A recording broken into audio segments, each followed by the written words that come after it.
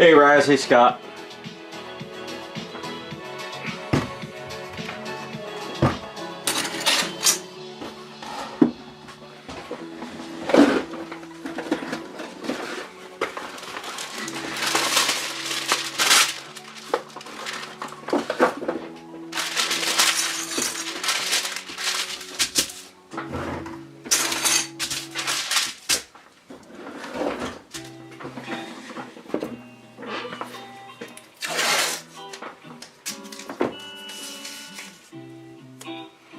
What do I use?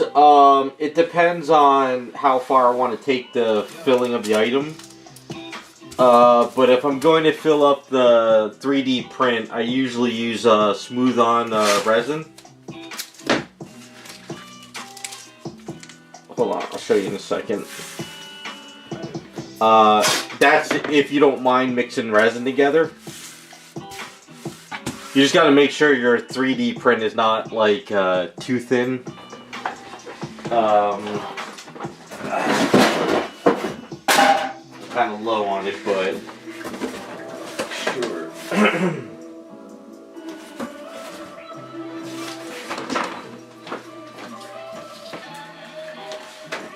So I usually use this Smoothcast 300.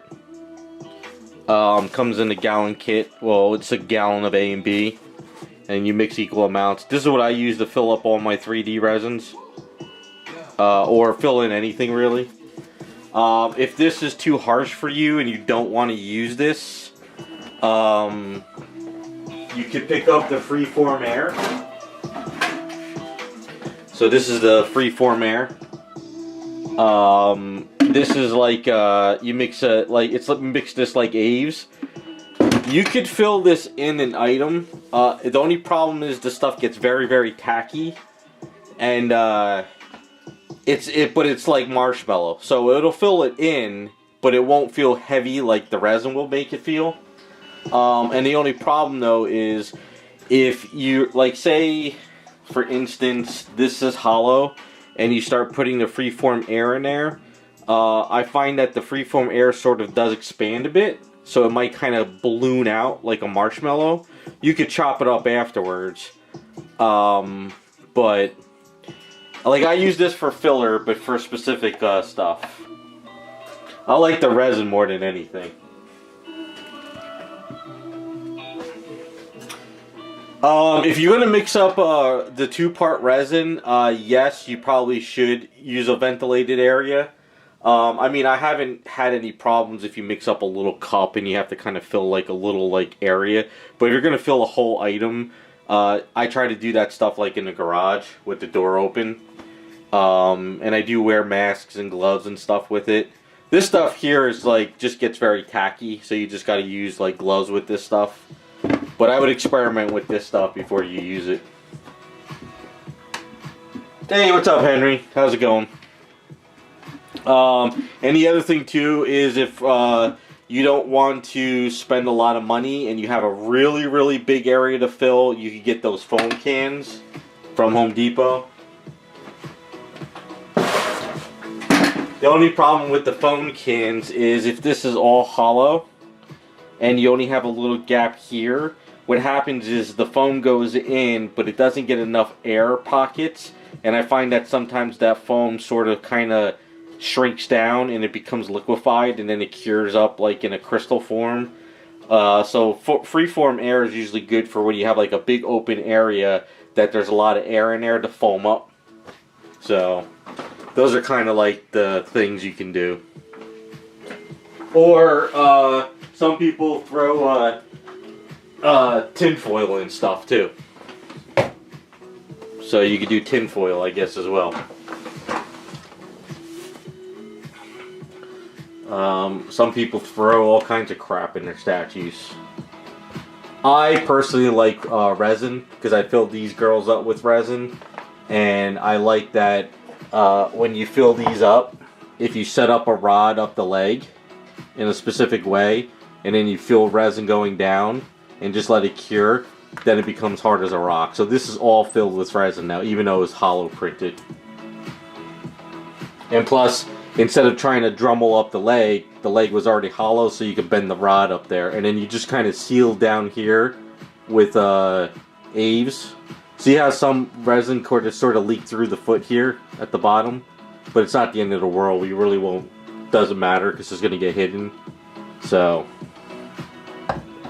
now you don't have to buy smooth on. You can get cheaper resin if you want. I don't like cheaper resin because my experience, like getting cheap resin off of like Michaels or eBay or Amazon, I find that no matter how much I mixed them in the past, it never cured correctly. I figure instead of saving like $10 on a gallon kit or $20, I'd rather get good resin from Smooth On and make sure that what I'm doing is going to last and it's going to mix good.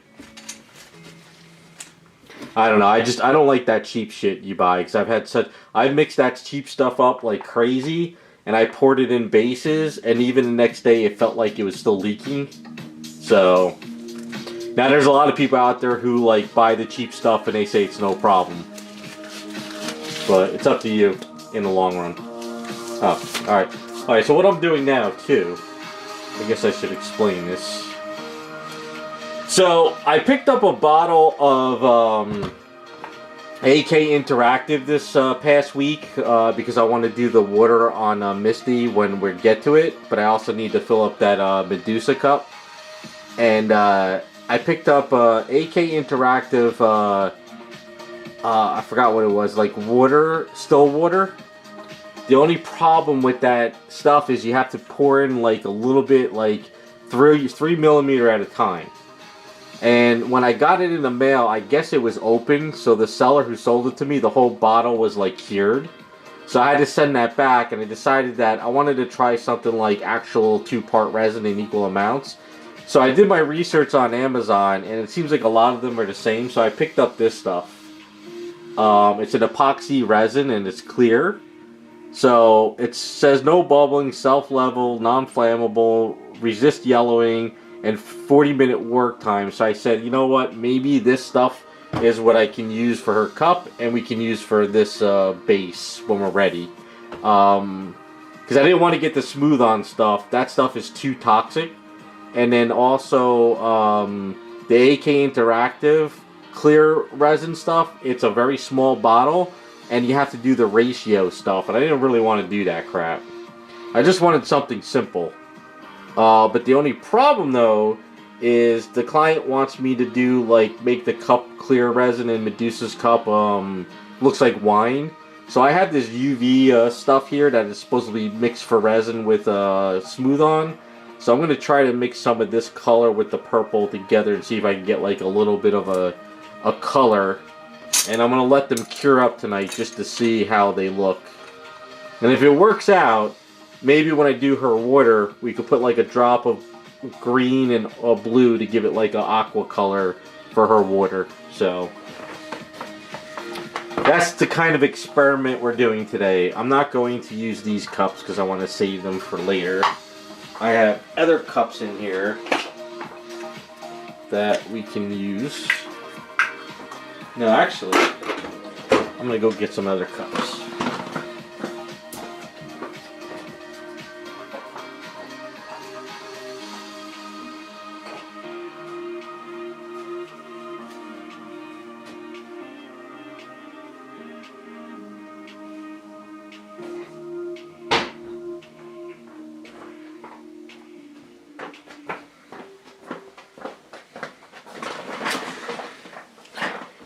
Alright, we're gonna see how all this pans out. Hopefully, I thought I had smaller cups. I guess I don't.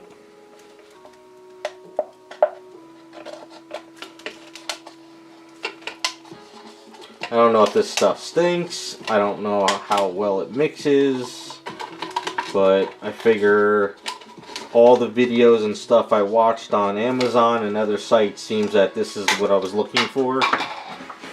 So we're gonna try this.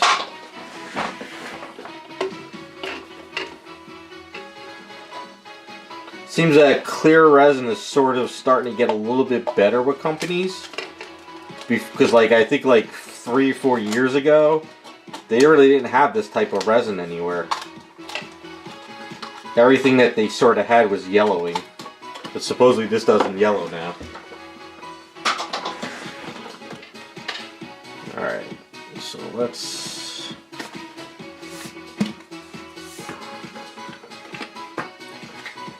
I don't know if this stuff is going to react to it, but we're going to find out.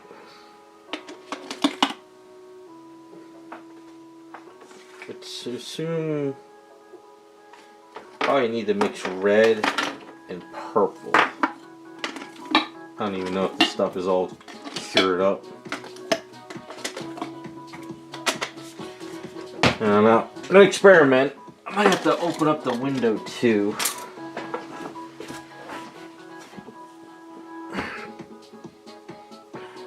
What is the best way to do this? I used to have a lot of small cups. I don't have that stuff anymore.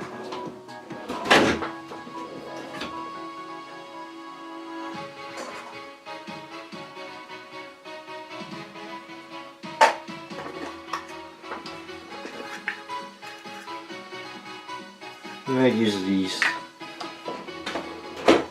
Alright, let's see. So I think what we'll do is we'll mix some in this cup, mix some in this cup with colors, and we'll see how they react. I figure I'll pour them in these spoons, and I'll see how they cure up by tomorrow. First off, let's see if this stuff smells.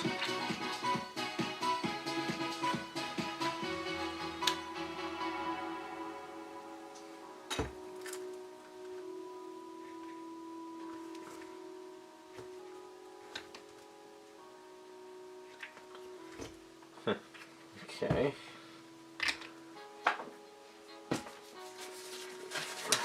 Hey, what's up, Terrell?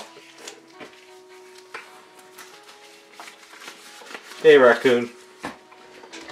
Alright. Let's see.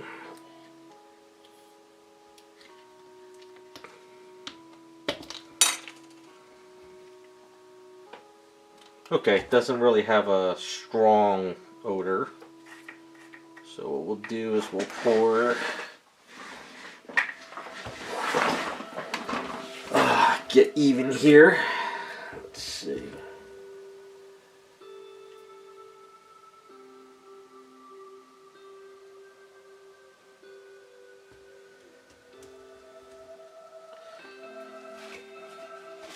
Goes out pretty thick, so that's kind of not bad. Okay, let's put you there. Let's see what B is. So this was A, this is B. Has anyone ever used this stuff before?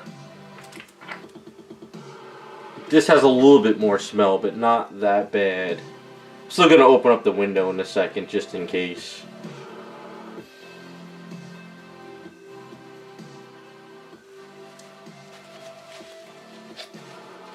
But if this stuff works the way I hope it does, this kind of might be my new way of like doing puddles and water and stuff.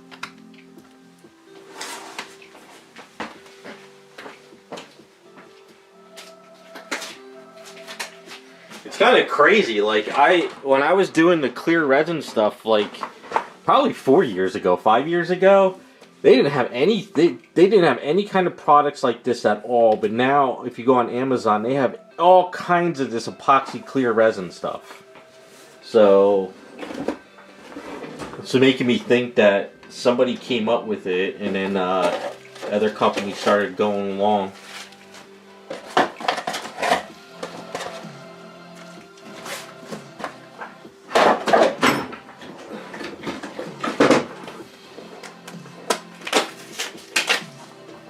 Only thing is, I want to make sure I wear gloves with this stuff, just in case. Don't want to mess up. Alright, let's open up this window a bit.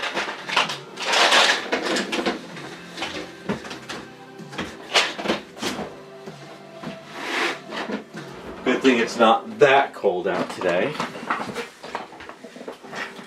Alright, so I think what I'll do... So it says you have about a 40-minute work time. I'm going to mix both equal amounts into here. I'm going to mix it up pretty well. Then I'm going to mix it into this cup pretty well. Then I'm going to pour a little bit into the spoon and just let that cure for the day or night. And then after that I'm going to mix up some color into it and see if it reacts. The idea is I need like a wine color, so I figure a little bit of red, maybe a drop of blue or purple might give me something. So we're gonna experiment.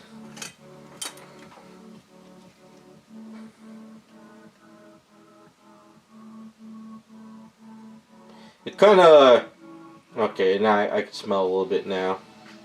You ever mix like those epoxies, A and B epoxies together that come from syringes?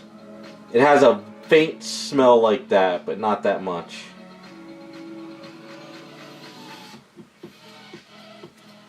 Alright, so that's A and B.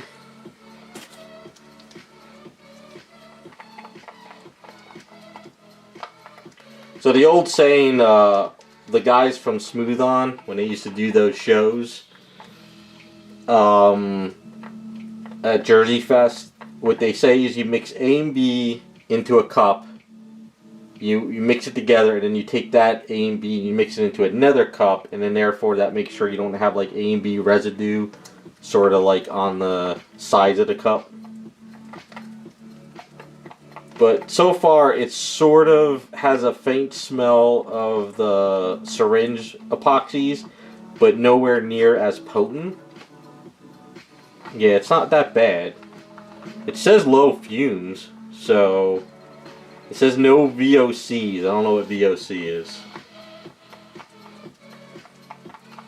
But also, it's not very liquidy like Smooth On, you know, like the Smooth On Crystal Clear. So that makes me think that it won't really like screw up paint as much. I'm hoping when I pour it into the Medusa cup.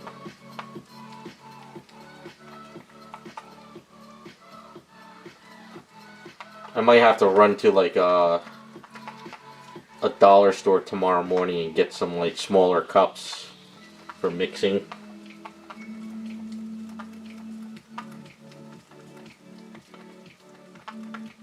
It did come with a bag, like some gloves and some other mixing materials, but I figure we'll do it the resin way.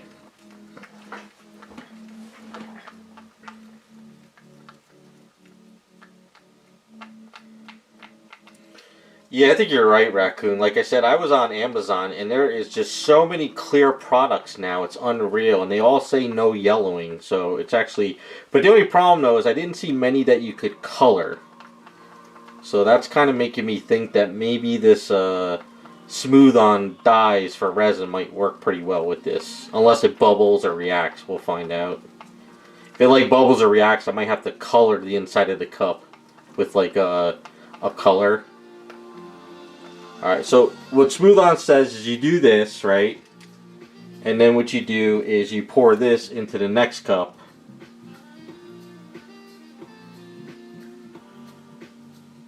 And then you mix it into this cup, and therefore that gives you like the perfect mixture without messing stuff up.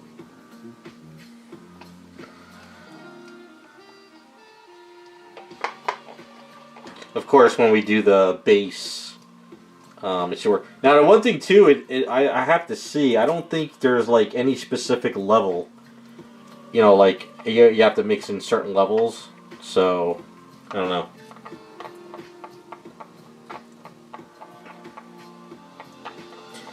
Yeah, this might work for you, Raccoon. I don't know. Like I said, we're going to experiment with just the spoons. I'll save the spoons for the next time we stream, and I'll give you like a rundown. But I just wanted to get this Medusa done so I could get the video up and out the door. So...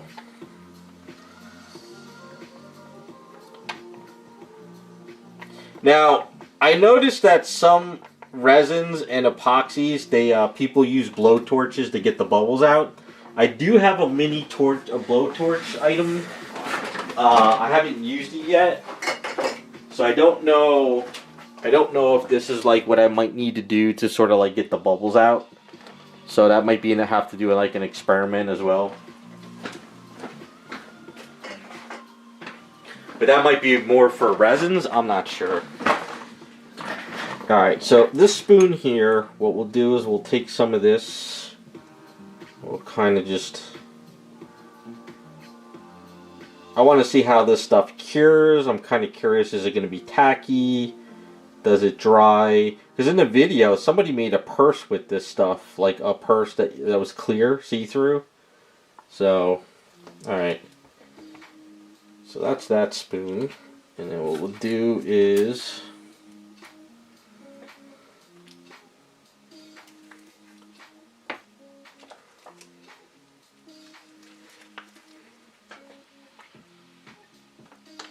So this is UV dye, which means that this stuff, like in UV light, will glow. This is made for smooth on though. But I can't see why it wouldn't be a problem to do this. Alright, if we can open it up.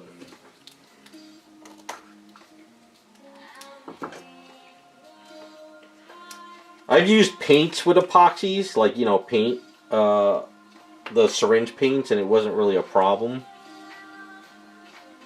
But this is kind of old.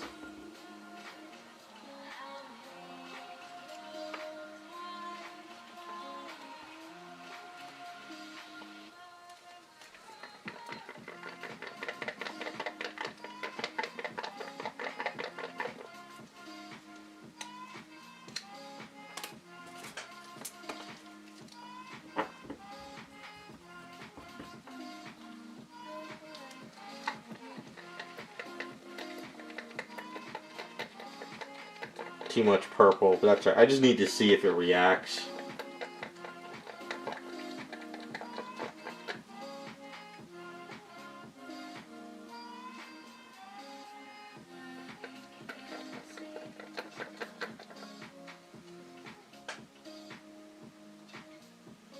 Definitely too much dye.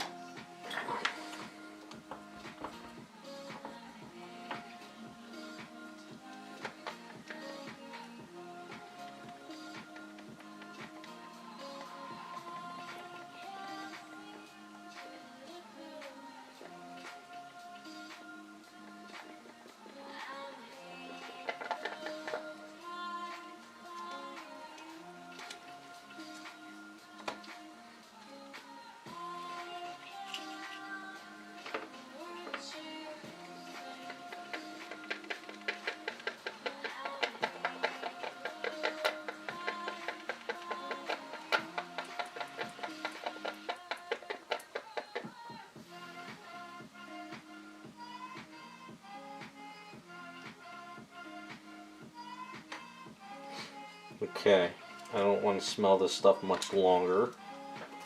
Let's get this stuff out of the trash. Actually, let's leave this cup on this box. See what happens.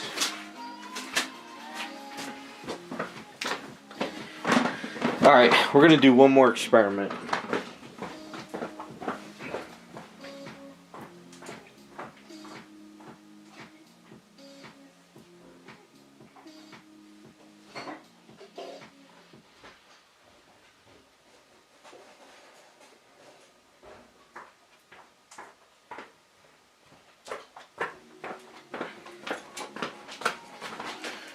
One more experiment. Let's get a piece of wood.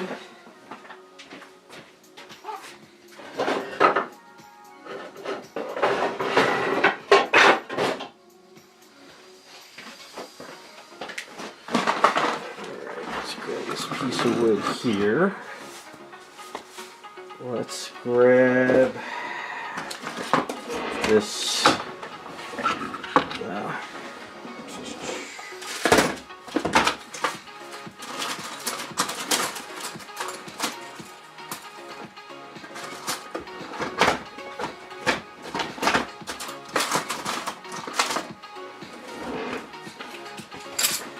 let's just put this stuff here like so. Alright, so it seemed that the dyes didn't make it bubble too much, which is not bad. So we're going to try to mix in some clear paints and see if that does anything. I remember it was years back. I mixed 2-part resin. It wasn't Smooth On, it was another company resin. And I mixed 2-part resin and I put it into a cup and I put a drop of like I think it was like black paint, and what happened is it reacted and it foamed it all up. So I'm trying to stay away from that. But this is epoxy, so this might be different.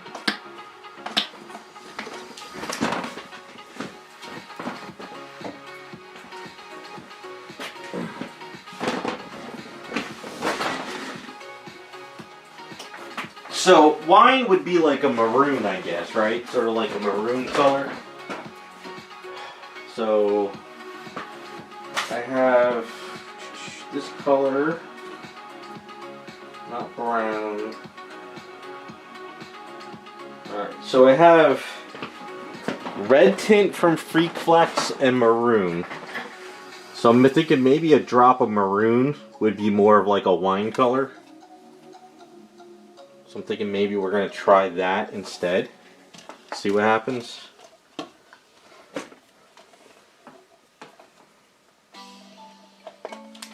Yeah, this is definitely more epoxy than resin, which is not bad. I just don't know.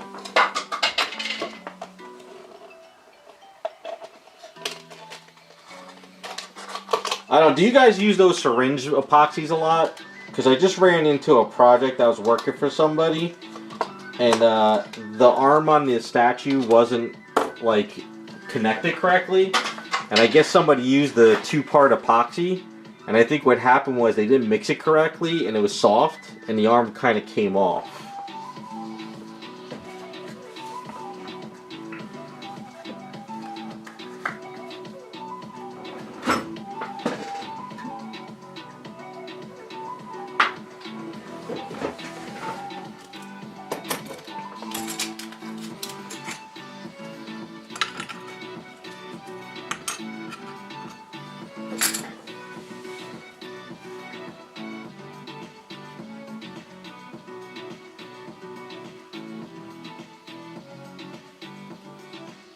Yeah, see, I've never had good luck with the 2-part epoxies. I do have this epoxy here,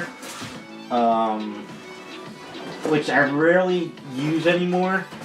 This BSI stuff, where you mix A and B together. So this is sort of like this, but I guess it's not as harsh. And no matter how much even I mix this stuff, and however I mix it, I always feel this does never cure solid. It always has like sort of a softness to it. So I don't use this stuff as much as I used to back in the day. I kind of stay away from this stuff now.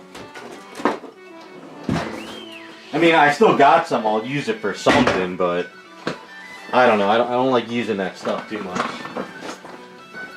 Plus, it's very strong.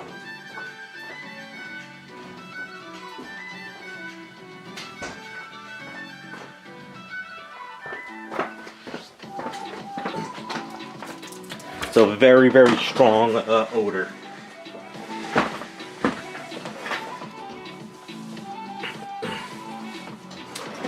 Yeah, I'm not a fan of building kits with epoxy, like the glue stuff together. I've seen a lot of people do it, but I feel that it never cures correctly. 'Cause like I guess when you like when you glue an arm together and you use that epoxy, I guess to me it feels that it never like dries enough because there's never air in there curing it. Because even like some sideshow items, whenever I like Dremel out an arm, when you hit that epoxy, sometimes it still seems a little soft and it stinks to high heaven. So I don't know. So this stuff so far seems to be okay. I'm not having any like reactions to it. Like I said, it does have a little bit of fumes, but nothing like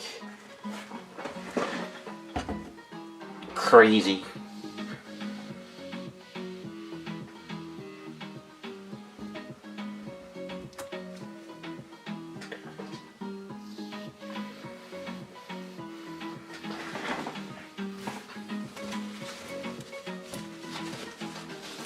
Yeah, it says no yellowing.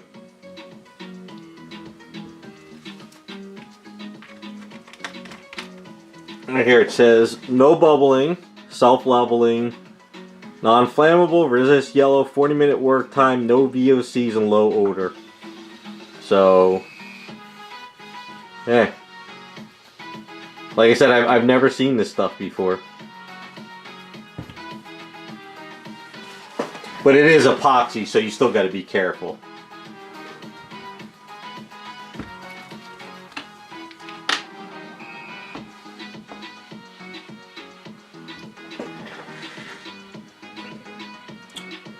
Hey, what's up, Devastator? Yeah, there's tons of different brands. This one just seemed to have a little bit more feedback and a lot more pictures, so that's why I said let me just grab this one. And it was only like 15 bucks. So I mean, I got it on, I guess it was on sale. So for $15, this is a lot of friggin' epoxy.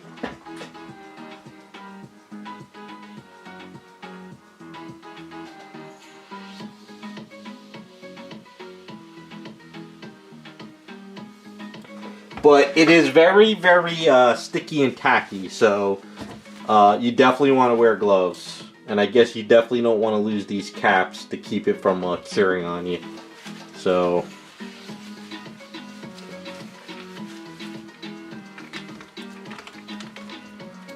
yeah, I guess if you guys got some projects, try it. Because I'm going to use it for Misty's base, but I just want to see how this all works out. And I would probably have a couple pairs of gloves next to you too, just in case. Because sometimes you know, if you get too much residue on your fingers and you got to grab something, you might like stick to the piece and pull it with you. So I usually, when I work with resin and epoxy, I don't worry about pulling off the gloves and putting on another pair because I rather have the clean gloves and not screw something up. So I'll go through a bunch of gloves when I do this stuff, but it stops from when I first started doing like resins. I would try to, I'll try to use this glove as much as I can, and then like my gloves would be pulling stuff and it would stick this stuff, and plus if you have this residue of this kind and you touch that bottle, you screw up your cap. So I guess just be careful. But they did level pretty well, and I'm not seeing bubbles in there, so that's a good sign.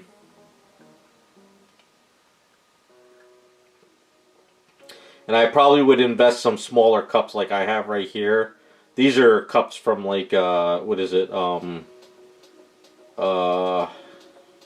Mylanta cups or whatever you want to call those. I need to get some more small cups. Yeah, I'm not going to mix any. So to me, like, this is kind of going to all like cake up and use, so you might as well just get new ones afterwards.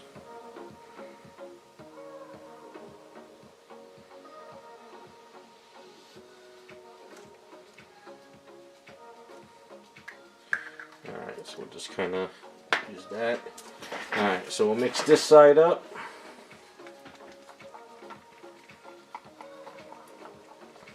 I'm actually liking this, that it's not crazy odor, because that other epoxy I showed you from the BSI, the odor is so bad that I got to the point if I ever have to mix it, I got to do it in the garage.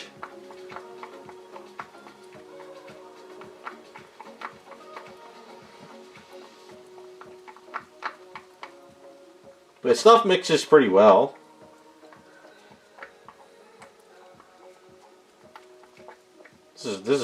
This is like what I've been looking for like epoxy without like crazy resin. So this might be the perfect thing for doing pools and clear resins and statues and stuff. Now they said you can actually use this to make up clear castings too. I don't know how well that'll work, but I saw a couple people put like, you know, like like clear leaves in like a mold in one of the videos. So, and I guess you could do a layer, put some stuff on that, and do another layer, and you could kind of bake something inside of it too. Alright, after I mix this up, we'll see if you have to do in like certain... If it can't go a certain amount of millimeters. It didn't say it in the video though. Okay, so after you mix in that cup, pour it into this cup.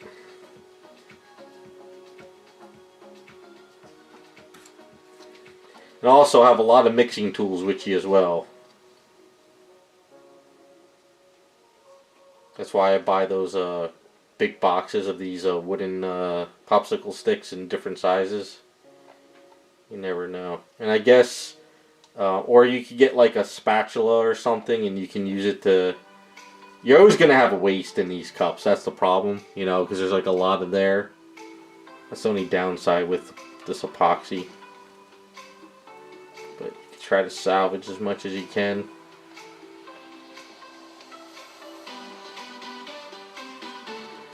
Alright, so this is a maroon. We're going to put a drop in here and see how this works. Because like I said, I want to get that. Actually, what we'll do is go something like this.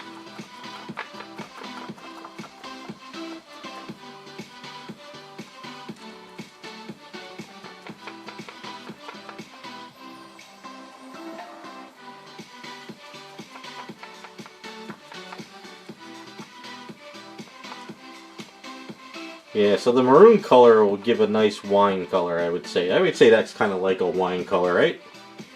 Maybe a little darker. I didn't want to put a whole drop in.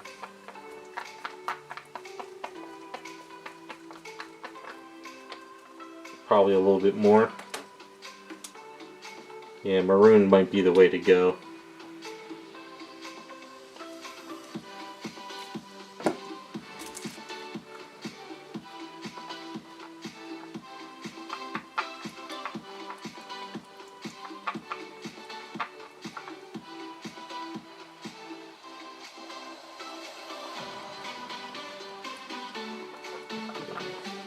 Yeah, I think maroon is the way to go.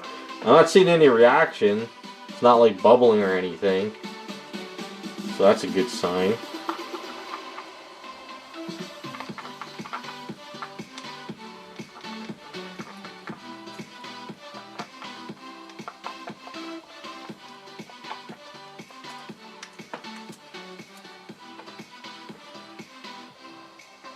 So what we'll do is we'll pour this cup. And what we'll do is put a little bit more in here, see how this reacts.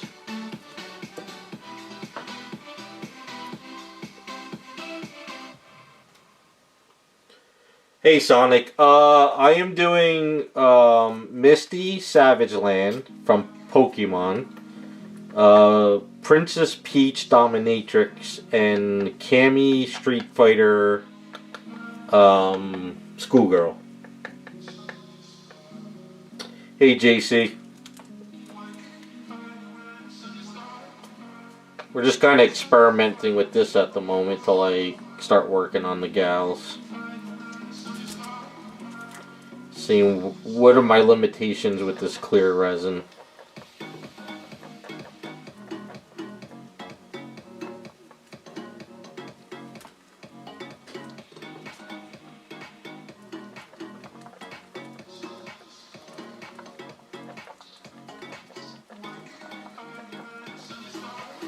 Alright, so I think I definitely need to keep it at the lighter one, because when you fill it in, it might get too dark.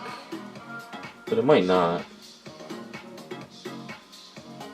Yeah, I gotta do very, very light, because when you fill it in the cup, it's gonna be like a ½ an inch thick. So I think I need to do a very, very light color, so when you thicken it up, it'll be, because this is probably gonna be too dark in the cup. Whereas that's going to be kind of perfect.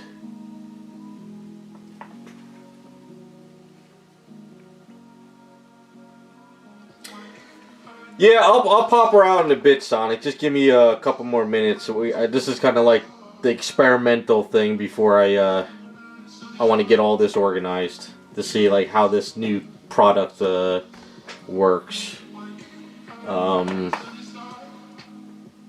Yeah, so far I'm not having any like reactions. So it's not bad.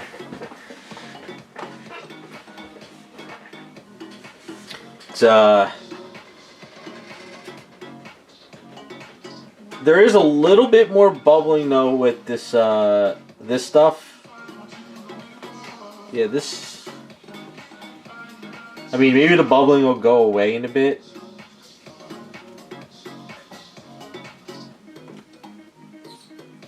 But definitely the smooth on stuff, not really much bubbling.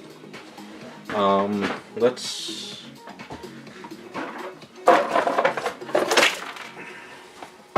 oh, okay. So they do give you squeeze caps. I probably am not going to use these squeeze caps because it'll probably dry out on me because I probably won't be using this stuff as much. It does come with two little syringe squeeze things. You can get these off Amazon. And then it gives you a little packet, I guess, of stuff.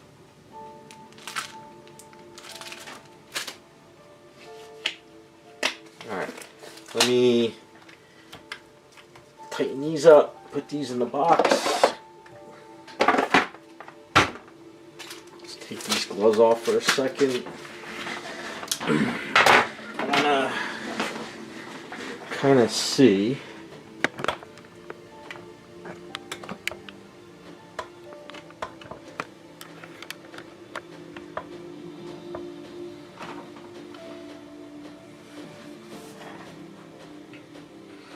Alright, so I think I am getting a reaction from this the paint versus the smooth on stuff is not really giving me any reactions, so the paint actually might not work. It's bubbling. I don't know if you guys can't really see it too well, but it is sort of bubbling. So maybe the paint is not a good idea, because the problem is the paint's more of a water based, where the smooth on stuff is kind of more of like a,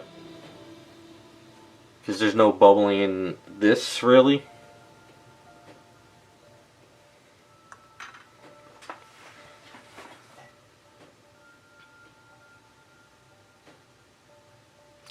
Yeah, I think I'm gonna have to stick with the smooth on stuff.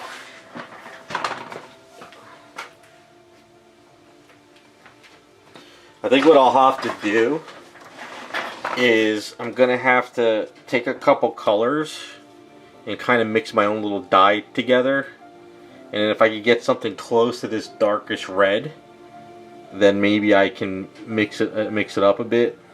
But yeah, it's starting to bubble and react. It's a good thing I tested this beforehand.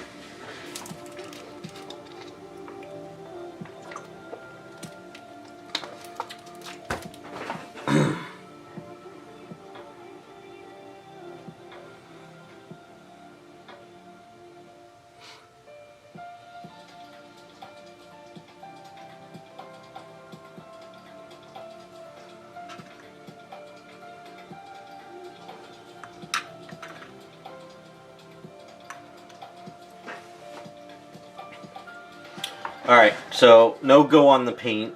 It's a reacting, so that's no go.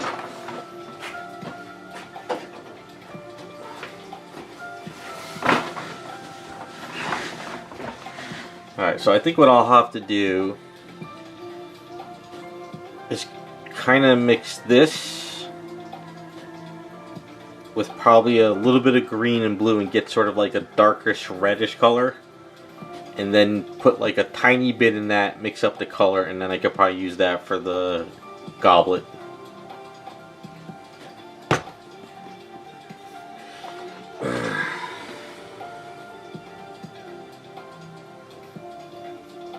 Okay, well, at least now I know.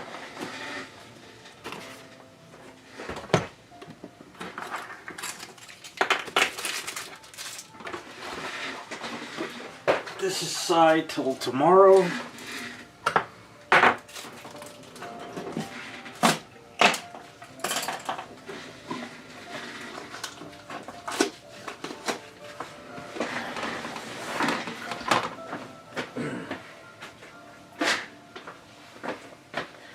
But not bad stuff though. Not bad at all.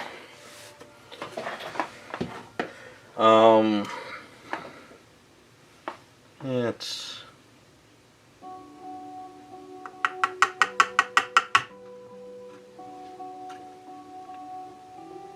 it's kind of reacting. But this stuff didn't. Okay. The other thing too is I have to see what happens when they cure. This could be very, very tacky when cured because it's got that, like, liquid. I guess it's got more water based in it, where that stuff might be hard as a rock, so we'll see.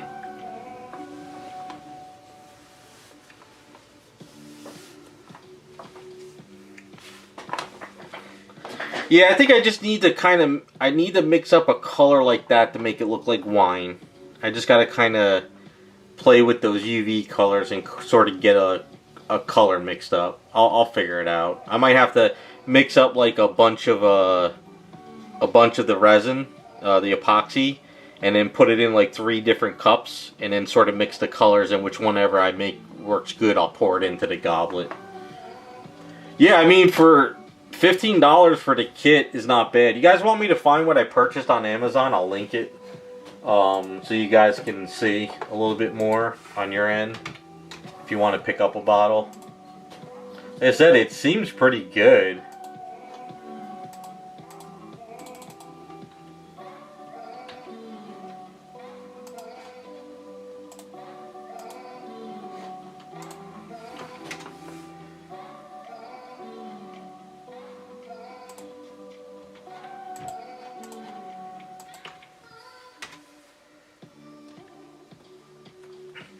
Yeah, that's the bottle, so. Like I said, there's tons of other ones in there. I'm sure there might be a special way to mix up the colors a little bit better. You know. But the problem is the goblet is gold, and I want to make it look like there's wine perfectly in the goblet. So, yeah, I'll just have to kind of play with it. Yeah, this is all bubbling in here. I can see it more now. It's not bubbling, but it's not like leveling out like these other ones are. You probably could see it a lot more, you know. You can sort of see all the bubbling.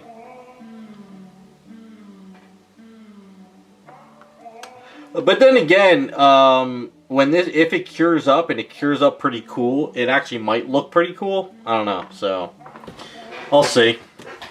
I'll know tomorrow when I'm ready to pour the goblet.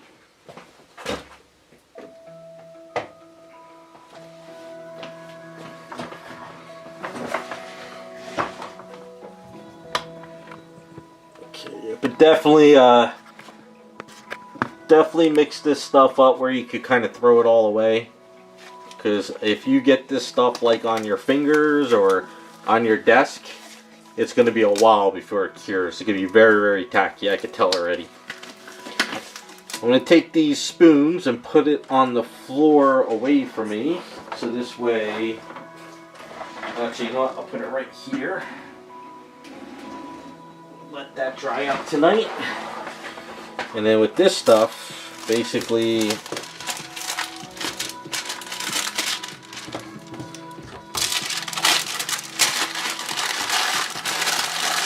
throw this in the garage just in case there is some fumes.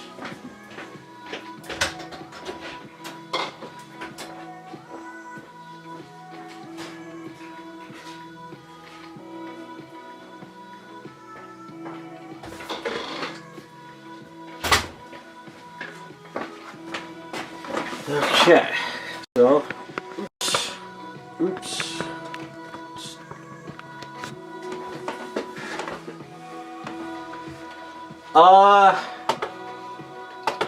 If I have a chance tomorrow, I could probably do like 20-minute stream or something in the afternoon.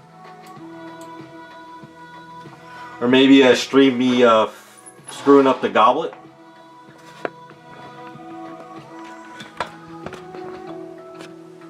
If I remember. Probably, I don't know when though. That's the only issue. Depends on if I sleep in tomorrow and I'm a bum, or if I get up early and get stuff done. One or the other.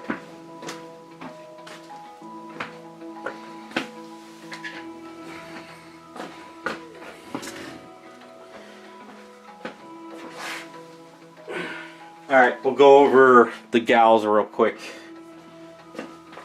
Go over the gals. Alright.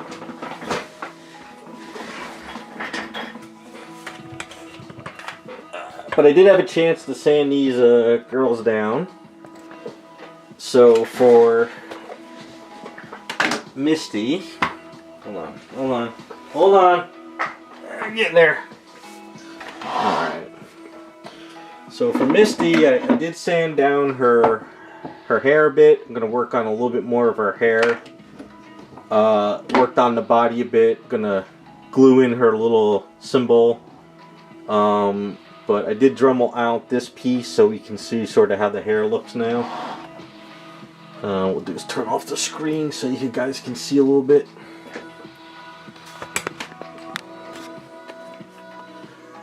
So I like the way the hair is coming out. So I just want to do a little bit more like work back here. We'll make it a little bit more messy points. But I think the hair is good where it's at.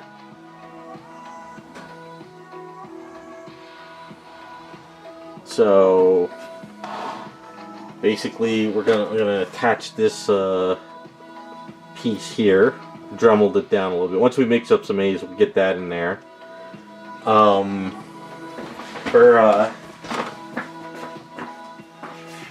have our other elements. Where is the skull? Where's the skull? Skull's supposed to be here. Oh my god, oh, here it is. Here it is. Yeah, so Misty is pretty much like, it's kind of more like just fine-tuning Misty up now. You know? We got side duck set up in the base. The skull's gonna go there. Yeah, I think just Misty is just kind of cleaning up now. Finish up a couple more details. Sand her down, prime her up. Do some tedious work on her. Because she's going to be very dirty. You know, she's going to be in the Savage Land. So she's not going to be like super clean. I just need to kind of just tune up the hair a little bit more today. And then after that, I'm not going to attach this yet. I'm going to attach this when we're ready to like start painting her, because I have a fear that if I attach this now and I'm sanding her down, I might snap this off. So I'm not going to attach this just yet. But I do like the way it's turned out.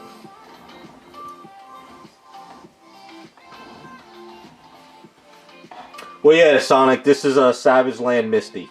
So it's the theme of like she's in Savage Land, so she's all torn up and we got all kinds of parts. So the bottom of the base is it's going to have grass and like rocks and dirt, and then for the skull, that clear resin I just mixed up is going to be pulled into here, but we're going to put the skull in there, and it's going to be submerged into the little pool.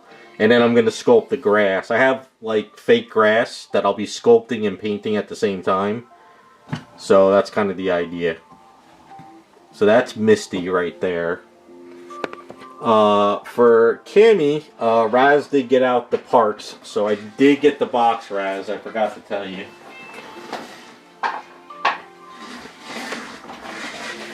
Okay, so yeah, here we go. So, alright. So for Cammy, we got the hat perfect, and it kind of fits just right. It's a little bit bigger, but I think it works. It'll be a little bit better. Once I do the hair, it should work out pretty well.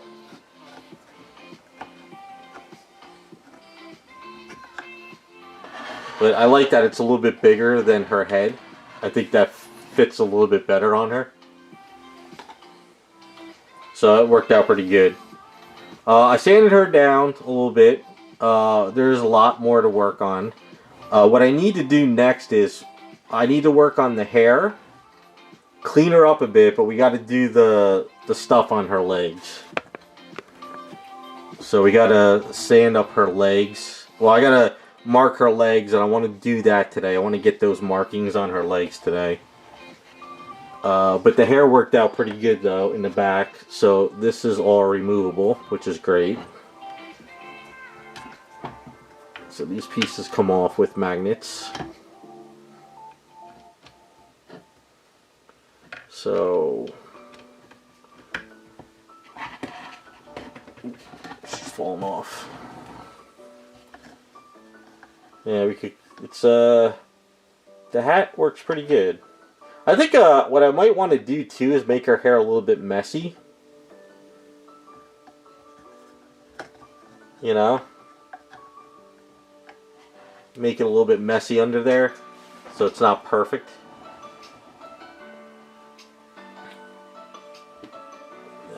This camera's turning every time I get my hand in there. Hold on a second. Hold on. I hate when it does this.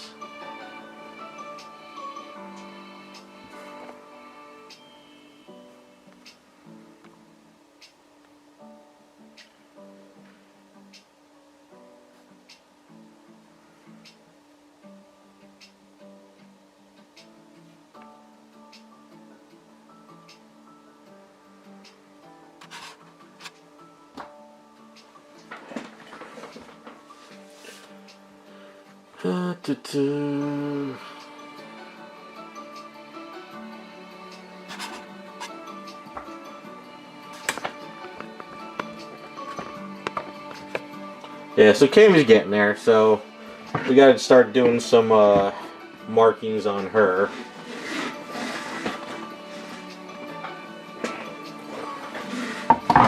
And as far as Peach goes,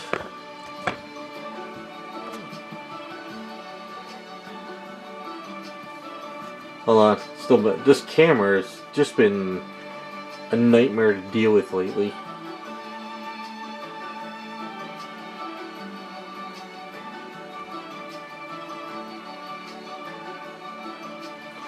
Alright, let's see how this works for a while. So, Raz also got these little Bowser stuff printed out so I can start attaching these little medallions to her. But I realized I forgot to do her knee wrinkles. So her knee wrinkles we're going to work on today. She's supposed to have wrinkles back here and a couple in front. So we're going to work on that. I got to do some more cleaning up, but I did sand a lot of her body. There's like a little hole here that popped open as I was sanding, so I got to fill in some things. But these little Bowser medallions are going to be perfect to kind of put in areas. Yeah, and then I have the file for the chair. I still got to get a hold of the guy by me. I got to meet up with him someday, and I'll be able to print out her throne. I did get her back of her sanded down. I still got to get in there and really detail the neck area better, but I was able to sand a lot of this down and prime it. Still got more to go on it. But so let's start marking Kami's legs, and then we can do that, and we can start doing her wrinkles.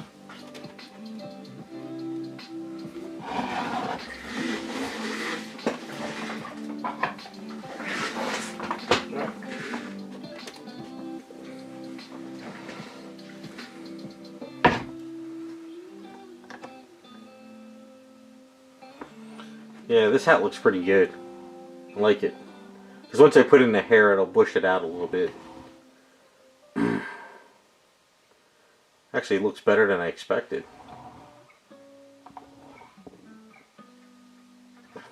Raz hollowed it out perfect too, so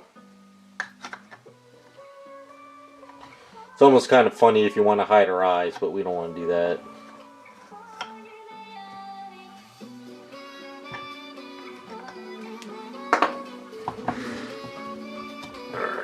pop this stuff out. I think what I need to do though is kind of sand this down a little bit and add a little grease to it so it pops in and out better.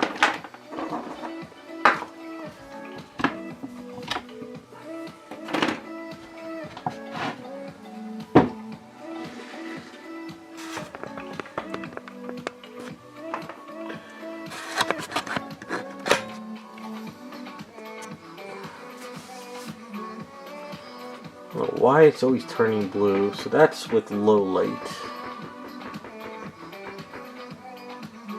Let's see how this works a bit.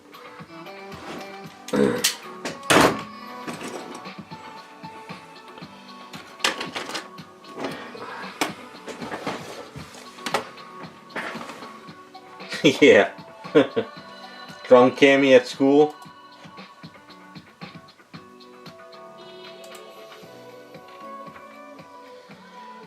Alright, so there's a couple different versions of Cammy.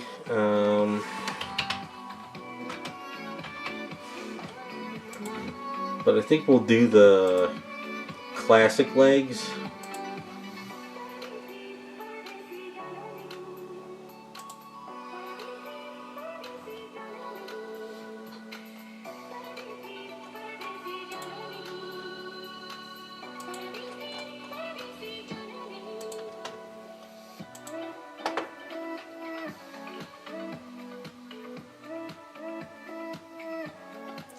Let me find, I always like to go off of alpha.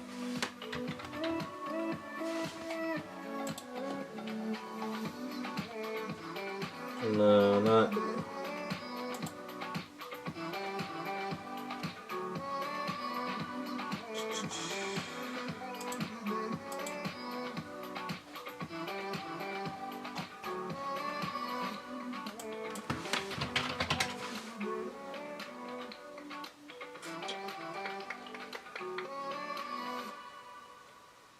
Why is it showing all the blue outfits?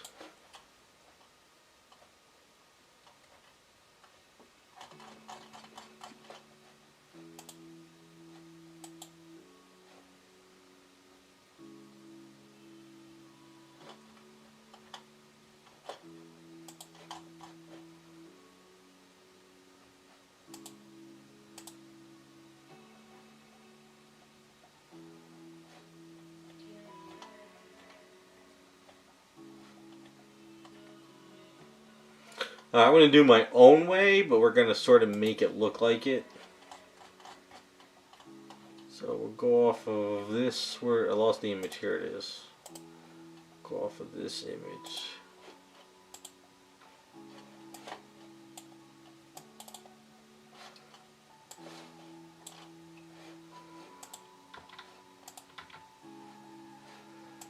Alright, so let's add this image onto the screen. Image.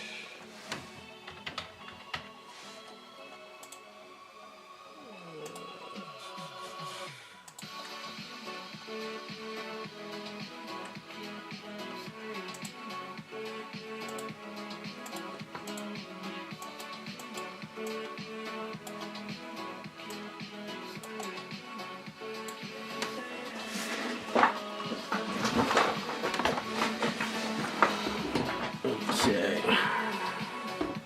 It's gonna be so her skirt, I think we said her skirt's gonna go to, I think it was about here.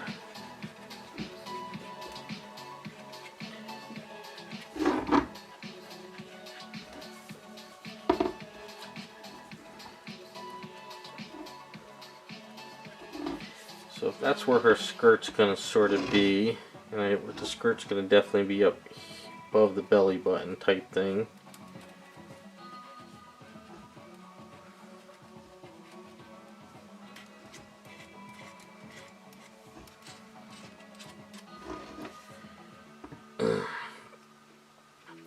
So the idea is, what I'm going to do is I'm going to like roll out eaves flat and sort of kind of just have fun with the line work. And sort of, I know her line work is sort of not raised a bit, but the score into resin would be a nightmare. So I'm just not doing that.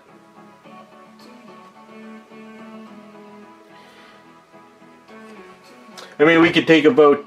Do we keep the line on her legs, or do we not do the line work on her legs? What do you guys think? Should we or should we not? I'll just run it by you. I'll draw it just to show you, and then you guys can let me know.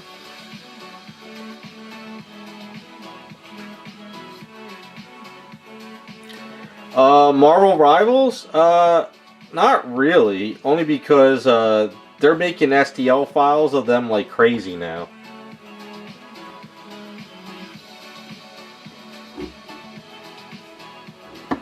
So, I don't know, Sonic, if you're new to the hobby. If you go on to... We'll start with cults. And then we'll put rivals.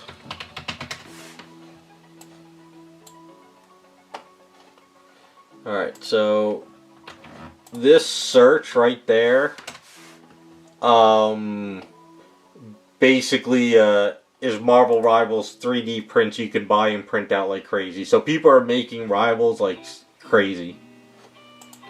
It's very popular lately.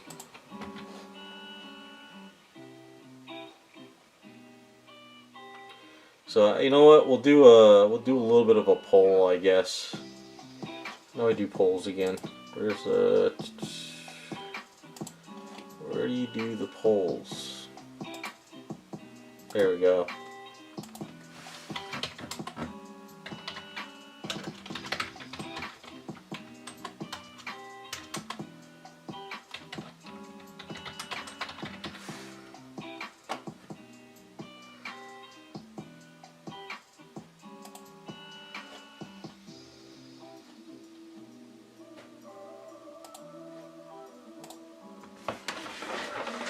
Okay, we'll run the poll, but what I'll do is I'll draw on them anyway, just to see.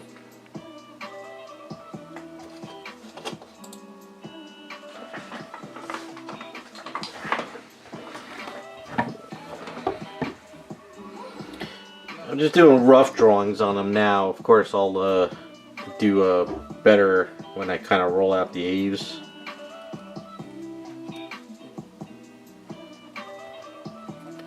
I don't like the bolts though, because you know the blue outfit has those bolts. I don't like, I was never a fan of the bolt ones.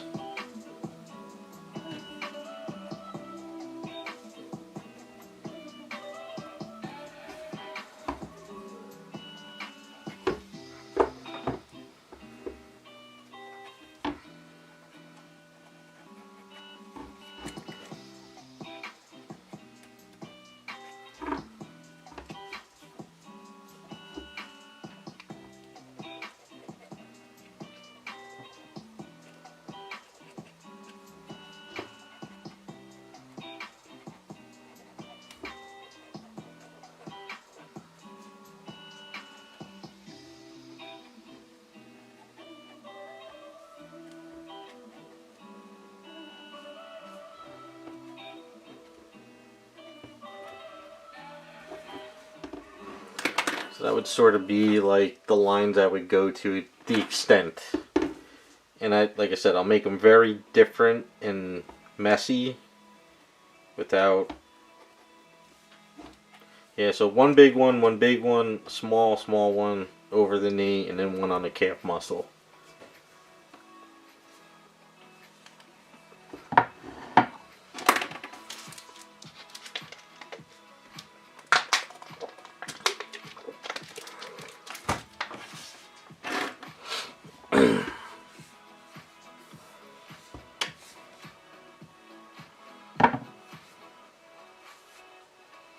Oh yeah, this is the one thing while the pole's running, I should probably fix this glue thing here. So this was some resin issue.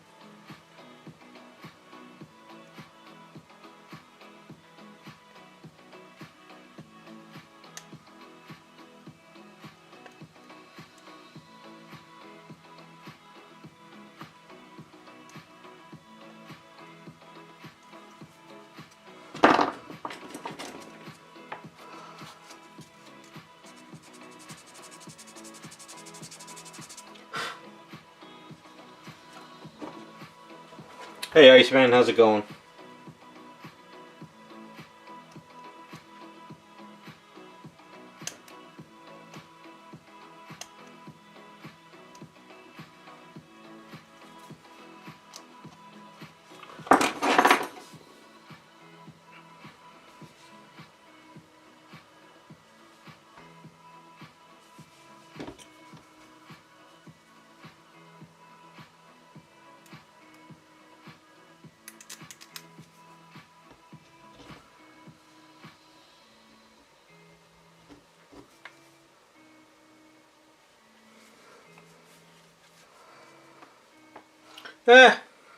Doing fine. It's been a quiet week. I guess it was so cold this week that not much happened. Just doing work and drinking coffee, that's about it.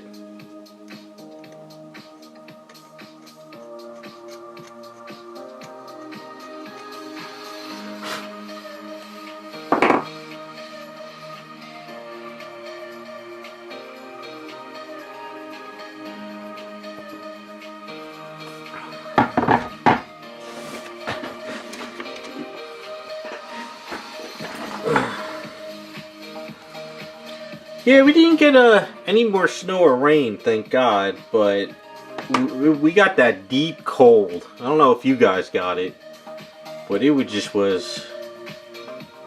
like 5 to 4 at night. It was crazy.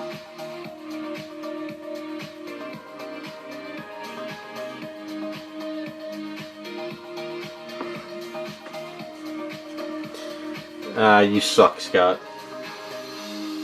Can't wait to get that weather back again.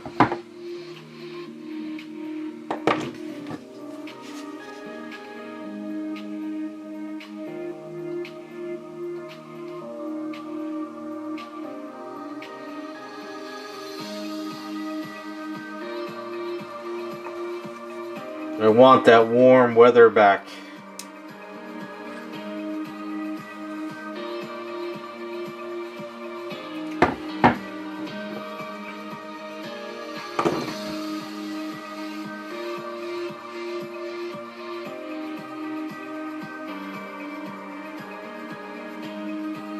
Scared to see what my gas bill is going to be now.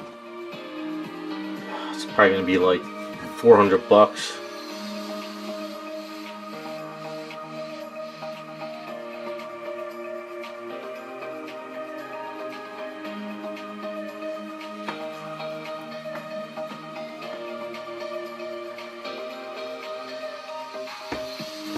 Yeah, like I always say, I would take those triple digits than single digits any day.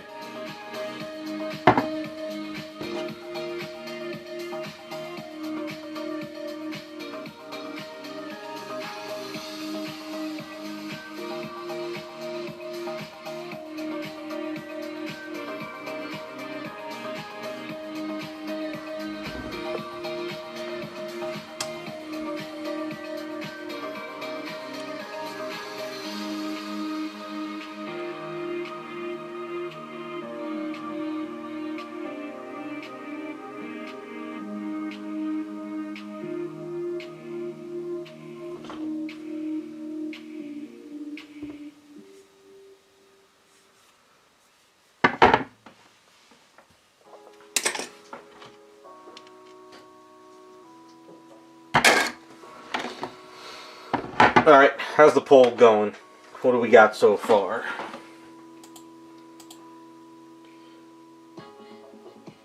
So yes with the so far yes. Alright. Oh yeah, it's absolutely insane with the utility bill, especially gas. Gas is just skyrocketed down here by me, like it's just insane. The good thing is, my Fujitsu units for the AC during the summer, they run so damn well in this house that my bill is usually like $65 a month, which is great for AC and electric. But the gas, though, forget it. It's like, they just keep racking it up every year.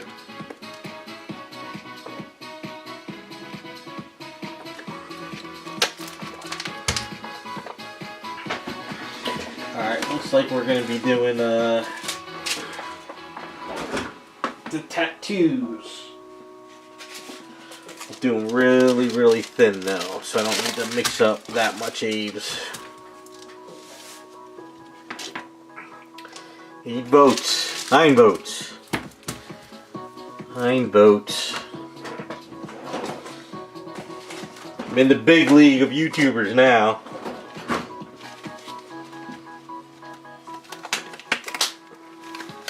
Soon we'll be on the front page with Cammy's booty as front and center.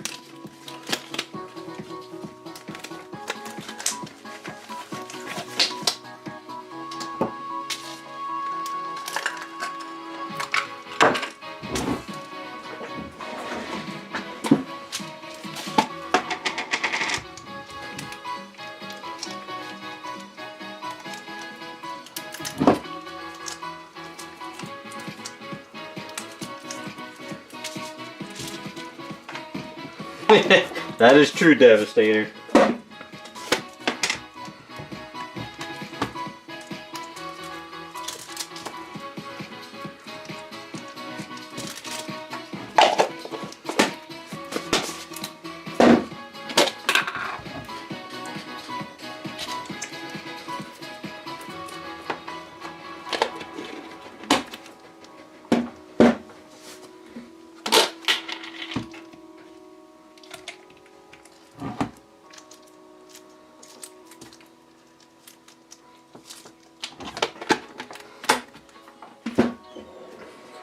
It's usually the YouTuber that's cocky, but Devastator came in and was like, nah. He's like, nah, we are. It's alright though. I'll allow it.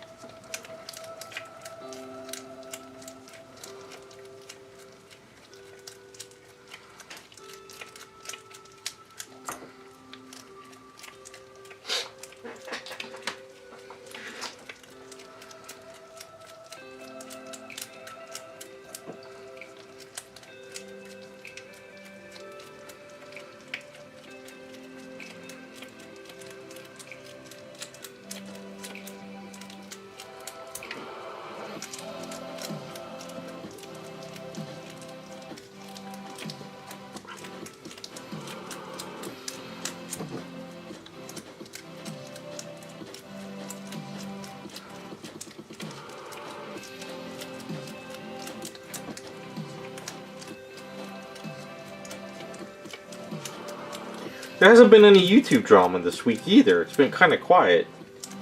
Usually YouTube keeps me busy. But it's like a lot of the drama kind of died down.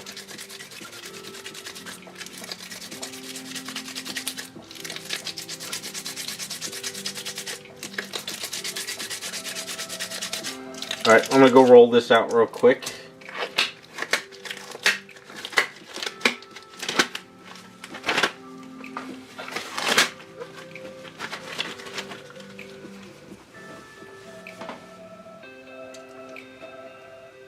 No, I didn't hear that, Scott. I'll have to look into what you're talking about. I don't pay attention to Hollywood anymore. I'm like, I'm over it, basically.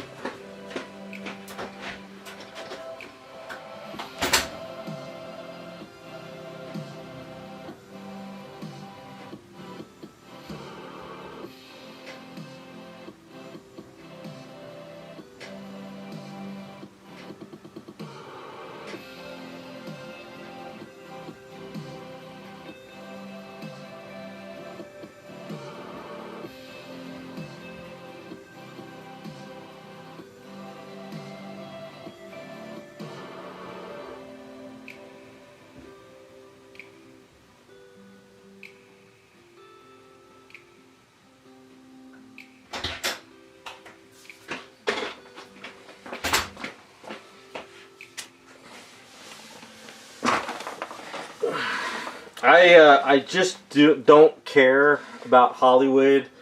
Like even all the Marvel Doomsday stuff. I'm like, I don't care. And now the last thing I heard was that Paramount might win the whole thing with Warner Brothers, and they're already going to bring Cavill back right away, they said. So, like, I don't know. I don't care about Hollywood. I did see that there is a new AI out there that can create a video game for you. Like, you don't even need to develop a game anymore. You can have AI make the game. So that's like the next step of making movies. Oh, you know, I'll show you something I made in Grok today. Like I said, this stuff is just getting crazy. I know Iceman hates it, but it's the stuff is just like, I was messing around in Grok today and I made this. I found a picture on DeviantArt. You're mine, bitch. So that's a Superwoman from DC. So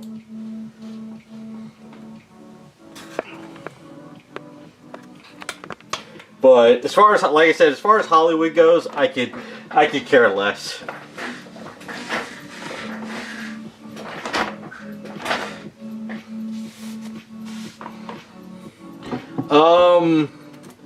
Well, the reason why they're not making any more GPUs is because they can't get the materials anymore like they used to. If you read about the whole silver thing going on, because silver isn't everything, so China's got a chokehold on silver, so it's a whole big thing going on.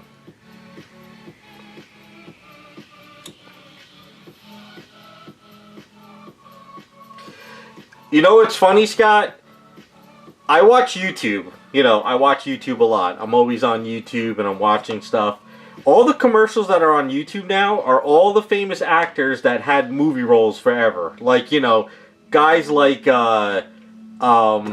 Vince Vaughn and the other guy that was in the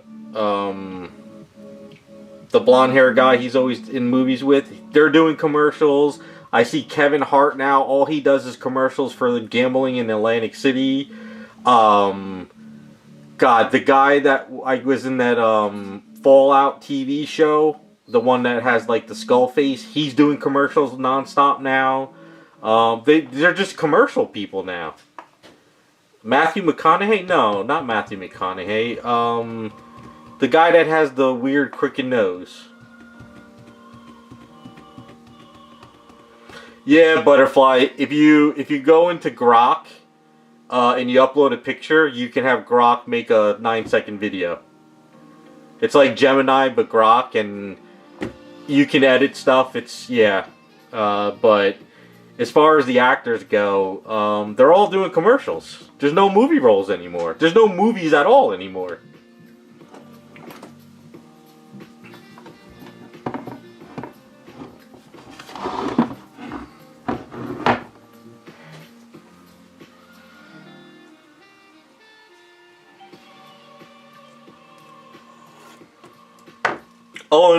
Owen, yeah, or his name, whatever, yeah.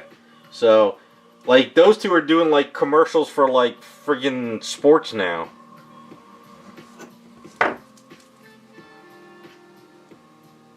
Yeah, they're just, there's no movie roles.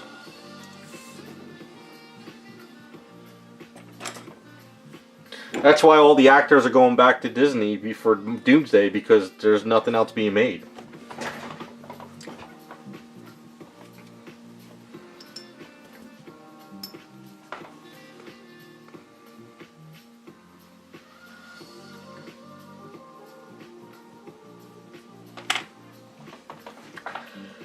It's poor screenwriting. They're so worried about offending everybody. They want to jam everything into one movie to make everybody feel incorporated. It's like go back to, like, I always say, like, John Wick. John Wick is just a badass that's going to do headshots throughout the movie, and that caters to that group of people, you know? Then make a action movie that caters to these people. It's vice versa, but... Well, I think if they ever remake Back to the Future, that's when it's done. I think that'll be the nail in the coffin. I believe that if they ever try to remake Back to the Future, that's kind of when it's like, okay, you've gone too far and it's done. Which we're kind of probably close to soon.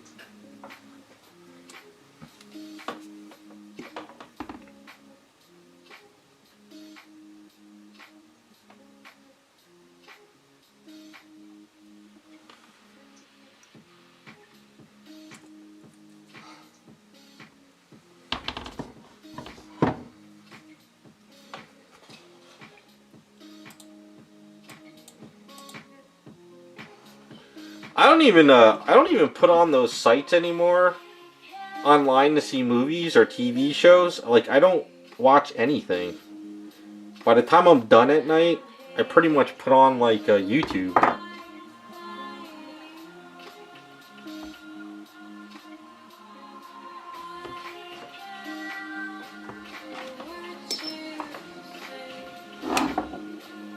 And I heard that the Star Trek TV show bombed horribly. That's one thing I did see that did poor. But I don't watch Star Trek, so...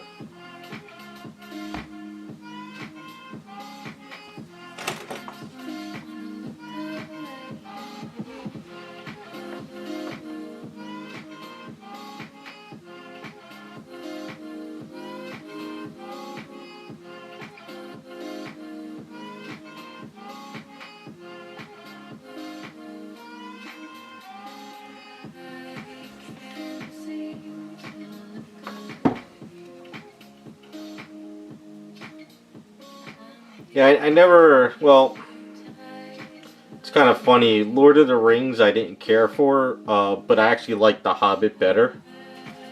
But then again, I'm not really a fan of any of that. Hey, what's up, Matt? Yeah, I haven't...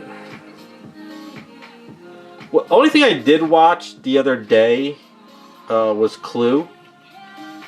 The old Clue movie. Because I love that movie. It's one of my all-time favorites. But I just had that running in the background while I was doing other stuff.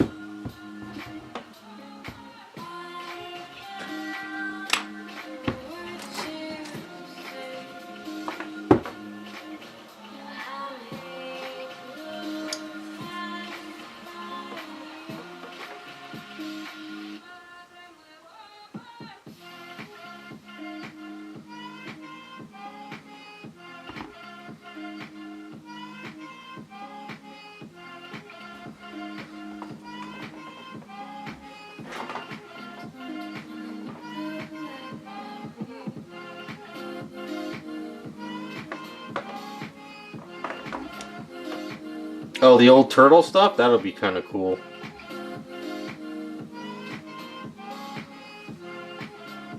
I would like to go to the movies again, but for me, it's like, by the time I'm done with paying for the movie, it's like $18, $20. So it's kind of not worth it.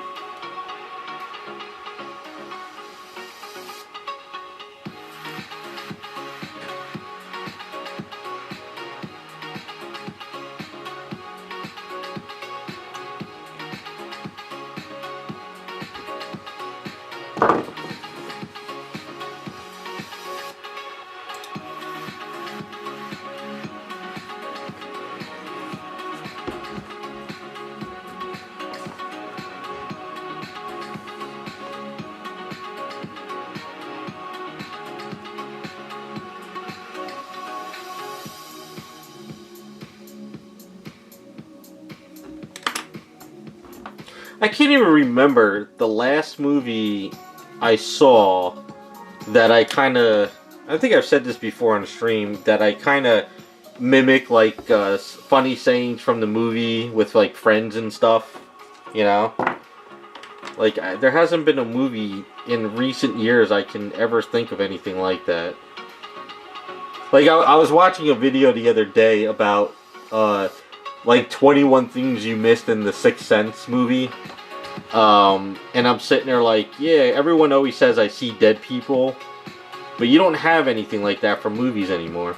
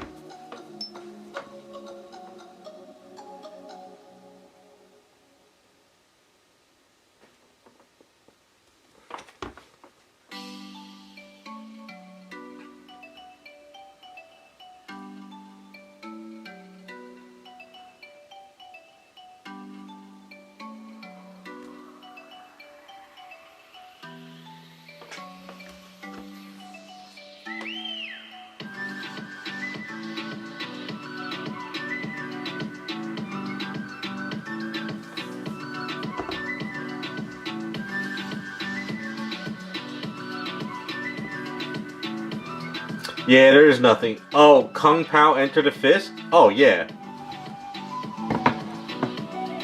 I love that movie.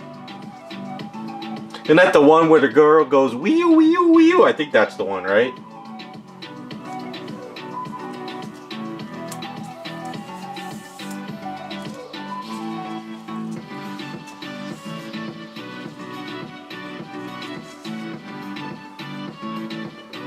There was another Kung Fu Hustle. Kung Fu Hustle is probably one of my favorite, like, Kung Fu spoof movies. That one was so well done. If you want to watch a good one, watch Kung Fu Hustle.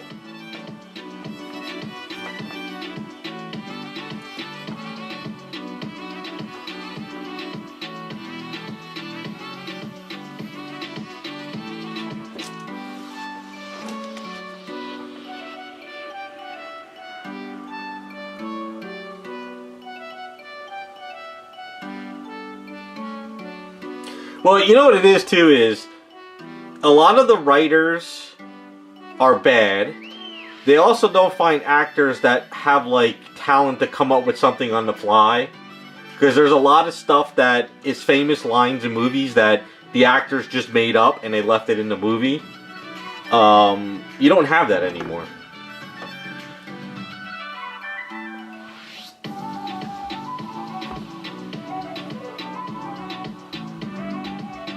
You know, I like stuff like, you know,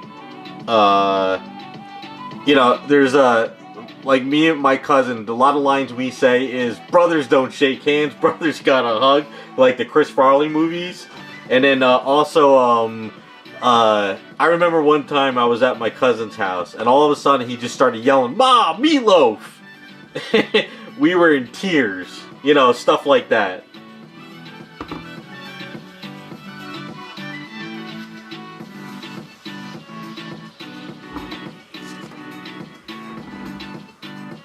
You just don't get stuff like that anymore.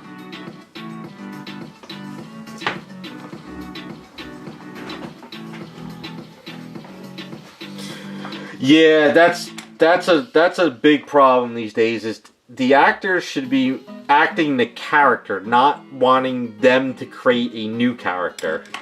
You know, Ruffalo killed the Hulk for me.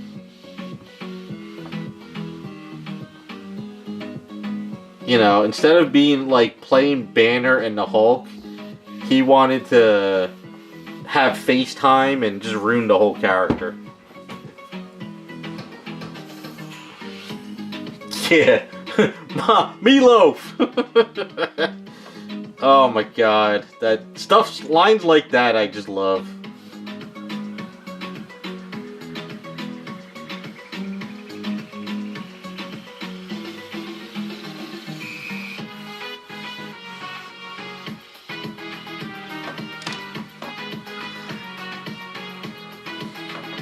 Also like Joe Dirt.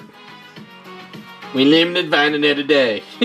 He's like, you like to watch, I forgot what he said. Oh man, I love all the old stuff.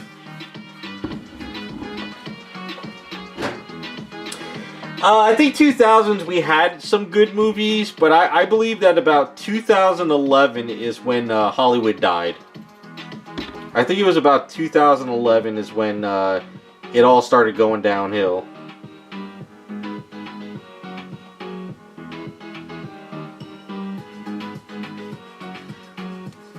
Like after 2011, there's not many like stuff I can remember.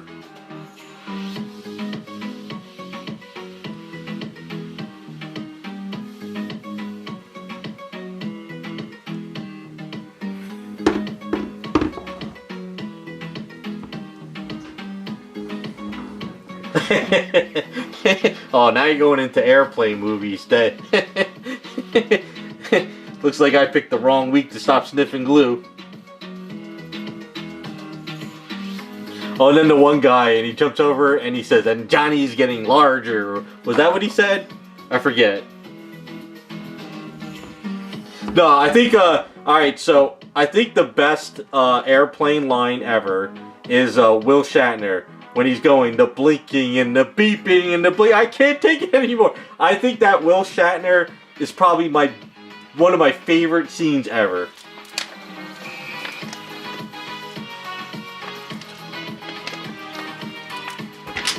Oh my god, can you imagine, like, if Airplane became a popular movie now, the people would lose their minds over that? Oh yeah, I actually watched Police Academy about 2 or 3 weeks ago. It was Sunday. I had to do some cleaning in the kitchen, so I had the Police Academy going in the background.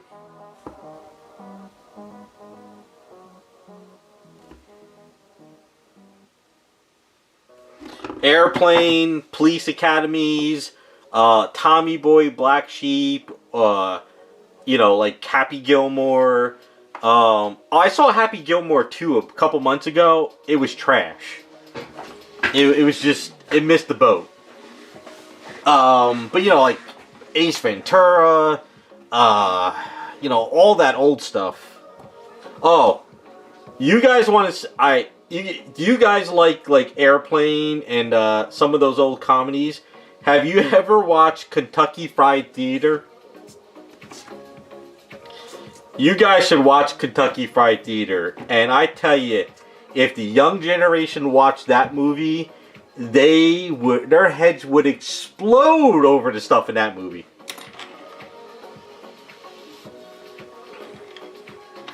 Is it Kentucky Fried Movie or Kentucky Fried Theater? I think it's Kentucky Fried Movie.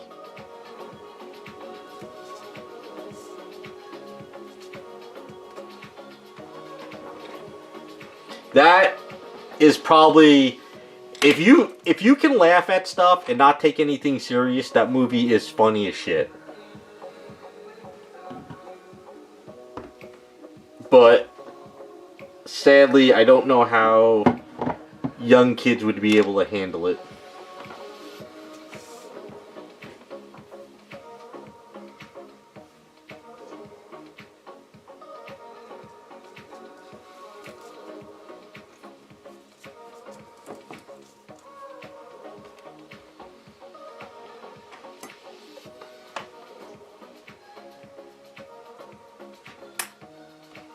Oh, I do know they're coming out with a Spaceballs 2. I don't know how that's going to be. But my favorite Spaceballs line was the what's happening now is now. What you're watching now is now. That's the best line ever. All the old stuff, I swear.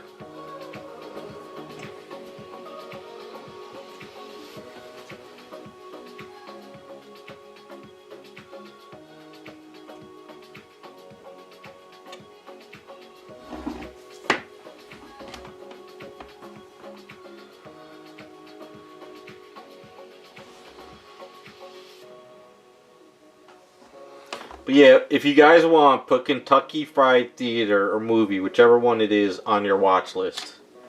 And then if you guys haven't seen it, come back and tell me after you watch it. I want to know what you guys think.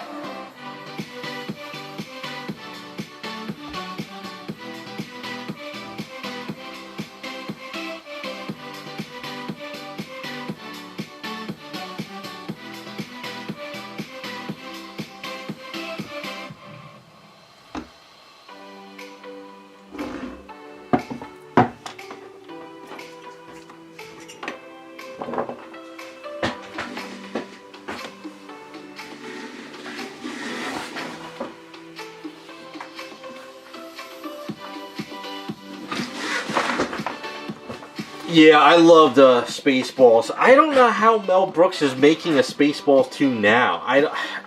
He's so old now, and in today's climate, I don't know if he would be able to get away with making fun of people. But the problem is I don't think he's going to make fun of everybody. I think he's just going to make fun of the same people in today's society type stuff, you know? So I don't know how well he could make a Spaceballs movie in today's climate.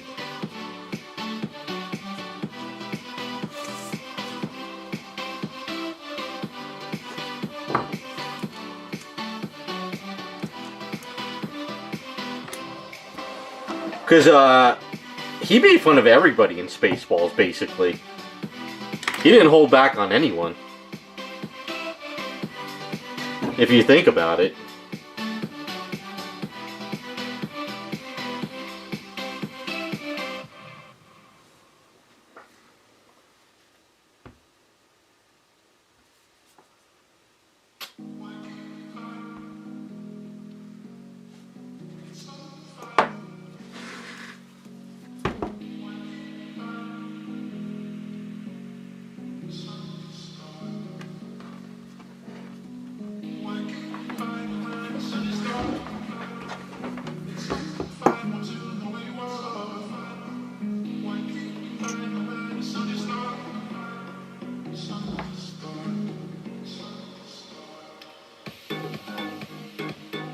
Yeah, that's another thing too. He's up there in age.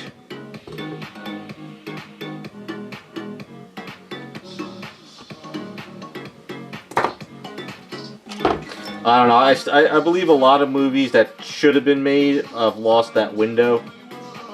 So it's like, it's kind of like, don't try to make it now anyway.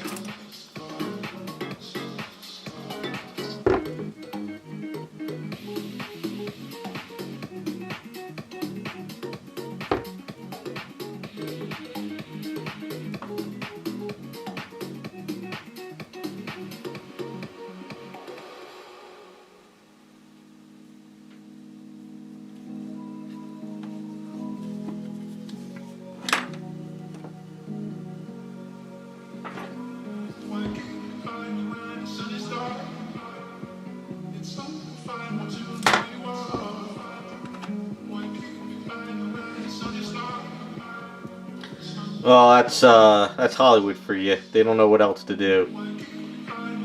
What was it? I saw a video a while back, and it says the reason why Hollywood doesn't make anything anymore is because they don't want to risk losing money on projects that they don't know if is going to do well anymore. So they're trying to do safe bets, and that's why everything is failing. Like a lot of the old movies that are so good were movies they thought was going to bomb, and everybody loved them. Whereas now, they think that everyone's gonna love this movie, and it's absolute dog shit, basically. Like, I don't know if you guys saw the last Matrix that came out. I thought it was horrible. It was the worst Matrix ever. But, you know, they just they thought it was going to be a safe bet and they were going to make millions off of it.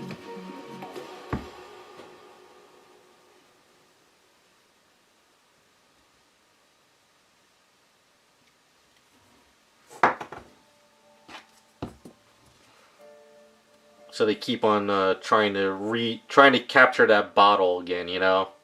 Like, oh, Matrix came out and made us so much money. Let's just make another one, and people will rush to the movies to see it.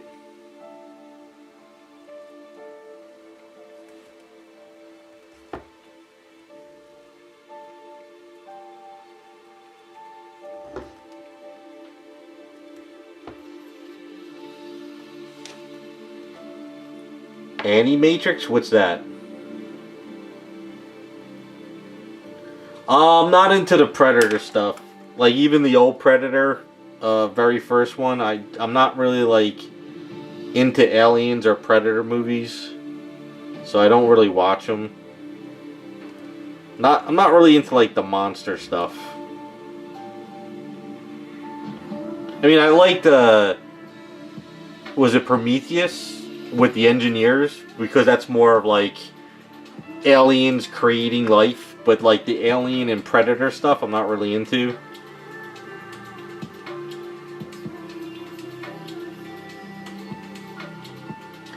Oh, Expanded, I don't think I never watched those.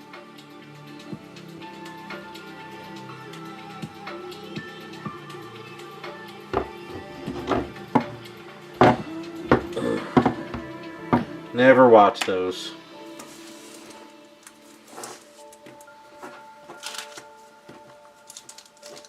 Contact, is Contact the... Is that the one with Jodie Foster? Is that the one you're talking about?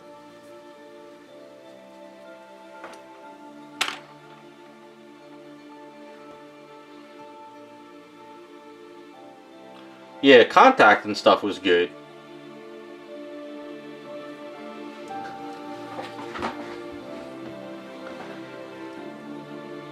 Matrix, I liked the first Matrix. I did like the first Matrix. The second one, I was like, eh. By the third one, I was like, eh. The latest one was just like trash to me. Fight Club was good because it was, you know, fresh and it was something new at the time.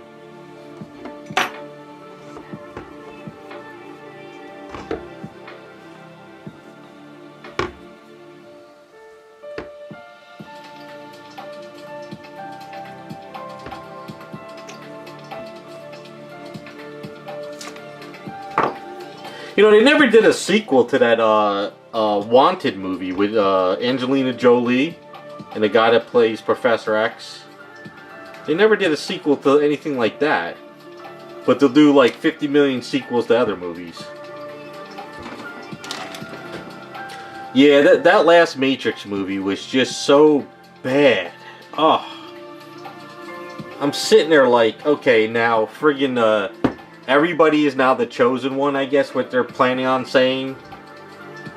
I guess, I don't know. I just... I didn't enjoy it. And Agent Smith is really the chosen one or something. It's just so many, I don't know. And there's a Matrix inside of a Matrix.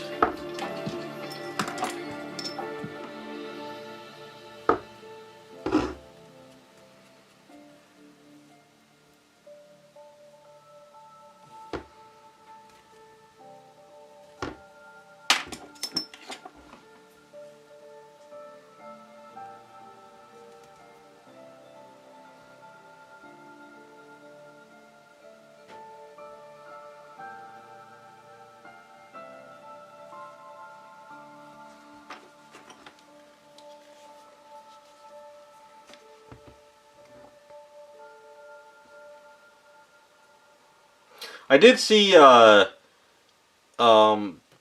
John Wick ballerina one a month or so ago. Didn't really care for it, you know, because it's more like if you're gonna watch a John Wick film, you want to watch John Wick.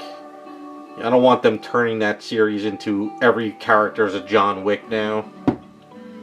So I'm kind of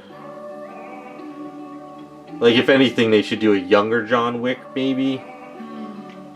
But they would have to find a actor that can play it.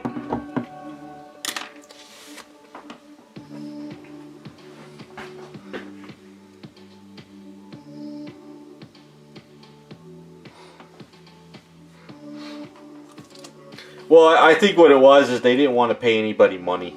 I think that's what it came down to. Ballerina wasn't bad, but basically it was just John Wick as a female, in the same sense that, like, every character is a John Wick, you know? But the good thing about it, though, is even though she was sort of a John Wick, like, you know, a mercenary for hire character, and she wanted to get out of it or whatever, she wasn't as strong as John Wick when they went toe-to-toe. Because I felt that if they were going to fight together, they would make her to be a Mary Jane like they did with the girl from Star Wars, and she would kick John Wick's ass. But they didn't do that, which I was like, okay, at least they didn't do that. Yeah, I mean, if you're like, if you want to know more about the John Wick universe, I guess that movie's okay. But my fear was they were going to make her out to be stronger than John Wick is. Because that's what they do in all the movies now.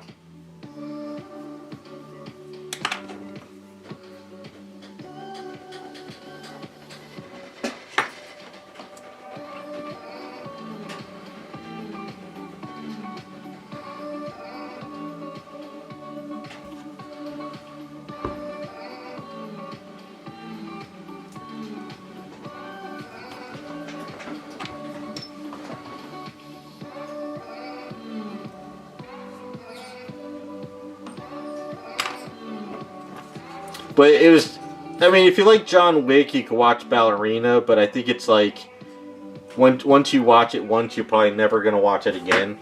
It's kind of one of those movies to me. It's like, I saw it, it was okay. I'll never watch it again.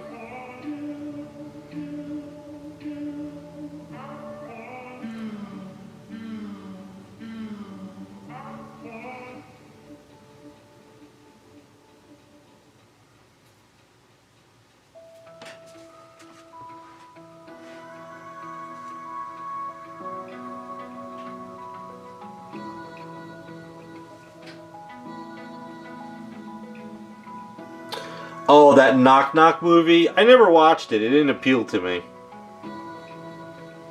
I think he's sort of like, that's not a character he should play.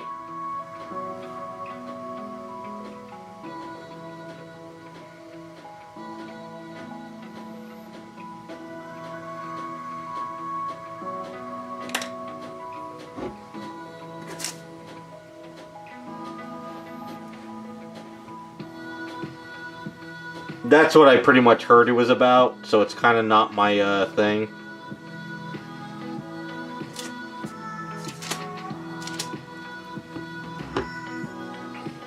Yeah, so I probably will never watch that movie, so it's no big loss.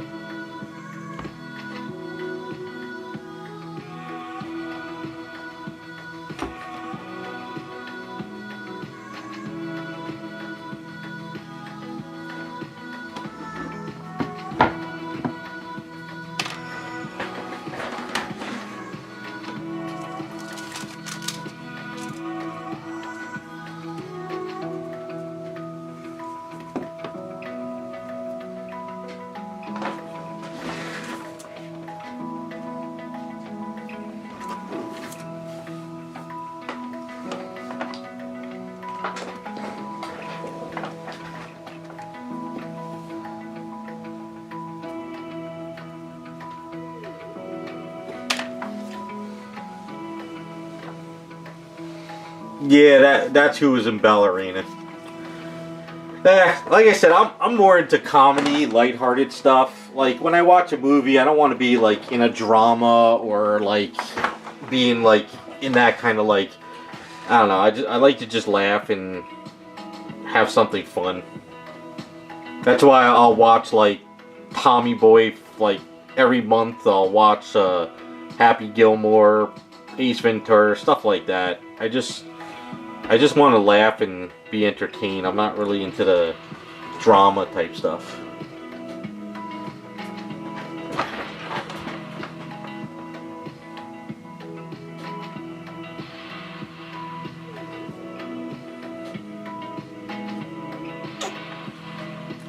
They're gonna make another Speed movie? Wow. I like Speed, actually.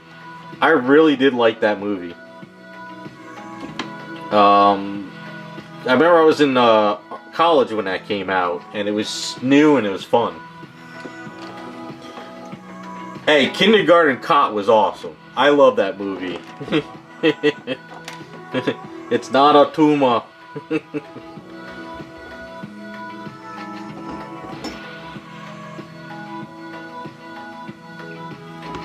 There's a bunch of good lines from actually Kindergarten Cop. Isn't there?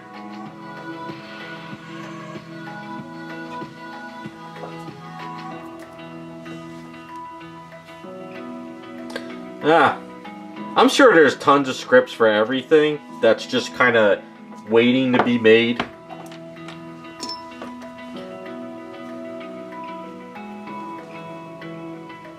There's actually probably a lot of movies that have been made that we have never even heard of yet. Because I remember that Eddie Murphy movie, the one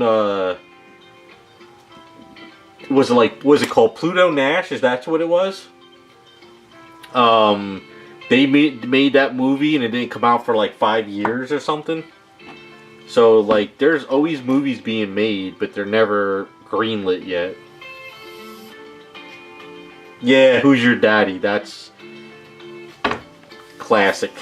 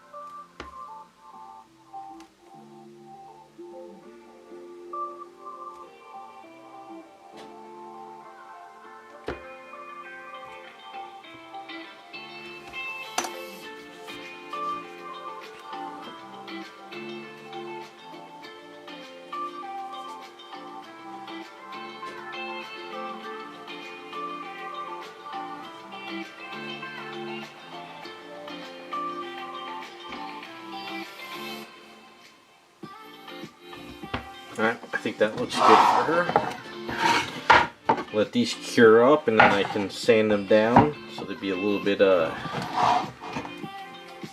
thinner. Yeah, it works.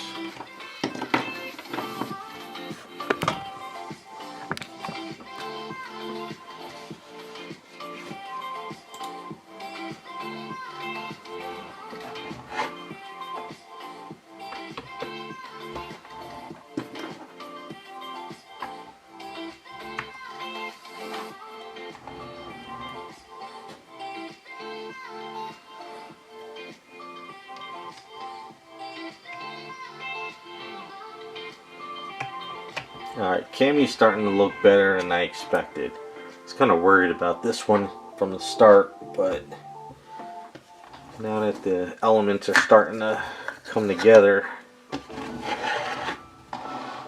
yeah, she's getting there.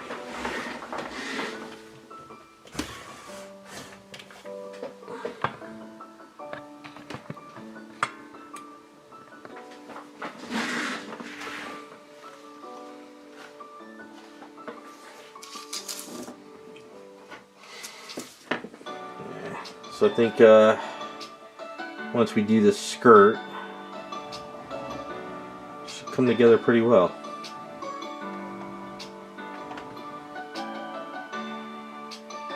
Now that the hair and hat is on her, it looks better now.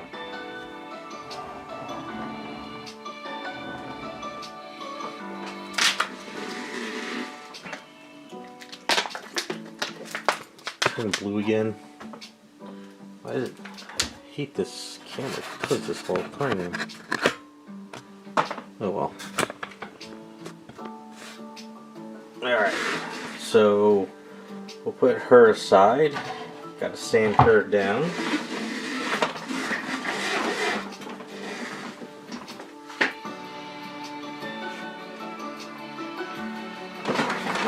Alright, we'll work on peach on fresh Aves, but since the Aves here is starting to cure up a bit,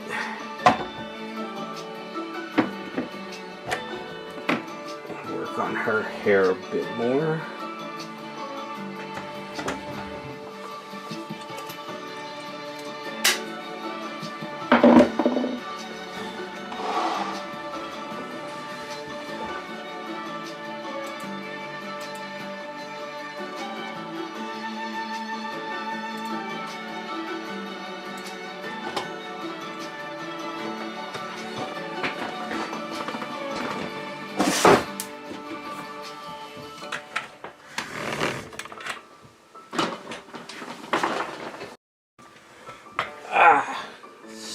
Shocks are crazy. Oh, you know what? Let's take a look at the clear resin real quick. See how we're doing. See what happened here. It's been longer than 40 minutes, right? It says about a 40-minute work time.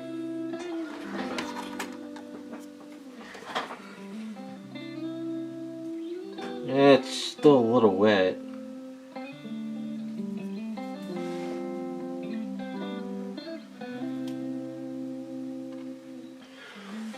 Alright. So this definitely did bubble up. But this stuff did not. Just didn't mix correctly. Yeah, okay. So let this dry overnight. I wonder, does it say how long it takes to cure?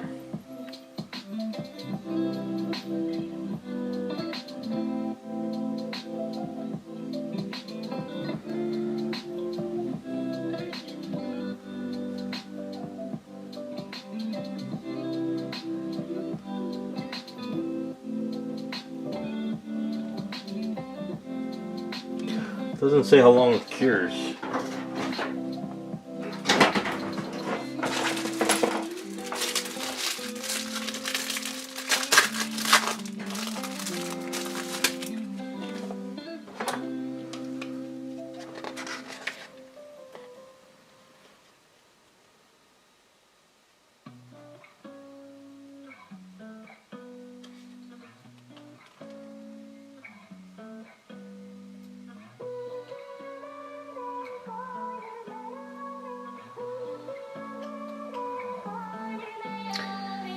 $18 to 24 hours to cure. A second coat can be added in 4 to 6 hours. Shelf life 1 year after opened. Best stored dry. Coating edges the... okay. Work area clean up, dust free, 7 to 80 degrees. Surface coverage. Mixing less than 1 fluid ounce can cause resin to go off ratio. Ah. Do not mix more than a half a gallon at once. Okay. That's good to know. So, I guess what I need to do is mix up a coat and do a coating on the base. Let that cure and then go back and then do the final coat. Got it. I got it. Alright. Good to know for next time. So I guess I didn't mix enough too.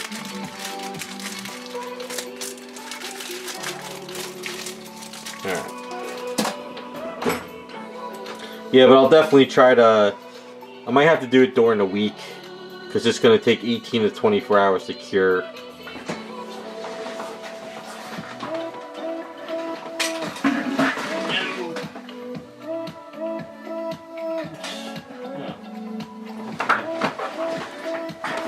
Alright.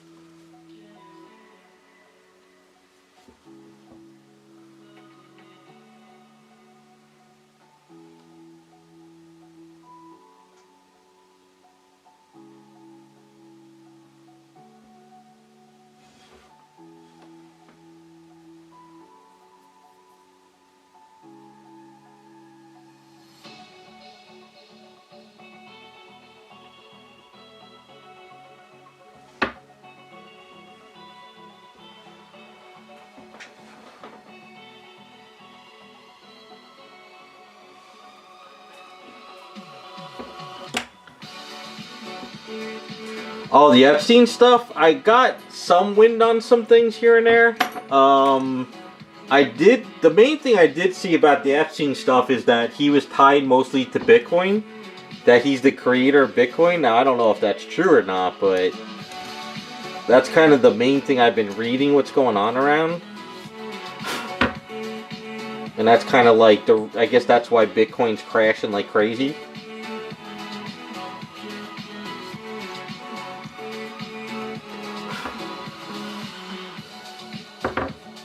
That he was the one who created it just to money launder.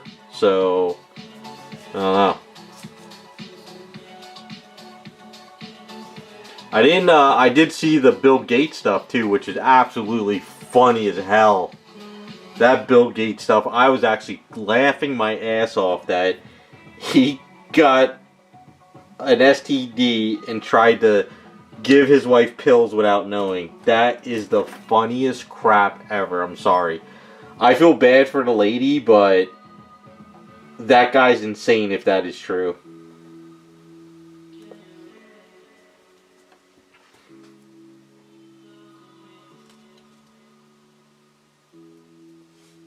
But then again, the guy is insane. He wants us all to, like, you know, pretty much die off the planet. So I honestly, that guy is just a nutcase.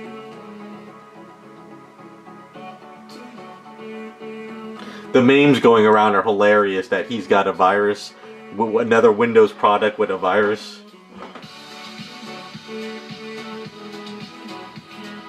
Yeah, I saw that he's still alive now.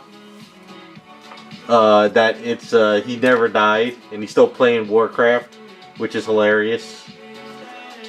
They always said the truth is stranger than fiction, so.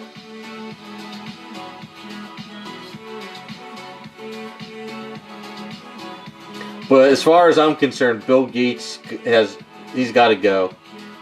That dude is absolutely insane.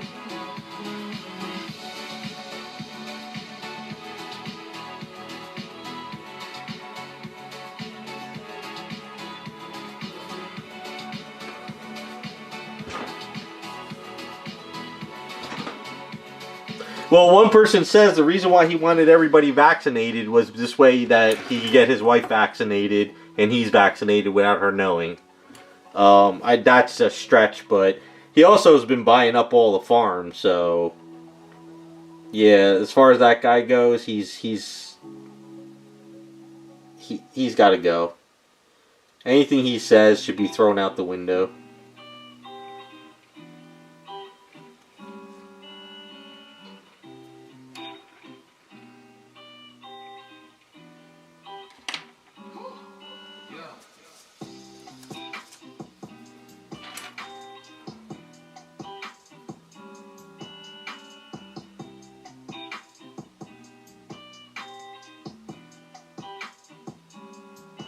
Really, Devastator? Wow. I hope they take down everybody. I hope they all go burn. These people have done enough to us. And I'm over it. I really am. Just like taxes are going up like crazy, you know. These people in government make billions of dollars off of stocks because they know what's going to be passed. And we always get the brunt end of it. So I say let them all go down. I hope Bill takes them all down.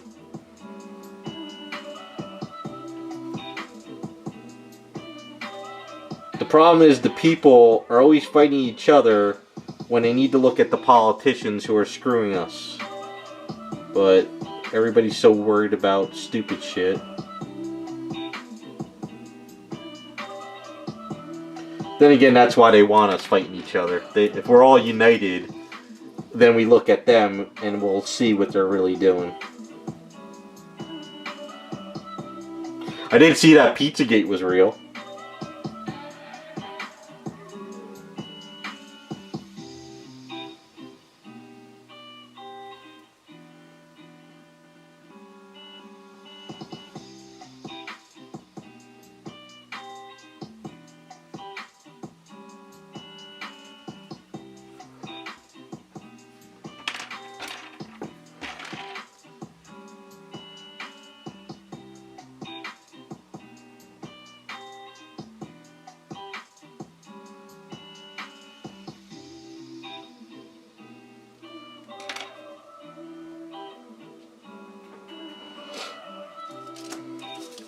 But just remember, with all this Epstein stuff going on and the focus on it, always watch what's going on the other side, you know?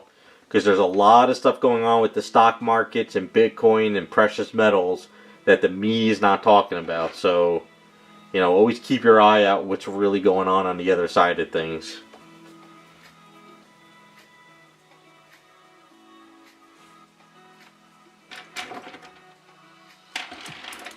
Because silver and Bitcoin took a dump, what was it, last week?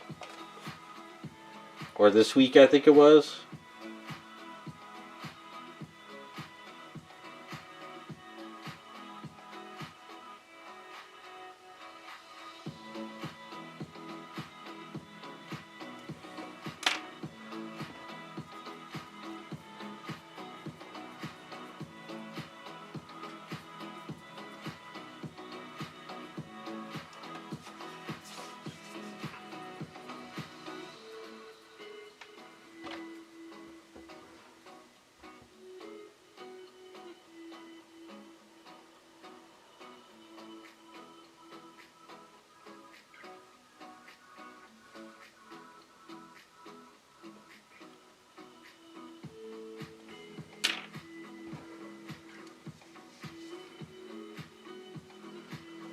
No, yeah, the entire market did take a dump, but like I said, I always like to make sure I'm watching what's going on, you know? Like, whenever something really big happens, they always pass some kind of law why people are so focused on the stupid shit, and then all of a sudden we get screwed.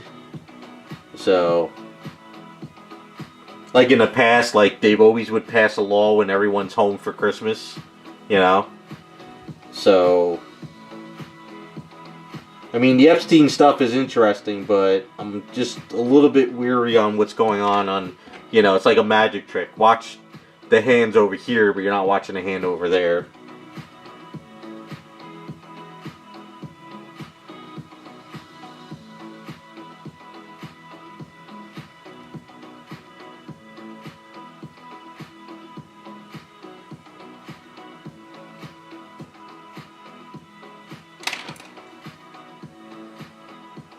But I guess this is also like everything's on sale now. So if you have money to pick stuff up, it's kind of like this is kind of where people will start making their money, I guess.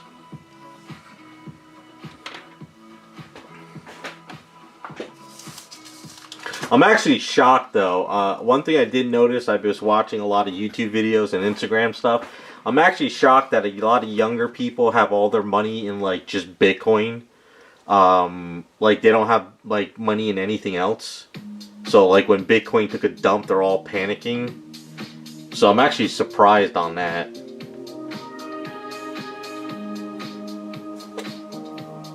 Because that was the main thing growing up was, you know, everybody always said, don't put all your eggs in one basket, you know, always diversify, always make sure you have other stuff. So I'm actually shocked that a lot of younger generation is just strictly in Bitcoin. I'm not saying Bitcoin's bad, but I'm just, you know, it's like if you put everything into it, it's kind of not a good thing.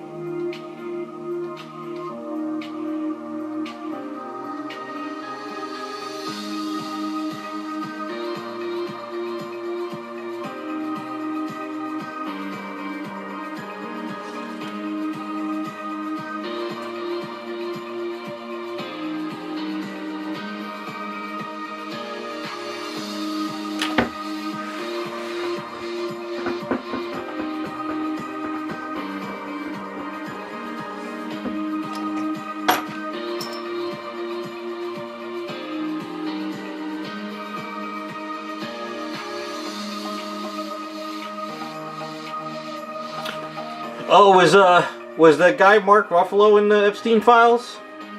That's one thing I probably should have looked into. Because I figured that dude would probably be all up in those files.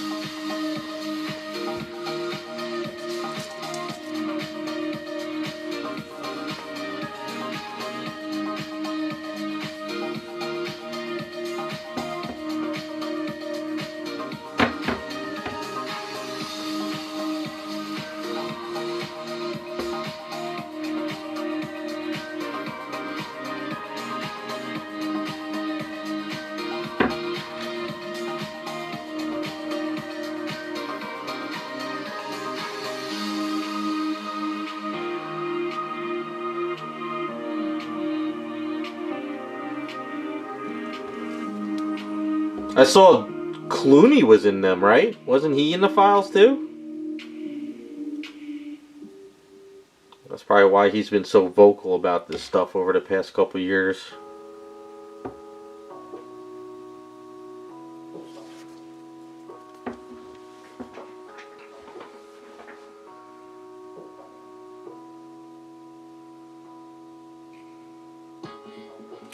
Why? Why is he squabbling with that guy now?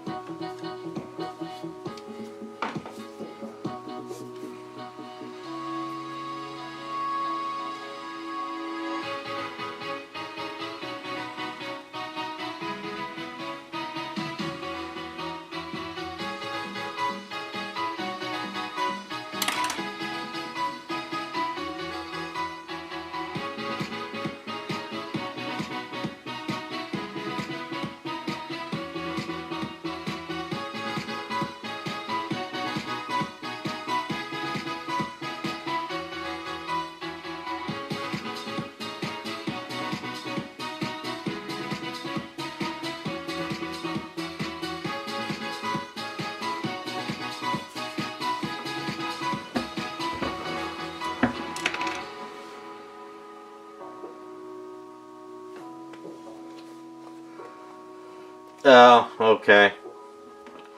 Yeah, that sounds like that's what that guy would do. So freaking weird. Dude is so strange. He's making millions and he's bitching about all this stuff. But yet he's still happy he's making millions. Well, I don't know if he's gonna make millions anymore because I don't think he's getting any more movie roles.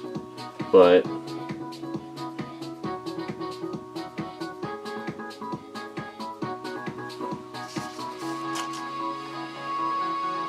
I can't stand him.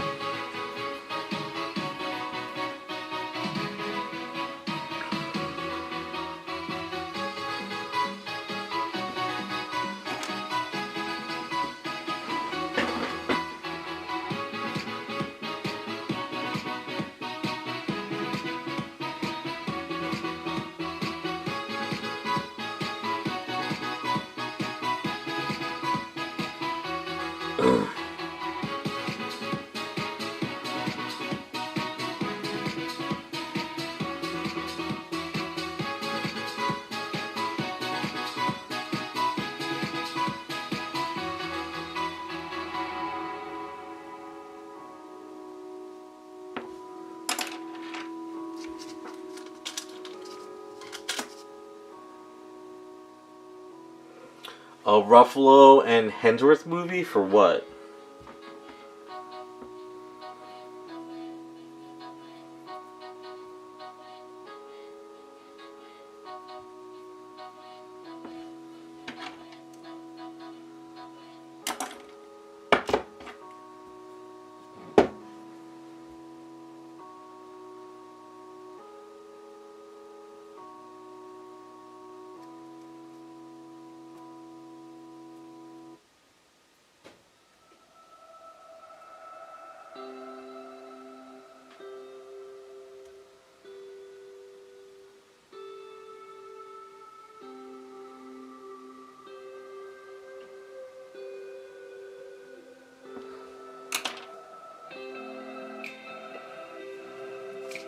Crime 101. I don't think I even really want to care to watch the trailer.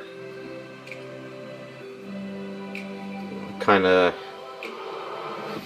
like I said, ever since he ruined Hulk, I just don't care for him. Plus, whenever you're an actor and all you do is bitch about politics all day long, I don't want to. I don't care.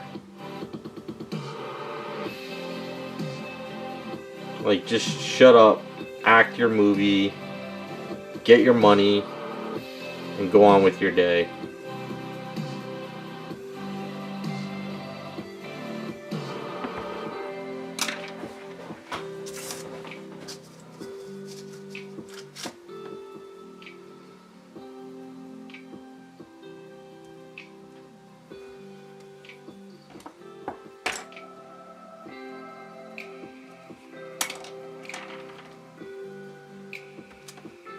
I think too many actors became activists too. I think that's another problem. I think they believe they're supposed to use their platform to tell us what to do. I think that's what turned me off with a lot of these actors these days.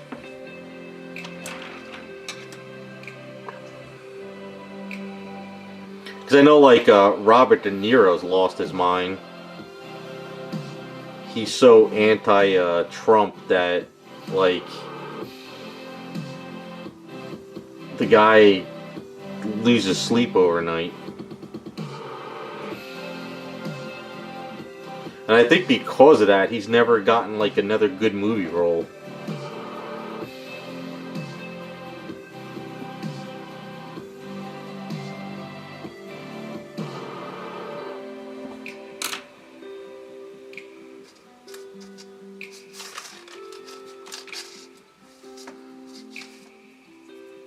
Like, I don't think, I like Keanu Reeves, I don't think he does any politics stuff, and I think that's why a lot of people like him.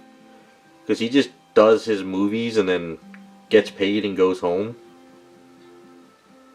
Unless I'm wrong, but I don't think he's, like, very political.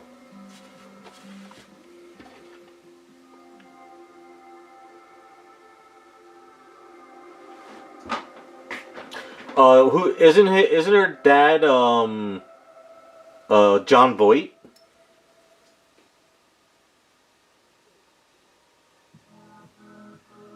Wasn't he always crazy though?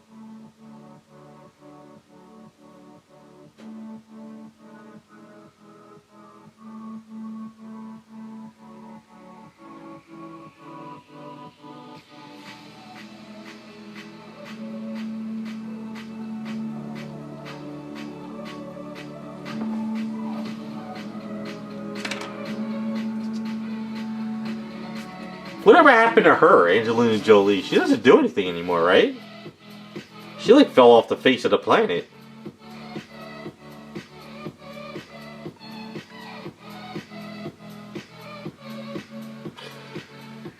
You know who I like, who's actually went basically, who's the guy that said butter sausages? Let's talk about butter sausages. He was that one actor. Boosie, right? Something Boosie? That dude's nuts, and I love it. That dude is absolutely batshit crazy now. That guy cracks me up.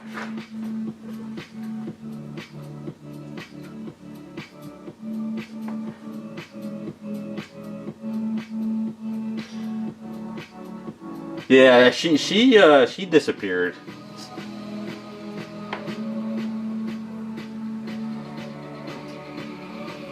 But the guy Boosie, I think it's Boosie, right? Maybe I'm wrong. He's the one that was just like, let's talk about buttered sausages. He's insane.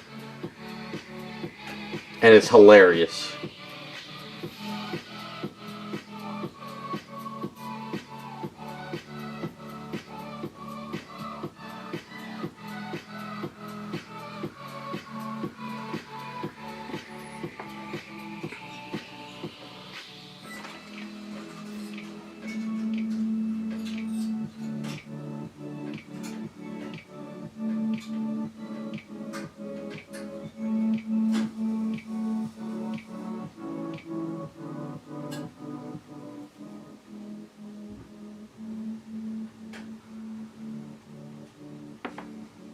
Gary Busey, that's it, yeah. That dude's insane.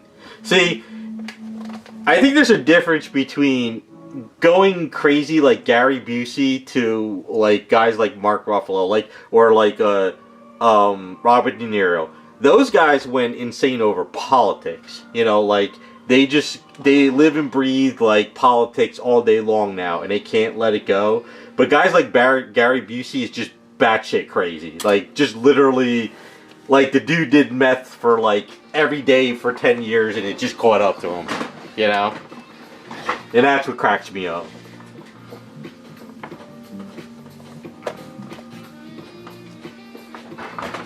Have you seen his stuff? Dude, he doesn't blink.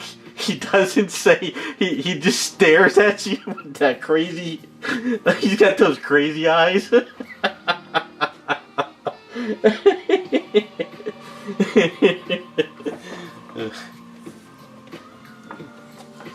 he's so crazy.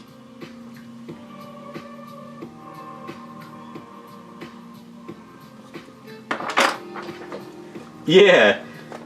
He's the type of guy, like, if you ever had a bachelor party, you would want him there because he would just have like comedy relief of just saying the dumbest shit.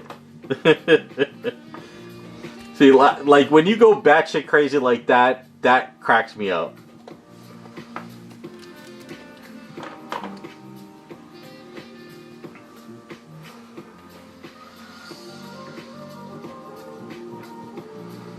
I'll never forget when he came out and he was just like, let's talk about buttered sausages. I was like, what the hell happened to this guy? It was, oh my god, I was in tears.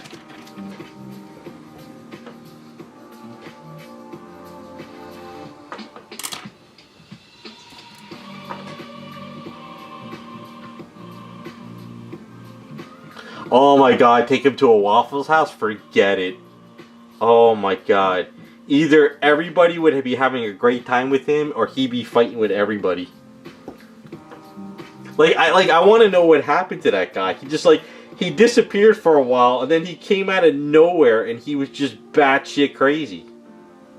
Like, it was just, he was disappeared, and then all of a sudden, boom, he's back, and he was just like, he lost his mind.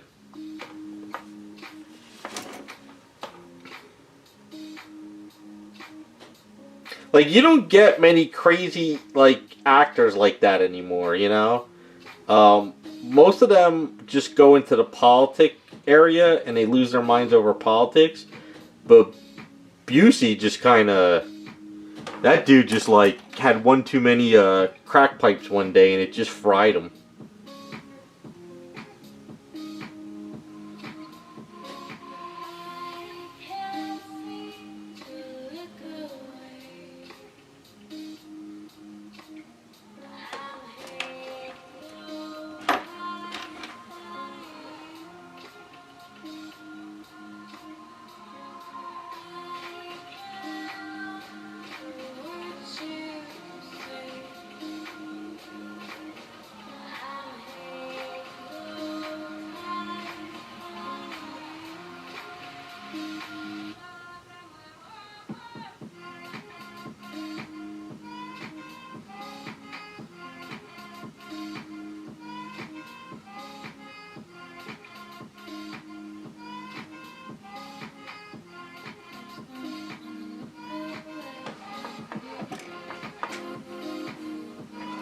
Oh, that's the... Oh, what's that black guy's name? The one that was on the Howard Stern show all the time. He's, him and Gary Busey would be hilarious to hang out with. What's his name? He's the one that's got that meme where he's like, what are you doing? He's like, nothing. Just hanging around. Oh, what is his name? Oh my god, what's his name? Beetlejuice! That's it, Beetlejuice. Imagine hanging out with Beetlejuice and Gary Busey. That would be like the perfect duo. And the reason why I say Beetlejuice is just lately, I've been seeing him all over Instagram. I know it's a lot of the older stuff, but for some odd reason my feed, it's just been showing Beetlejuice on stuff, and I've just been laughing my ass off.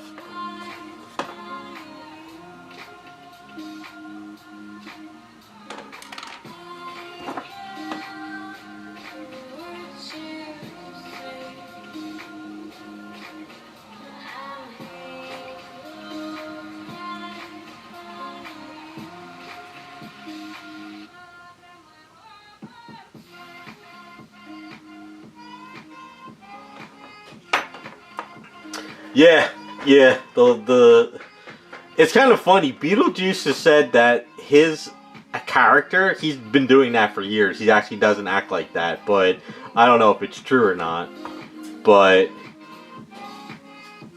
I tell you, we've had some really crazy characters over the past couple years. Whatever they're putting in the water has really made people lose their shit.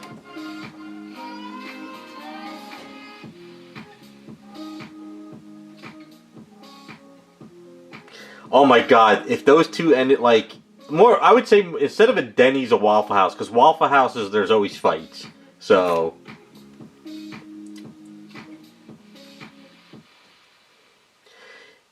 yeah, they say he had an accident, but a lot. There's been rumors that he's been acting this way forever, just because that's his character and that's how he makes a living.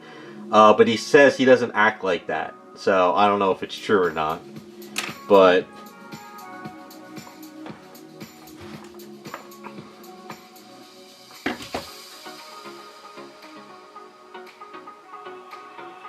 well, see, that's the problem. We don't know if it's actually a character or if he is that way. So I don't know. There's a lot of new rumors going around about him, but like I said, for some odd reason, he's just been popping up in my feed lately. I don't know why. I think maybe Instagram was like, all right, you need to laugh a little bit. Here's this dude.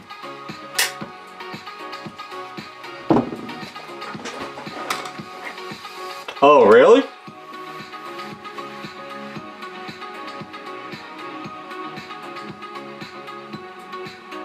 If that's true, Jeff, that explains it. I just think the guy's funny as shit.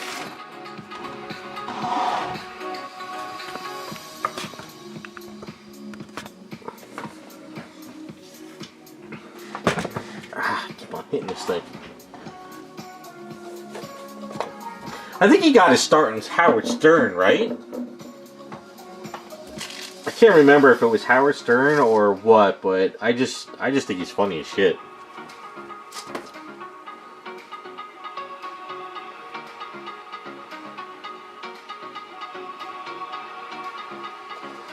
Well, I don't know. I grew up in the 80s and 90s. We didn't wear helmets on for anything, so. And I did fall a lot, so that's probably why I am the way I am.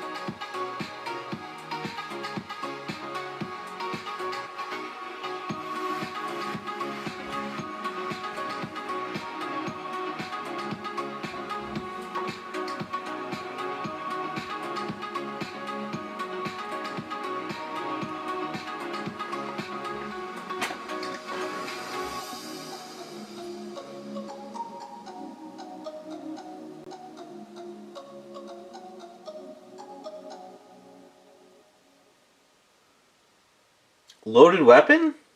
Wait, he was in Loaded Weapon? Really?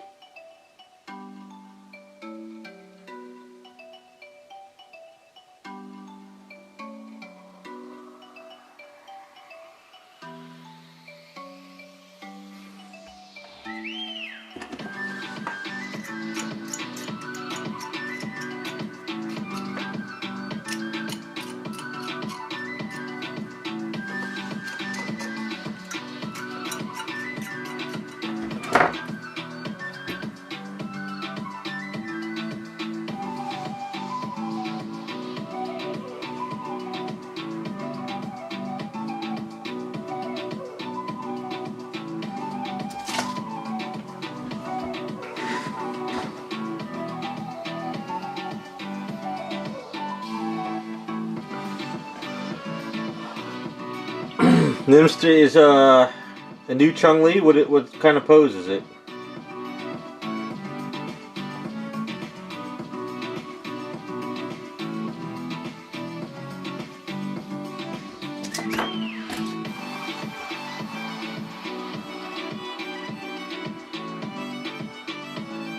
I don't think I know that company or the producer.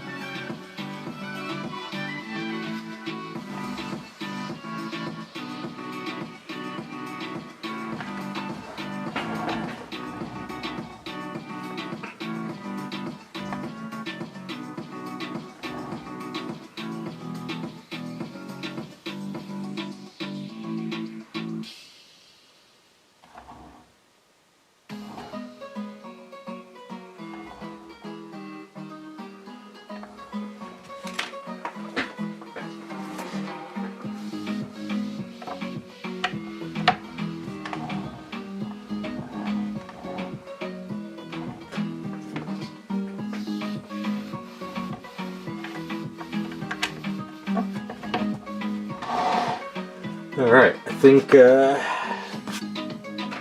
lots of touch-ups, and I think she's ready to go. I don't think there's anything else. Oh,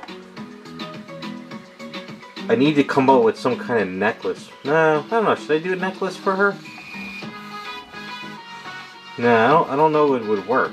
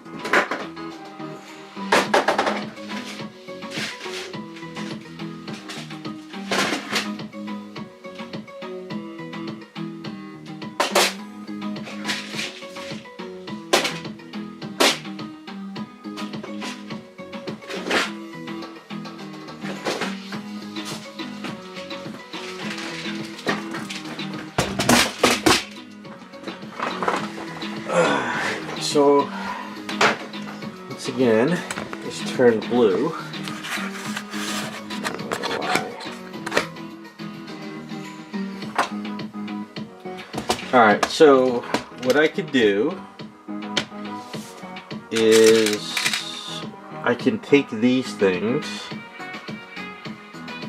and we can make a necklace off the points.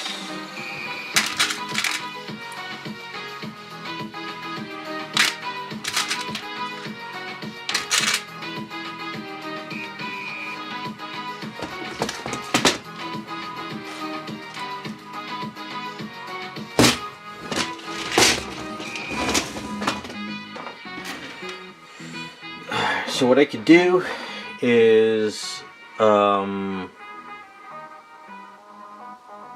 could do,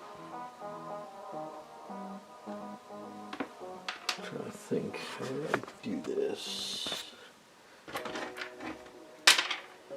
I either cut off the tips and make like a necklace, or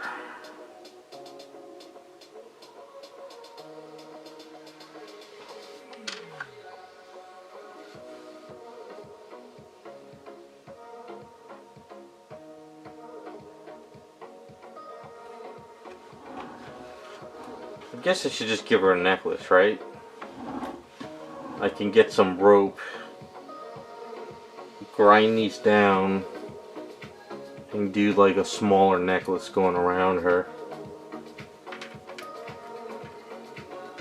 I don't need to do like 10, I can just do like 3 around the rope. I'll have to grind them down a bit. And then I could grab some rope I have here. If I can find it.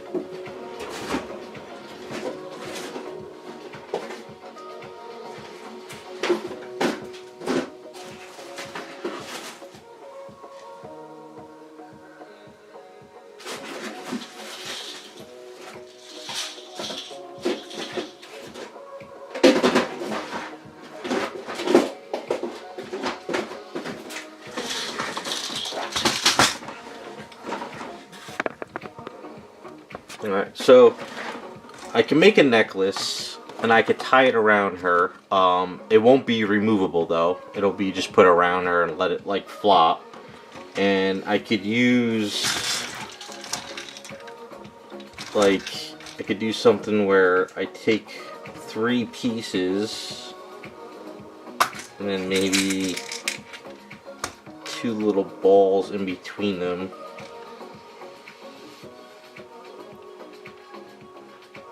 Type thing. So I could grind these down so they're like half or like a quarter. and I could do like that, sort of like those three.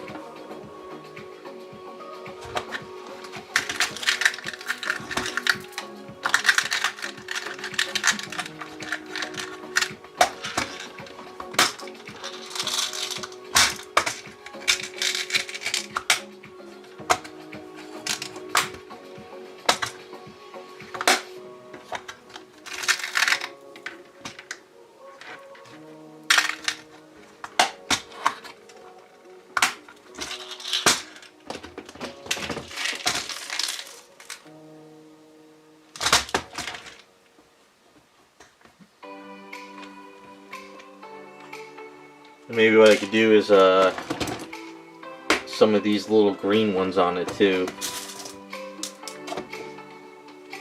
Alright, I think that's what we'll do. Make up a little necklace for... So what I'll do is grab a baggie. Just this way.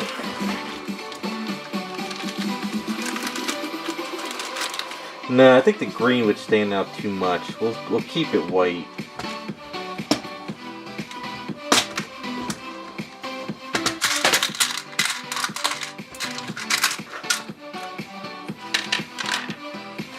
So one like this, one like that, and then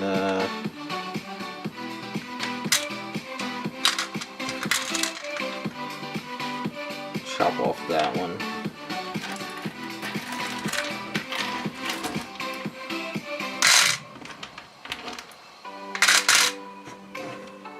Just basically like that. That'll work. That'll work.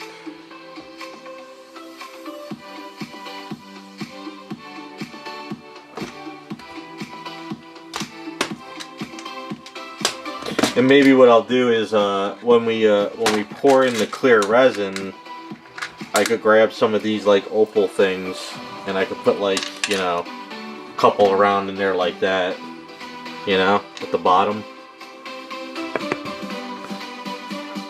Just some weird rocks inside the water too. So we could do some stuff like that. So there's a little bit of fun stuff in there. And then maybe even one of these too in there. So we could have a little fun with that. So yeah, well, I gotta grind these down and then sort of see if I could cut a hole through them.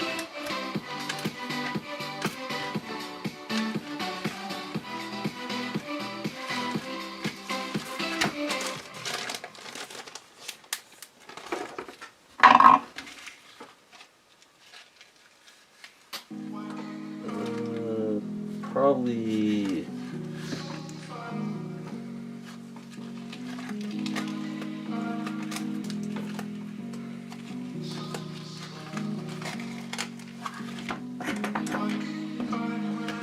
try both thicknesses of these, see which one works better. And then with this rope I can sort of dye it up and put like, you know, some paint on it, make it look a little worn.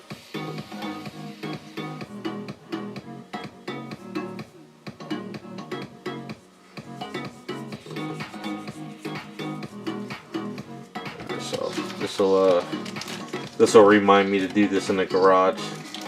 Maybe I'll get it done tomorrow if I'm in there.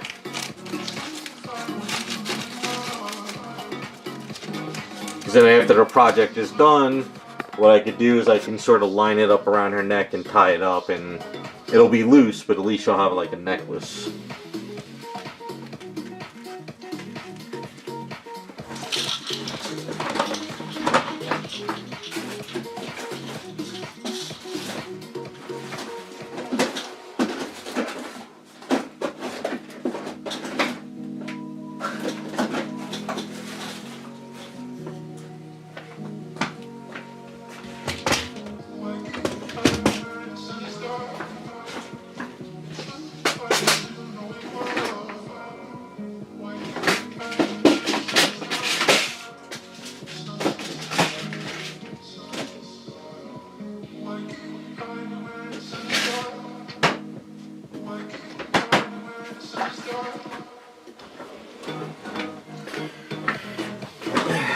Alright, so she is pretty much almost there.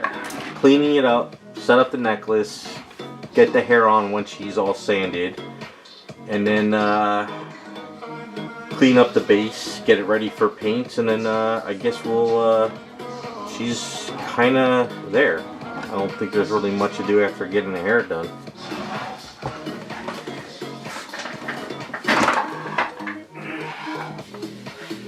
Alright, so for Peach though,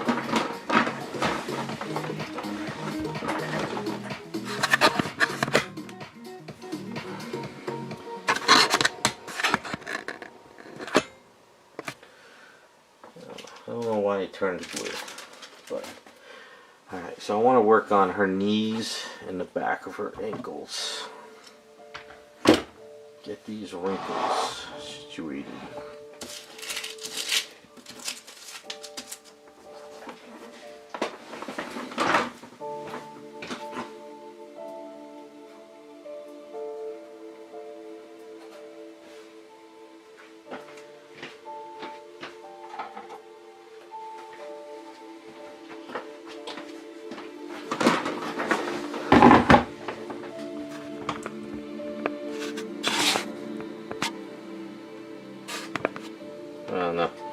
Alright, so this is my Akuma base. Anytime I have extra A's, I've still been kind of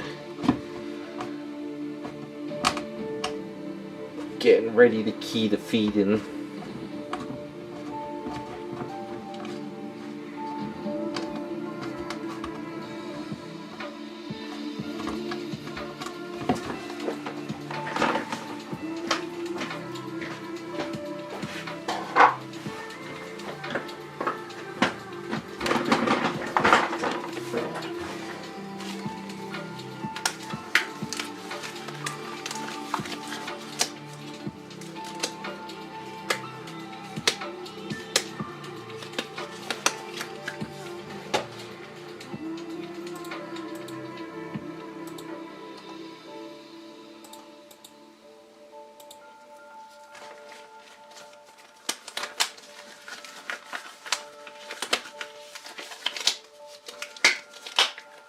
Alright, I don't need to mix up that much.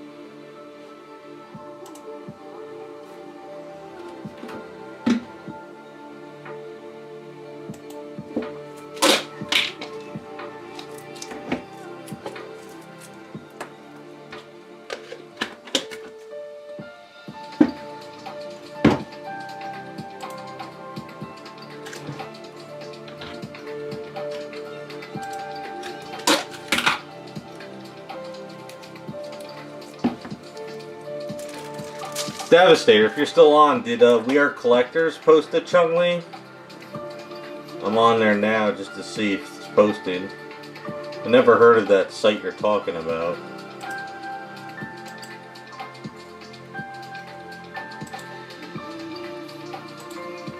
Do they have a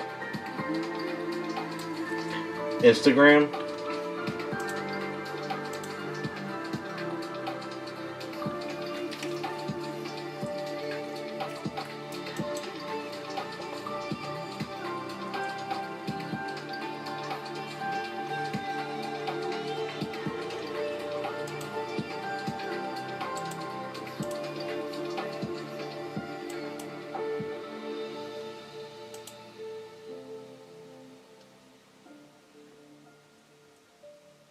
Found a Nympha 3D Instagram. Is this the company?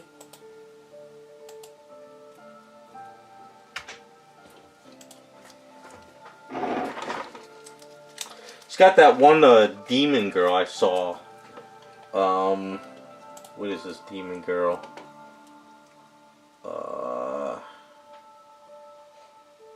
Latudia?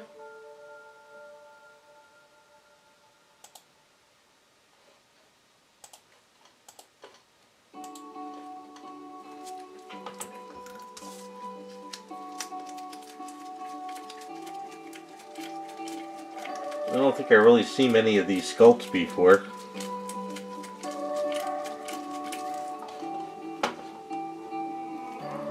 Oh, it's on Patreon? Yeah, I don't think I've seen this company's sculpts. Got a decent Jessica Rabbit.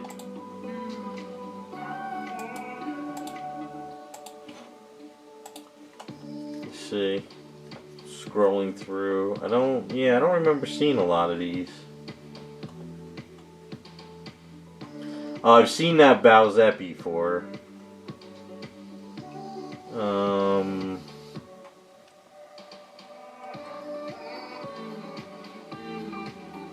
No, you can't post on this chat. You'd have to send it to me to Instagram. Okay. Yeah, no, I don't think I've seen a lot of these sculpts before. I'll have to look through them more later when I get a chance.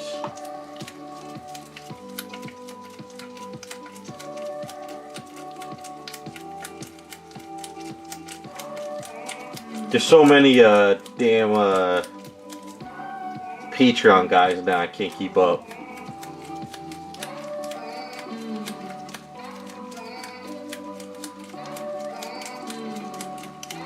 I do want that ES Monster Blood Rain kit though. I think it just came out this month. I like that one a lot. I've always wanted her as a statue, so I'm going to have to get that one printed out.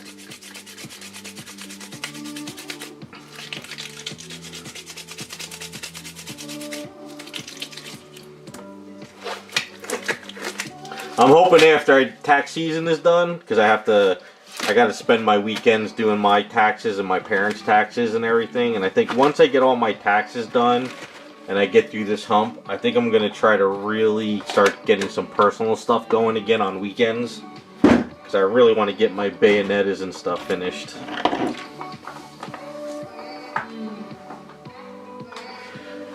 Yeah, I still have the She-Hulk. I didn't do anything with her yet because I'm waiting for the Blitzway Superman to come to me. I'm getting the Blitzway Superman as it's a partial work trade.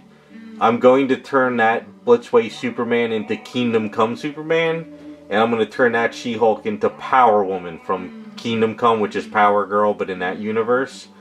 But I want to set up a base with the Superman and the Power Woman next to each other. So I'm waiting for that to come, which is going to be a while. But that's what I'm using that one for now. Because I think it'll look pretty cool with Superman standing behind Power Woman and she's got the hands lowered her fist like that. I think it'll look pretty cool.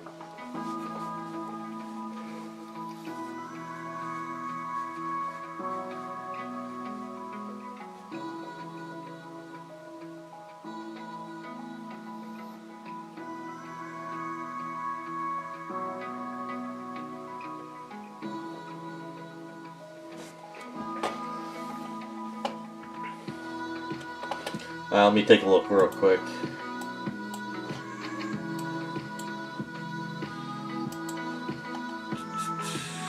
Where is...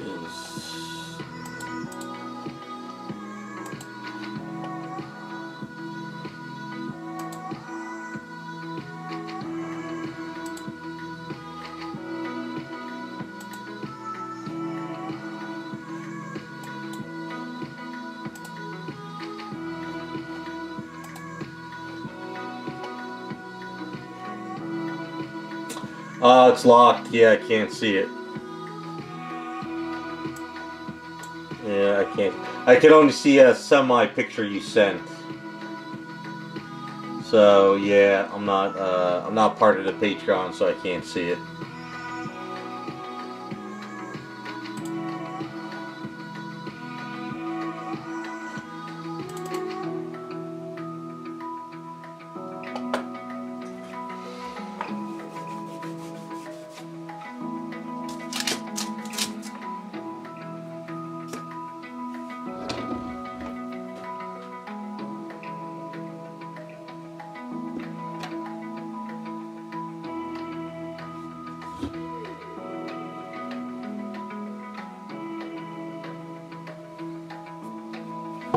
Let me take a look at the image. I guess I won't post it in chat though because I don't want them to get mad. I'm just curious to see what it looks like.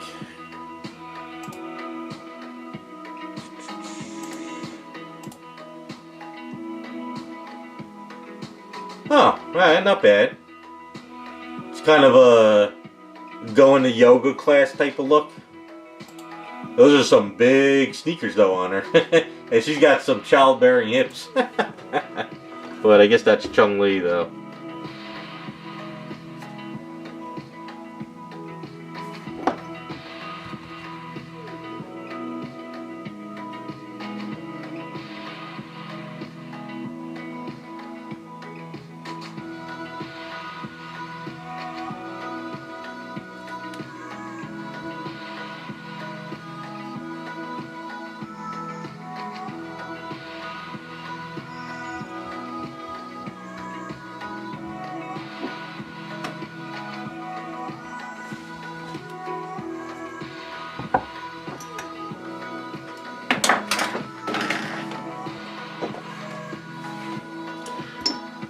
Yeah, I haven't really seen too many STL files that I really wanted to rush out and get. The only ones I want is the one Bayonetta that came out. I want the Blood Rain that came out. And then my friend did send me a picture of they're doing Bayonetta but from the second version game, which I'm kind of like, eh. But other than that, I haven't really seen too many STL files. I have the CBS Labs Black Queen that's sitting in the chair. I have that kit sitting next to the floor of me. I have started that for my next work in progress series. So I got that going now finally. So hopefully in another 2 or 3 months I'll start putting out those videos. But the goal is really to try to get rid of a lot of the stuff I have in my house.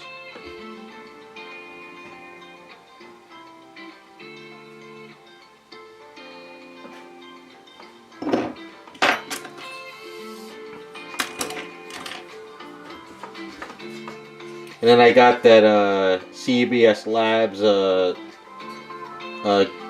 was it Ganesha or whatever the hell it is, Psylocke. So I gotta come up with a character to do on that one. Get that out the door too.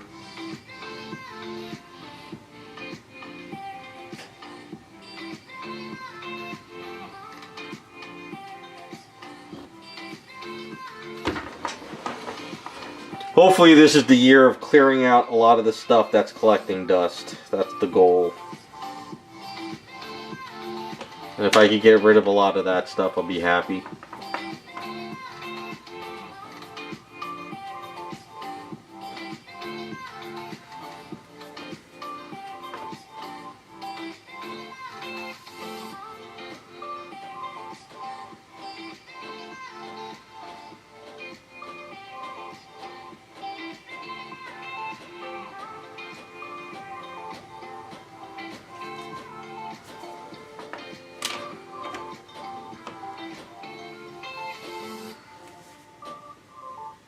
Then I gotta do my flash kit that I got. Man, I got so much crap to do.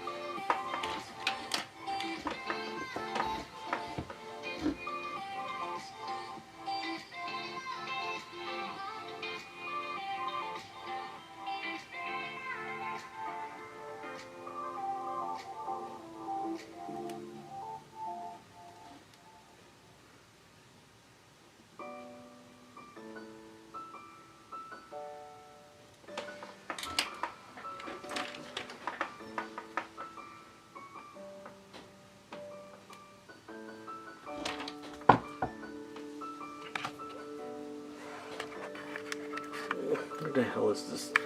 There we go.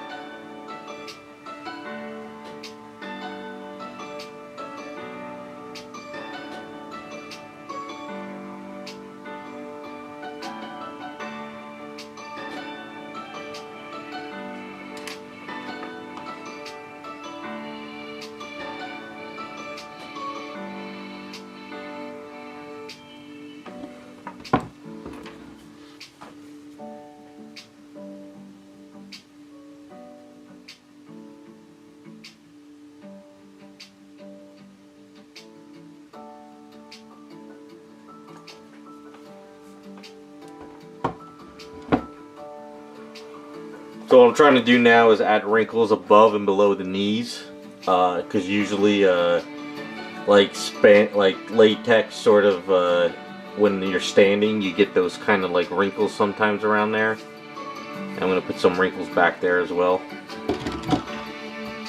Just give it a little bit of a look to it.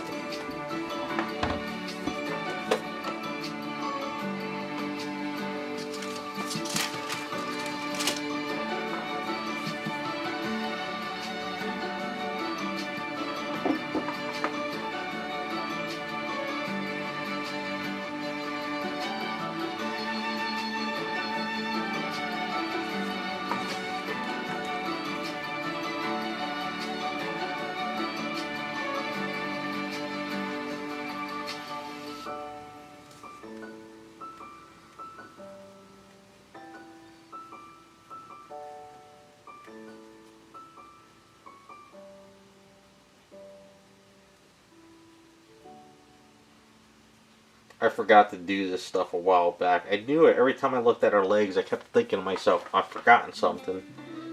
And then the other day, I was like, that's what it was.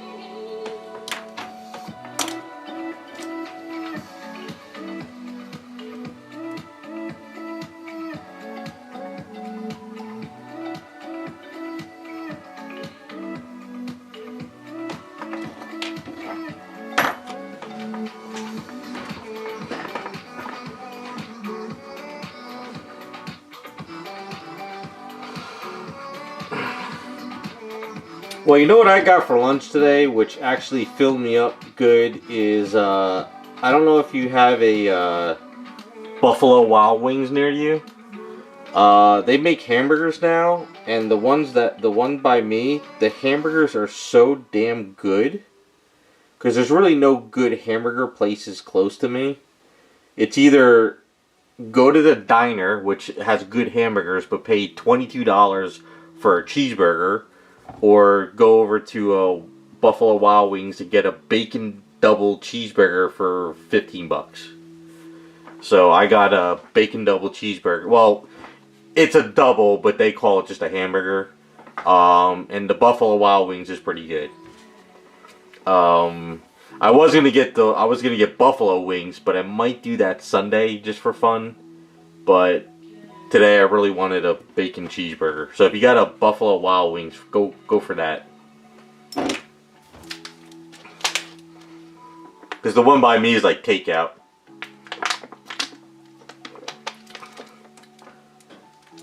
There is a Five Guys down here, but it's like 4 towns over. So I don't feel like traveling like 25 minutes, 30 minutes to go there. We also have a thing called 25 Burgers, which is really good, but that's still another like 25-minute drive for me. There is one Royal Rogers by me, but that's about 30 minutes away from me. No, about 25 minutes. But I'm not really into fast food. I would consider Royal Rogers more fast food. But like Buffalo Wild Wings is not that far from me, and it's got like buffalo wings, hamburgers, so. But we have diners everywhere, but the problem is all the diners are getting expensive. You used to go to the diner for the cheap food, but now the diners are expensive, so.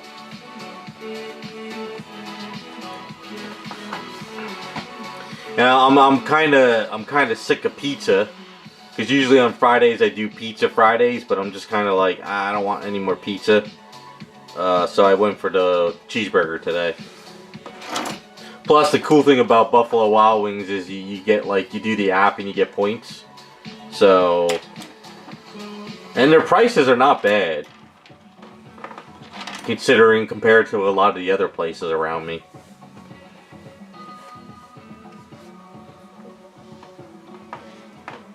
I mean, there's a lot of places here to eat, but they're in the more busier Toms River, and it's just too far. Cause I have to pay the toll. I got to get on the Parkway. I got to go north, pay the toll to get off the Parkway. It's just not worth it.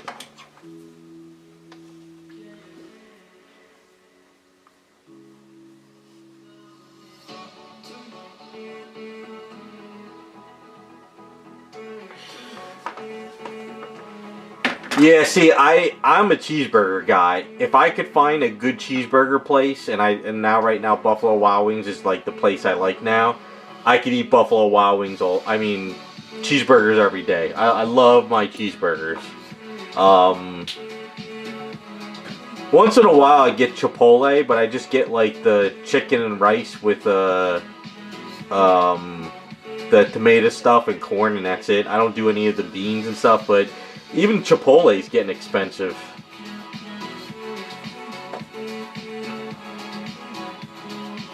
I've been going to the one pizza place though, and I buy their sauce, and I just use their sauce to make myself pasta. Yeah, the most I ever paid for a hamburger was probably $30, but that was in Atlantic City at Gordon Ramsay's burger joint. But it was the best burger I've ever had in my life. That thing was like that big, and it was just drenched. It was amazing. I should have just ate that burger like every day while I was in AC.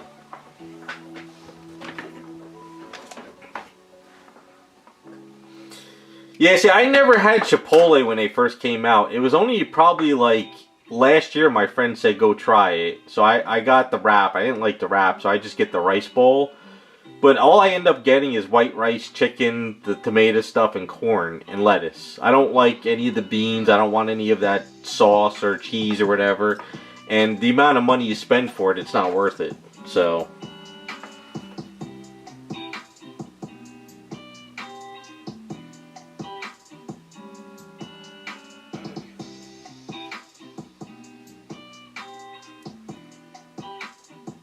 We also have smash burgers here, but the last time I had a smash burger, it gave me the worst heartburn ever I have ever had in my life, and I've never had smash burger since. I think what it was is they put too much onions on it. So I don't... But then again, there's not really one near me, so I don't know.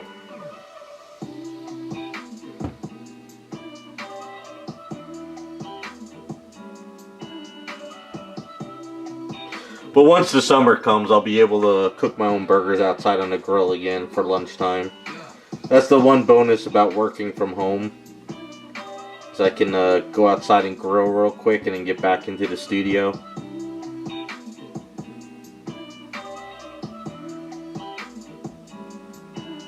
It's nice to be able to just like grill a hamburger or cheeseburger real quick and you're done.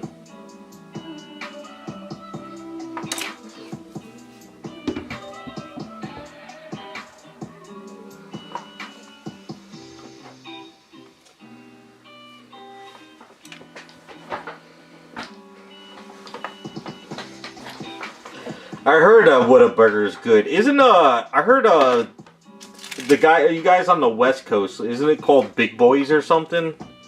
I heard those are good burgers. I think it was Big Boys, right? But is that more of like a burger joint or is that like a fast food joint?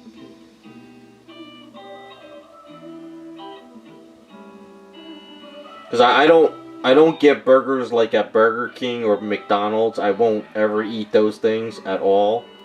If I'm gonna get a burger, I'm gonna go to like a diner or a burger place. You know, I don't do the fast food stuff. Although I've been making tacos lately too at home. All I get is like ground beef, taco mix, and just wrap it up in wraps. Cheaper and it's pretty quick to make during lunch. I have one meal a day. I have a good lunch and then I have like a bowl of cereal at night and that's kind of my day.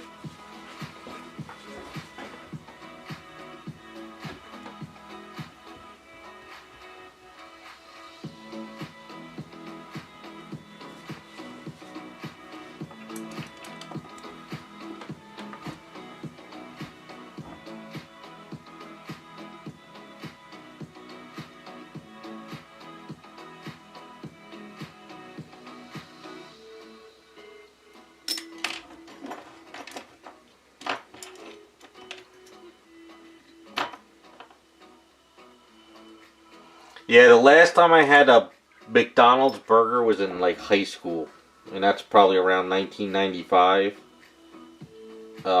When I was younger, like we're talking like 80s, we used to go to Burger King for like special occasions, because like back then, like in the early days, these fast food places weren't what they are now, and that's back when they had the grill, the flame. They would actually broil the burgers behind the line. Now they just microwave this shit, so I don't eat that. But yeah, back in the days when they actually cooked it in front of you.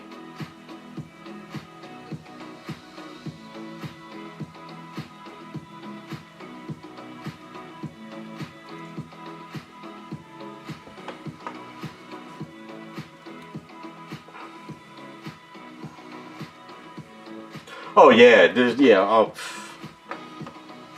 it's funny too because I was, like I said, I was never a McDonald's guy. My high school friends lived on McDonald's. I like Burger King, but then again, back in the 90s when Taco Bell came out, you could get tacos for like 60 cents, you know? But like I said, now everything's like frozen and thrown in a microwave. I would never eat that stuff.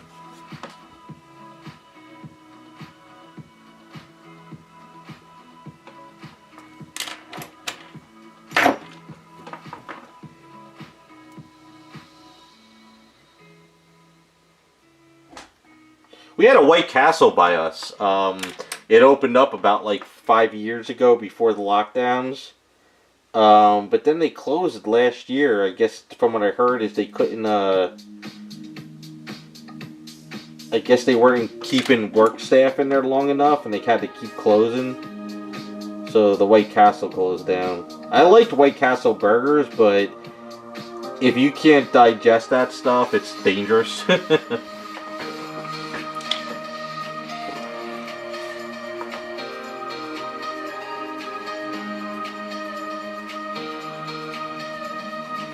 Yeah, McDonald's isn't real. It's fake. Or it's actually people, one or the other. You never know what the hell you're eating with McDonald's. It's probably Soylent Green.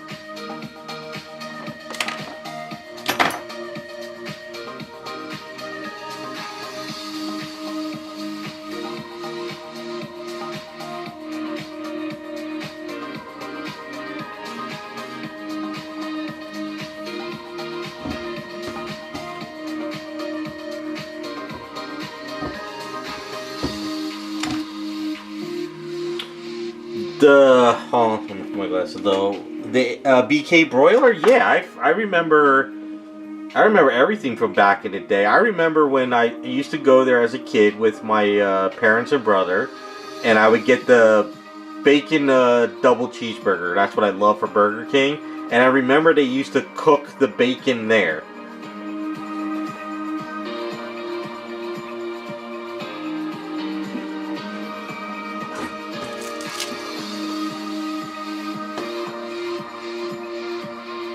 We used to, I remember too, like, whenever kids used, and I remember being young, whenever kids used to go to Burger King, all the kids would line up on the, by the counter, and we would watch the burgers go through the conveyor belt, cooking, until they popped out the side.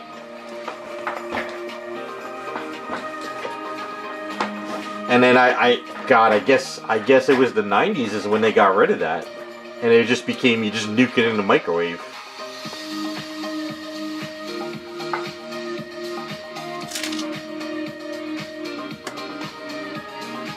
I do remember the Burger King chicken sandwich used to be really, it was really big. I mean, it was like a huge chicken sandwich.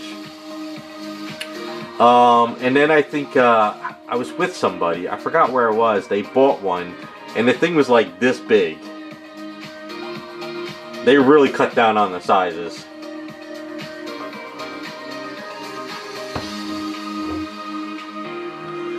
Yeah, the styrofoam stuff, I remember that too, that whole debacle. Styrofoam was killing the planet.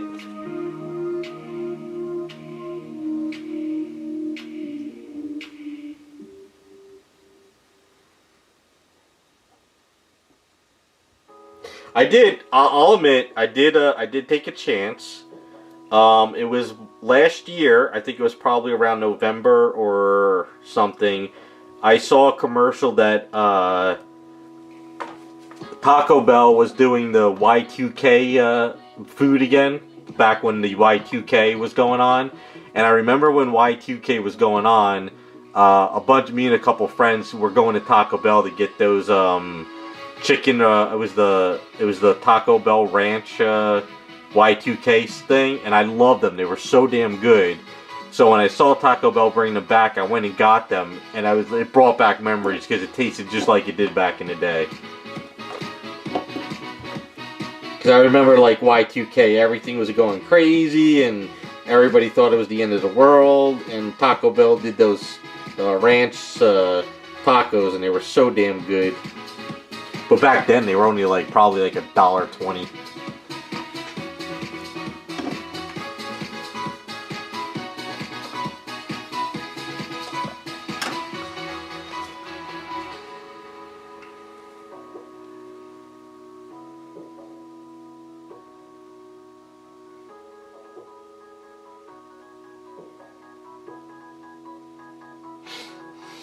Yeah, I remember those too. Yeah, Dunkin', everybody made everything in store, but then the companies were like, screw that, we'll have the outside people do it.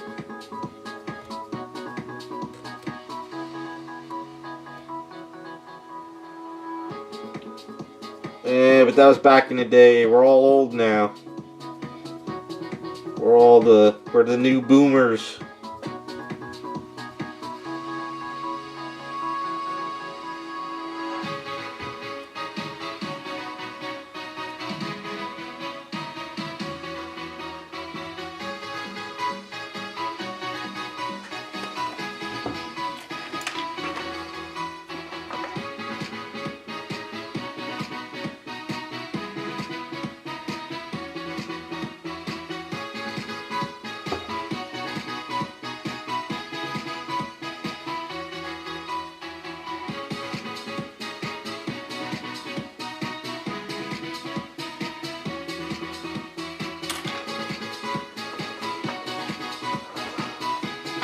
At least, back in our day, the food was damn good. The food does not taste the same like it used to back in the day.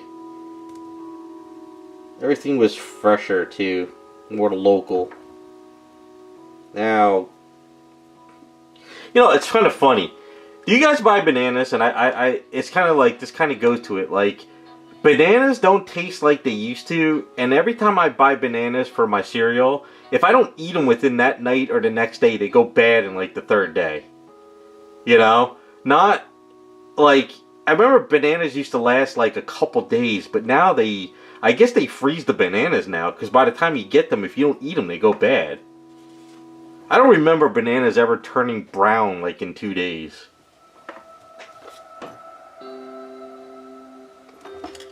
I don't know, it's probably all the weird crap that they're doing with the pesticides or something.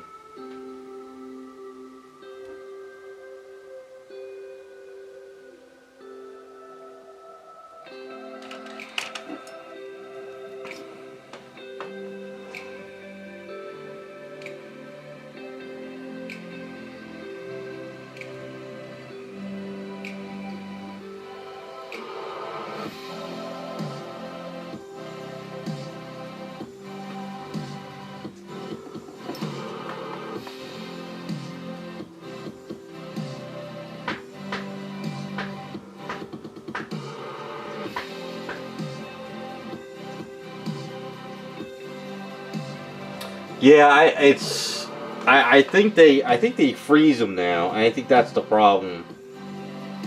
But I try to, whenever you know, the summer spring hits, I try to go to the farmer's market and get locally grown stuff, especially tomatoes, because you know I love my tomatoes. So I'm always hitting the farmer's market for fresh tomatoes. I hate the ShopRite stuff, but during the winter I have to get them.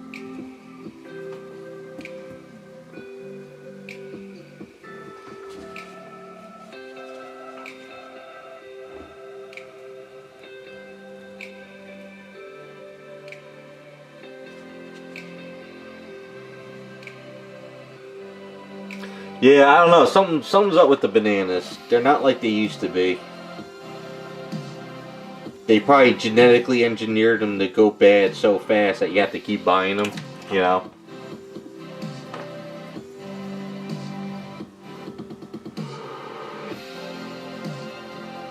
I just like having my bananas in like a Cheerio cereal or Frosted Mini Wheats or something.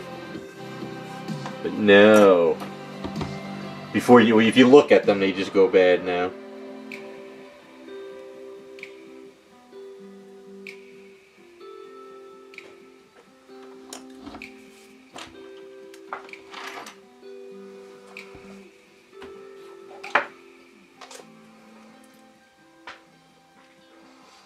Well, I grew up on homegrown tomatoes. My father had a garden every year, and we used to just go out there and eat them like an apple.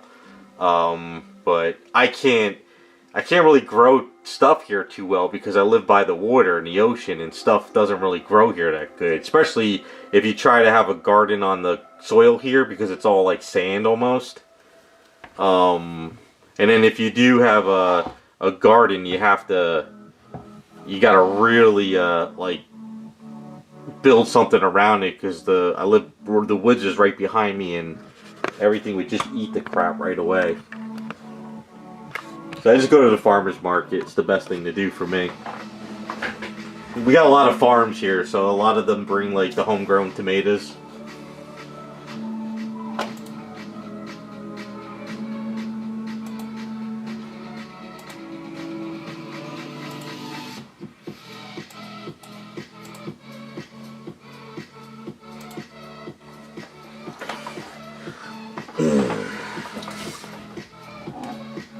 Okay.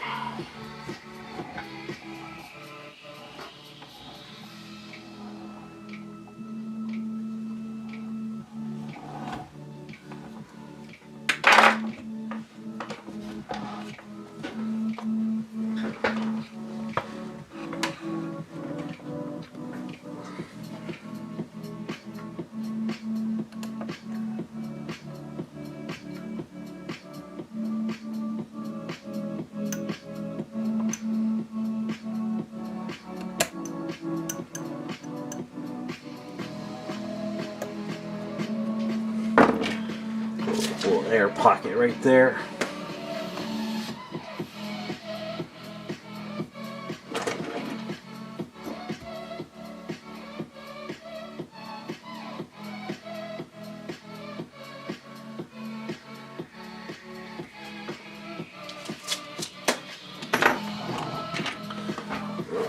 One over here.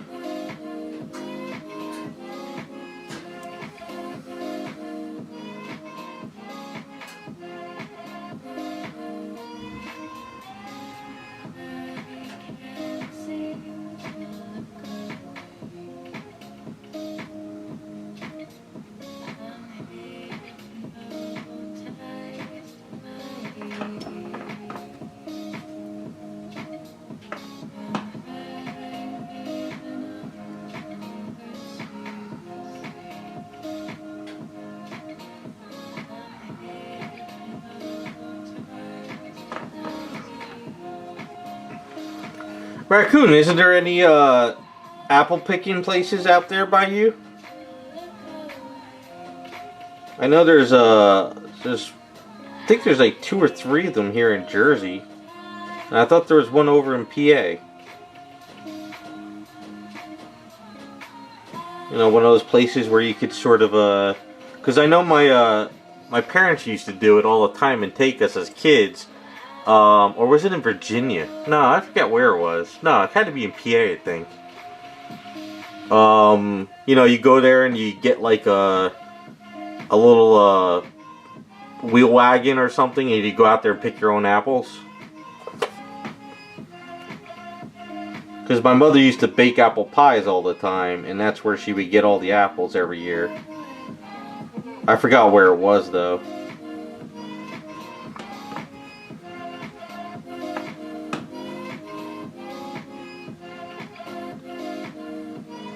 We used to do that, and we would leave them in the garage until we were ready to start, like, cutting them up for the apple pies, and they would be fine for a couple days.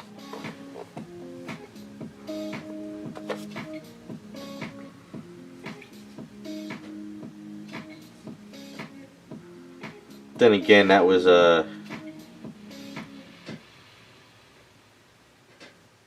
kind of what everyone did in my area back in the day.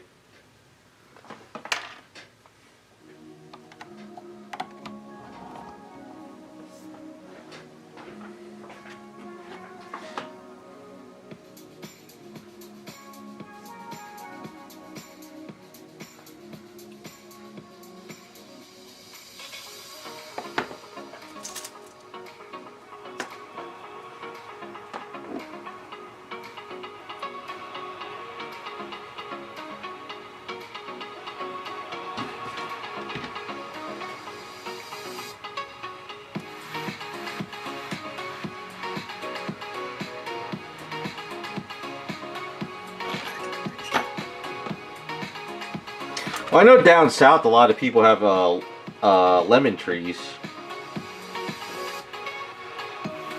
Lemon tree would be nice. That I wouldn't mind having.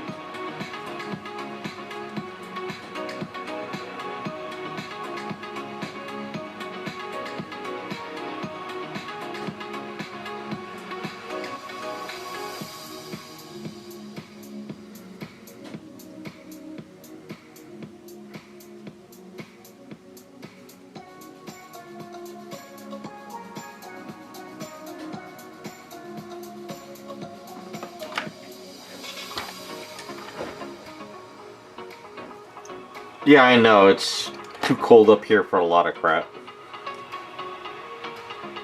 But still would be nice to have one.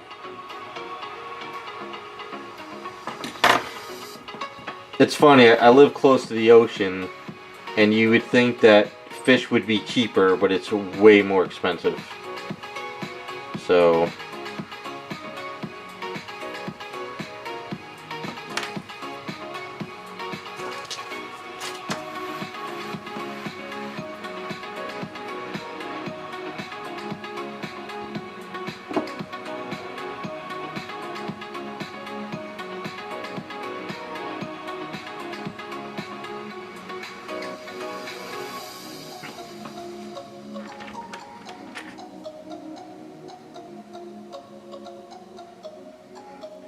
Apricot trees? Really?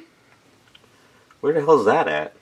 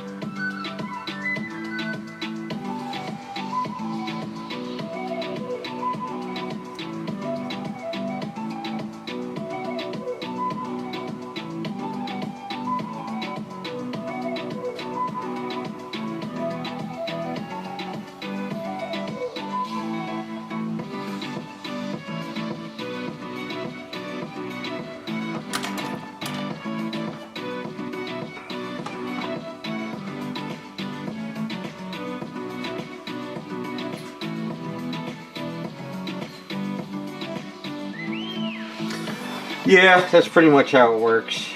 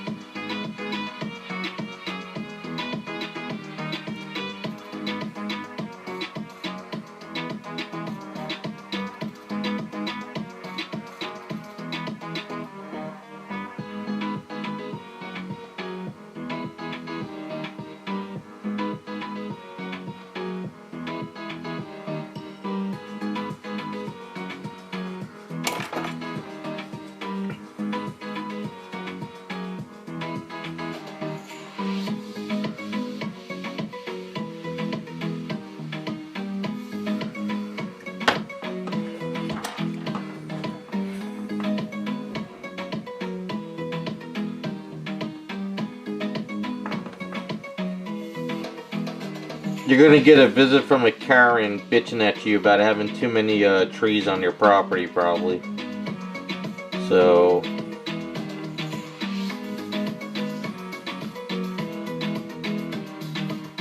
the Karens are out in full force. Be careful.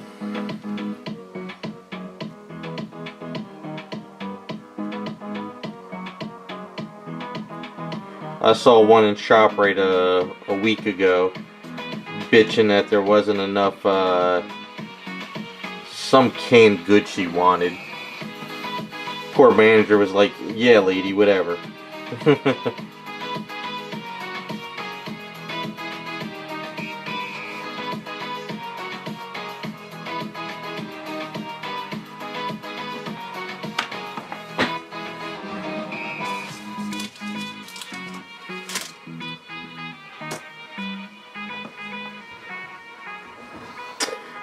I still say the epidemic of the problem with our society is Karens. Karens are the problem.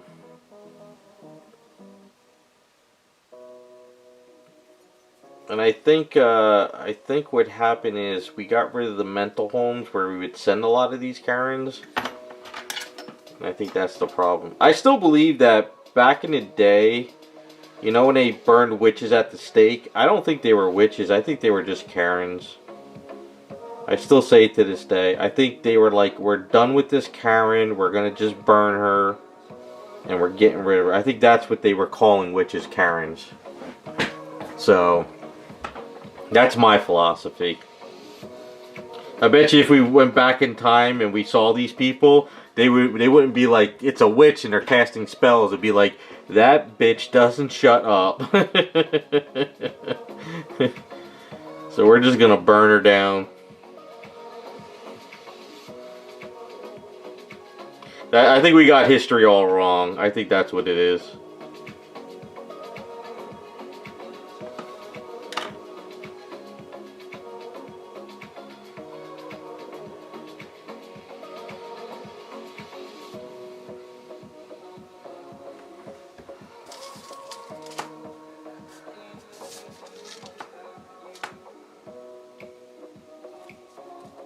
Well, I don't think they name kids Karen anymore because of this. So I think in another, you know, 30 years, you probably won't even see kids named Karen anymore. They probably, nope, let's not do it to this kid.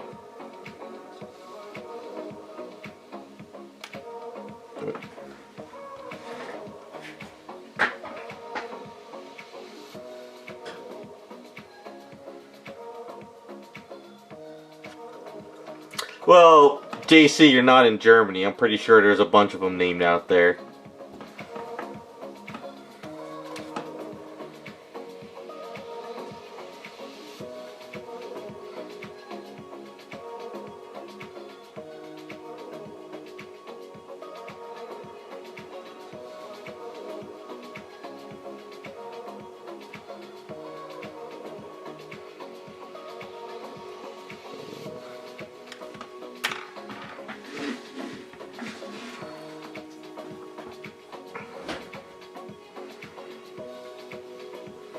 We should bring that name back, Adolf. Bring that name back and be funny to see that kid go through high school.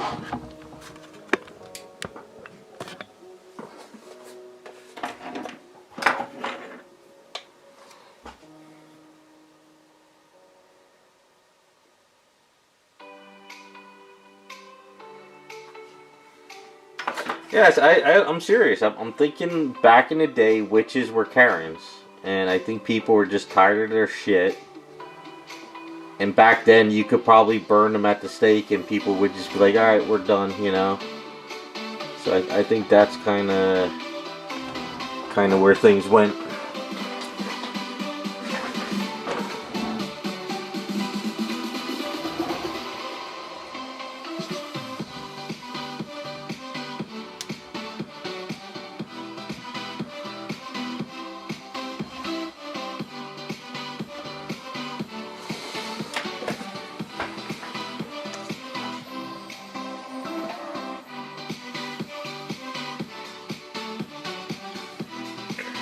Yeah, we got our asses kicked back when we were kids. I mean, literally got our asses handed to us, you know? I mean, if it wasn't your parents beating you, it was a relative. And if it wasn't your relative, it was your siblings. And if it wasn't your siblings, it was your high school friends. And if it wasn't your high school friends, it was probably some friggin' dude you picked a fight with or something, you know? I mean, I remember family gatherings, if I said something wrong, the nearest relative that was the, you know, aunt or uncle would slap you, you know? It didn't matter who you were, but...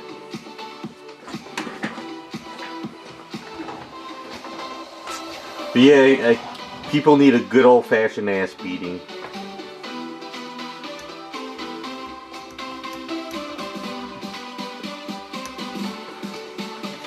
You know one thing I've been watching? I've been watching like YouTube stuff about like spoiled kids getting pulled over by cops.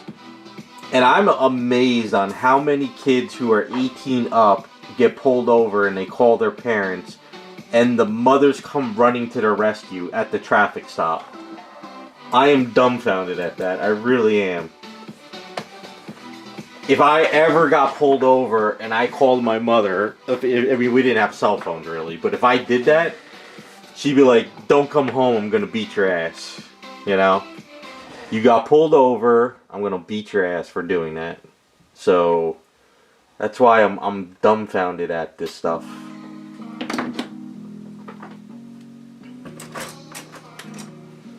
Because I saw one video, it was a guy.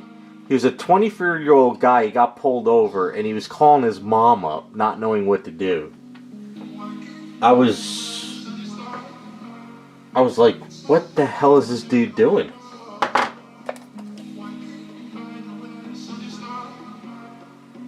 And his mother was screaming to the cop on the phone, my son didn't do it. He didn't do it. I'm like, lady, you weren't even there.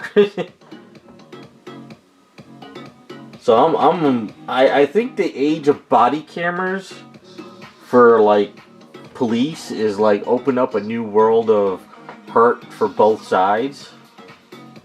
You got the cops who do bad stuff, but then you got the crazy Karens and stuff. It's mind-blowing.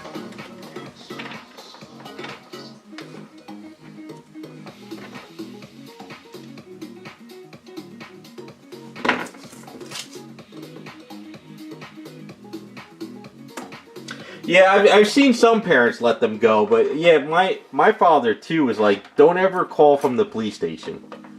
Because he told me, if you call from the police station, when you come home, you're getting a world of hurt. So, but I saw one video where this guy got pulled over, and the mother came, I don't know how the mother got there so fast. She came around the corner, got out of the car, and started screaming at the cop. They had to place her in handcuffs.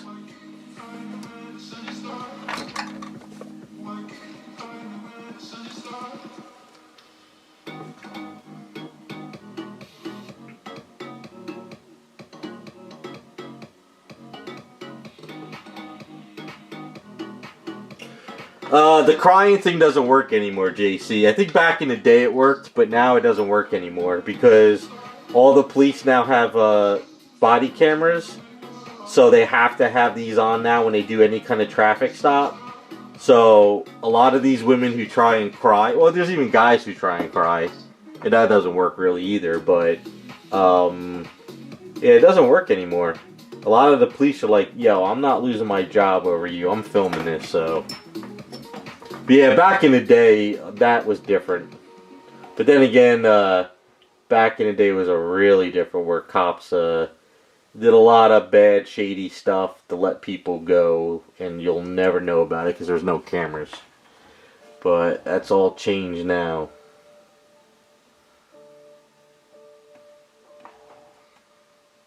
I do like watching those audit videos where the people go into government buildings and they test their rights on the officials.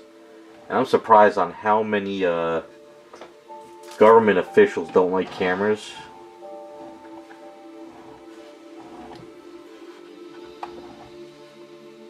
But yeah, the age of body cameras has changed the landscape.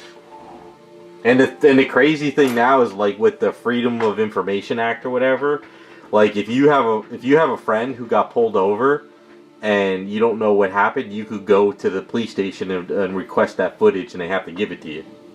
So it's kind of, and you could post it online too and everything. It's crazy. I've been pulled over plenty of times in my life, but I've learned that if you're just polite to the officer and you just kind of just, you know, you just tell them what you did honestly, they kind of let you go. I've had one ticket and two tickets in my lifetime. One was speeding, and one time I rolled through a stop sign. But majority of the times, the cops are like, all right, just, you know, they're like, just watch yourself, you know, be careful. But the people who flip out on them, then that's a different story. Well, when I got pulled over for the rolling the stop sign, I didn't really roll through the stop sign, but he claimed I did. But I was like 19 at, no, what was, no, I was 22 at the time, I think. Yeah. He just saw a couple young guys in the car, so he pulled me over. But I had a high school friend who his father was a cop, and we got pulled over one time, and he was just like, I know my rights. He's like, my father's a chief of police or in another town. He's like, I ain't giving you shit. And he just kind of gave those cops shit, and then they were like, alright, you could go. I was like, dude, you're nuts. I was like, you're crazy. He's like, ah, they ain't gonna do shit. I was like, wow. I was like, you're on another level.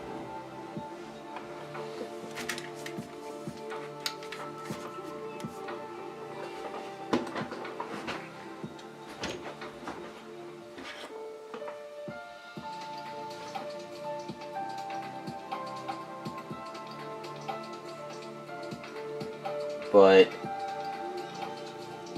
I saw another video where a girl, I think she just turned 21, and she got pulled over because she almost like hit the cop and ran off the road. But when she got pulled over, she made it to her house though, and she's sitting there crying to her father, and her father is trying to help her, and the cop's like, yo, he's like, you're 21 years old, you look drunk. He's like, stop turning to your father. He's like, I have to do this traffic stop. And she just would not shut up calling for her father. It was crazy.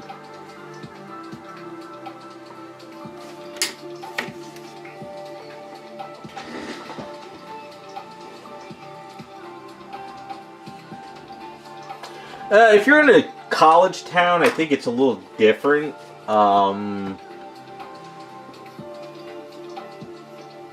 don't know. I never really had problems. You know, because I just kind of followed the laws. I mean, I did have friends who didn't give a shit about that stuff, but whatever.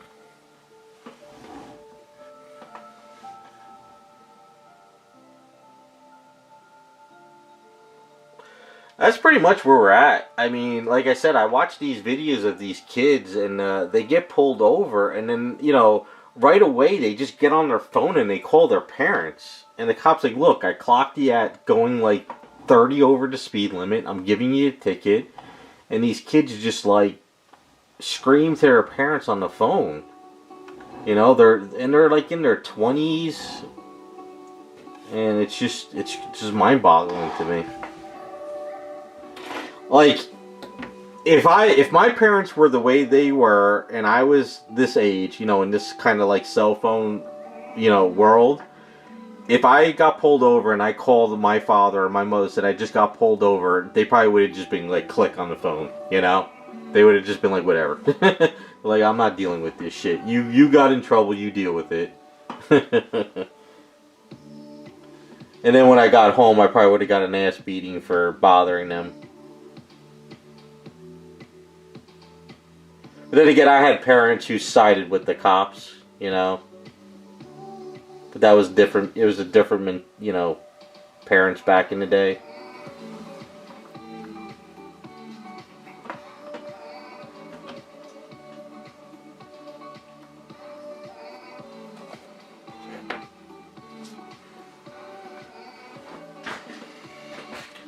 Donut operator? I'm gonna look that up.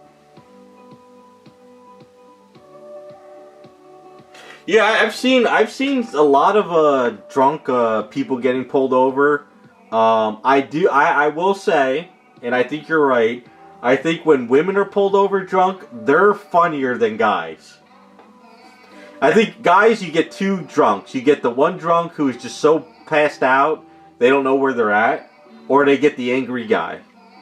But women, they go from angry to sad to crying to happy, laughing, then back to sad, angry. I think women are I think they're the funniest drunks when they get pulled over. Because even sometimes the cops are like, lady, you're drunk. I got it. And they're screaming, yelling. They're the funniest. Like I said, there's so much entertainment in the world, you don't need the Hollywood anymore. I saw one where one woman got pulled over. She was drunk. They put her in the back seat, and she actually got out of her handcuffs and she went through the window of the police car and stole it. I was like, holy shit.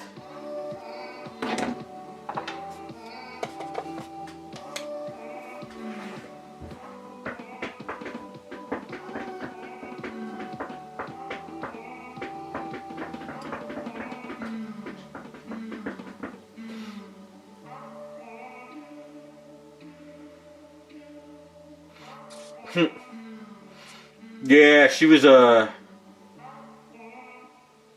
don't know how she got out of it.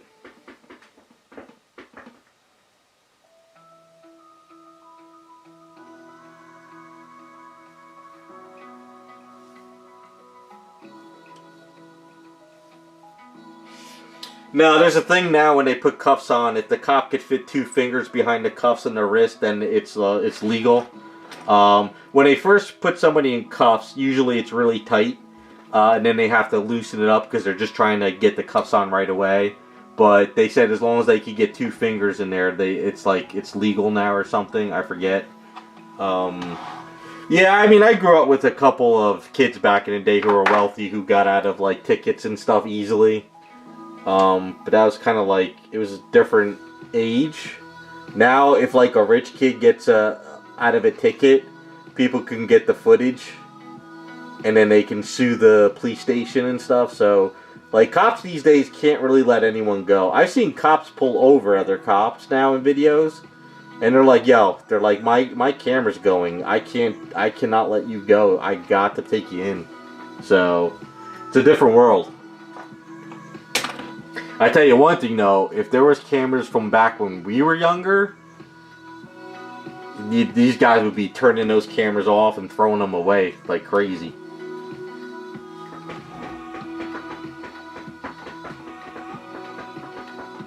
Yeah, back in the day, a lot of younger people who were rich and wealthy, they got away with the murder pretty much.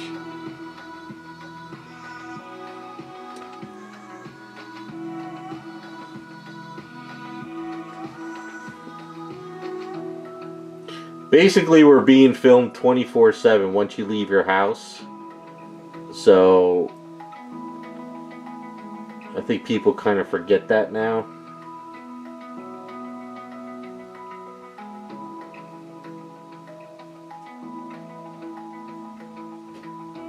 The minute you're being pulled over, the car is filming you, the cop is filming you. When you're inside the back of the car, if you're getting arrested, you're being filmed. It's films everywhere.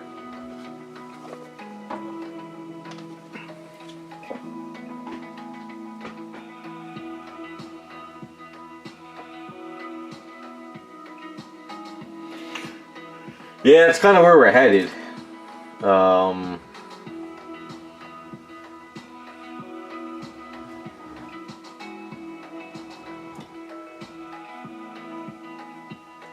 Yeah, just like when everybody was keying the Teslas there, like, what was it, last year or the year before? All these idiots didn't realize that there's cameras all over the cars, and they were being filmed. That was actually funny as hell. You hate politics so much that you're gonna go kill somebody else, key somebody else's car. That was actually funny as shit to me. That made me laugh a lot. These people were like keying these cars, not realizing that the car is filming you, the parking lot's filming you, you know, businesses are filming you, random strangers are filming you. It's like, and they were acting all dumb like it wasn't me. They're like, yeah, there's 20 cameras that showed it was you.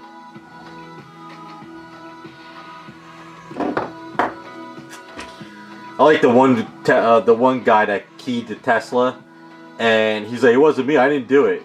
And the guy's like, I have you on film right there. He's like, no, it wasn't me. Even the cop was like, come on, man. And then when he saw the video, he was like, oh.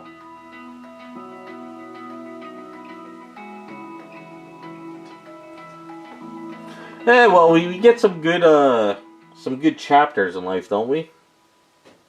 Whenever something pops off, we get a lot of videos of people doing crazy shit. Counts for something.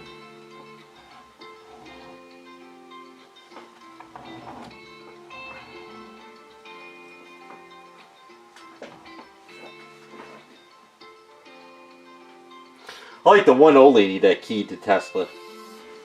She had no clue about cameras. She's like, what do you mean I was filmed?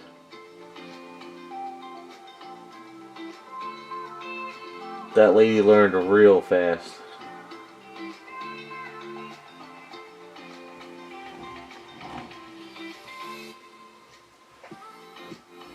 Good times. Chapter in human history.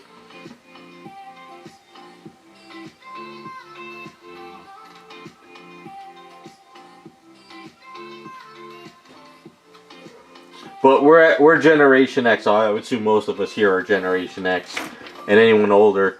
There's no proof of the stuff we did back in the day. So everything we did, no one will ever know about.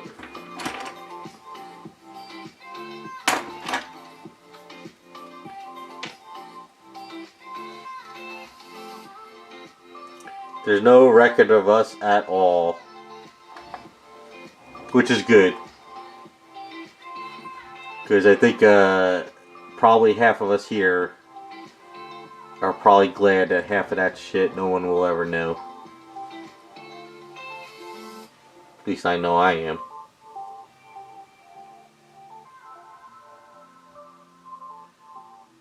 Especially going out at Mischief Night and stuff. Go out at Mischief Night, you probably get caught before you even get like to the second house or something.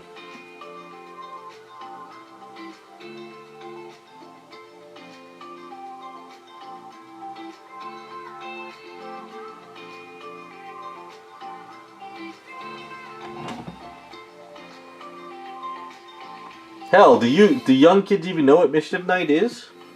Do they have a clue?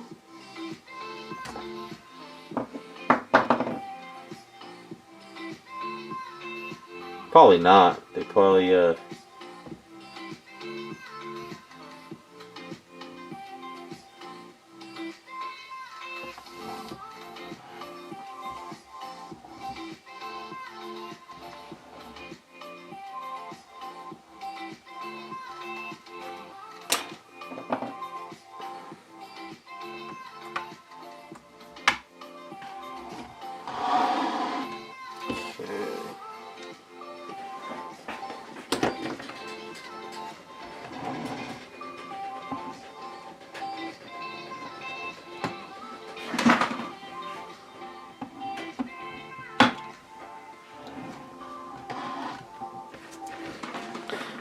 wash these out real quick.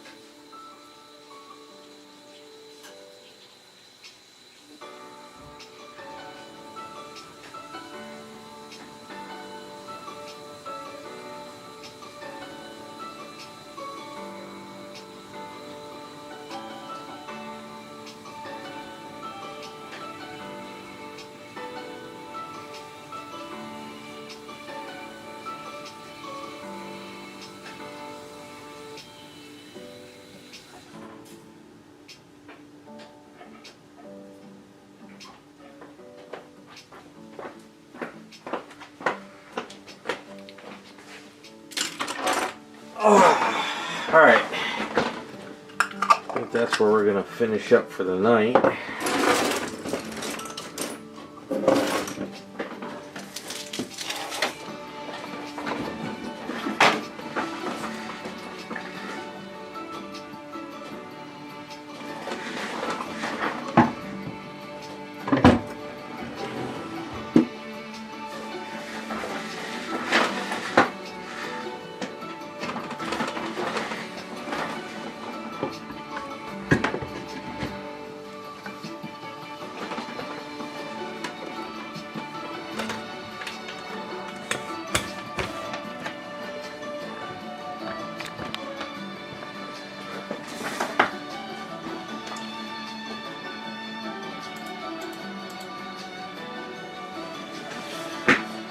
Alright, we are definitely getting there now. They're looking pretty, a little bit more complete than what they were.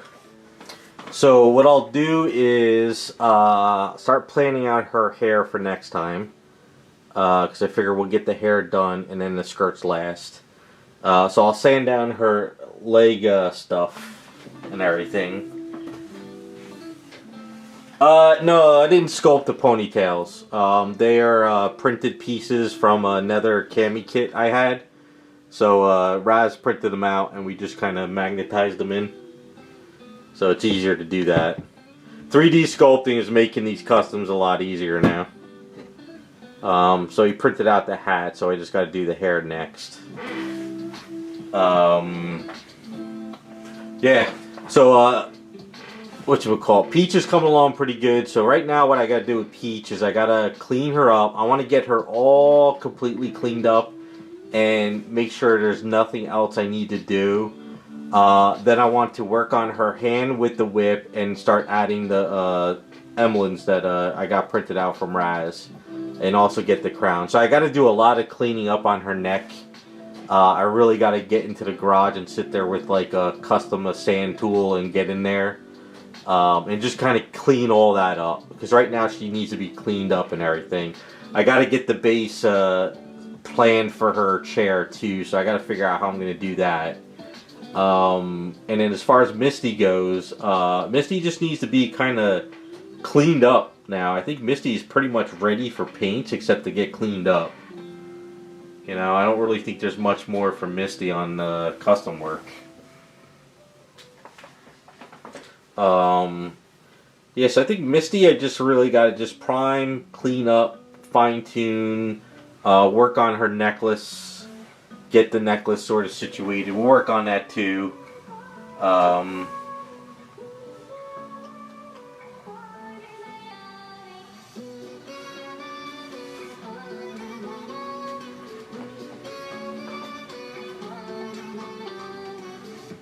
The Misty less work. This was the poison statue for Peach. This was the poison.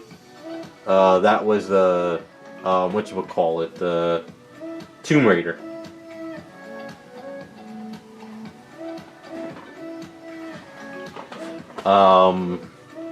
Yeah, that's so I had the school chair for Cammy. So the school chair is pretty much that's what I gotta do is I gotta work on getting this situated too for Cammy.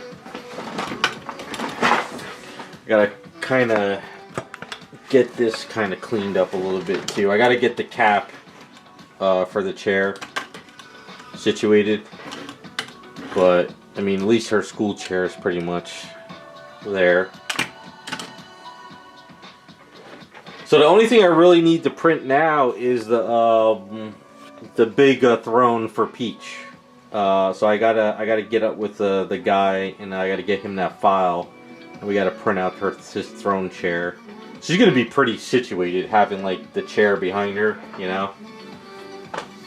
But yeah, as far as Misty goes, she's set. Cammy is the only one. Oh, I do have the base over on the floor. I gotta sand down for Cammy. So I gotta sand down that base and then put that chair on her and get her situated.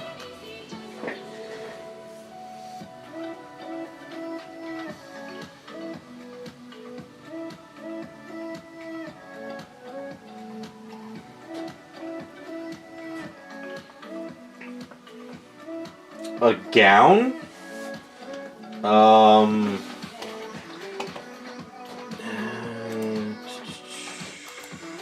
Can't really think of anything off of hand. I'm sure if you go on cults,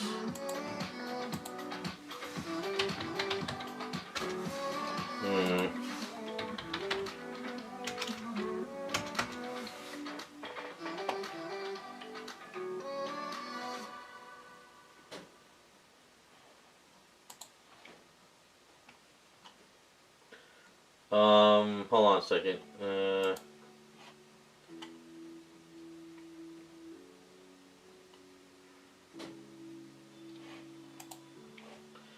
So cults,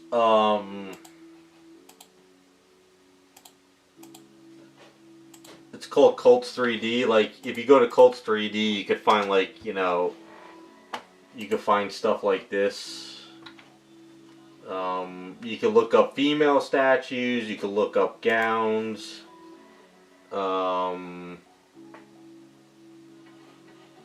You know, there's lots of stuff there.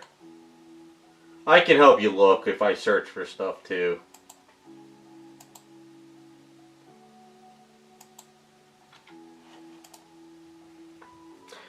Yeah, Dan, that's the Lara Croft Abe 3D. Lara Croft, Poison, and this is the Sonya Blade. I think they're all. Are these all? These were all Abe 3Ds, or was this ES Monster? I forget. I get so confused these days. I still say this head here though. For this Lara Croft, this is a really nice head sculpt. So this head sculpt is really nice. But this head here, this peach head, is from a different file. So I put this onto the Poison statue.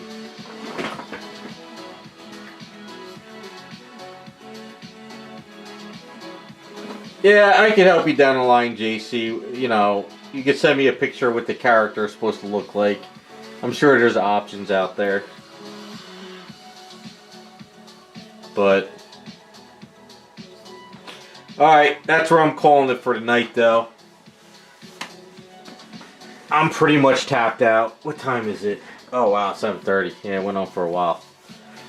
Alright, so you guys have a good rest of your weekend. Hopefully next week we'll have some more stuff ready to kind of get these fine-tuned.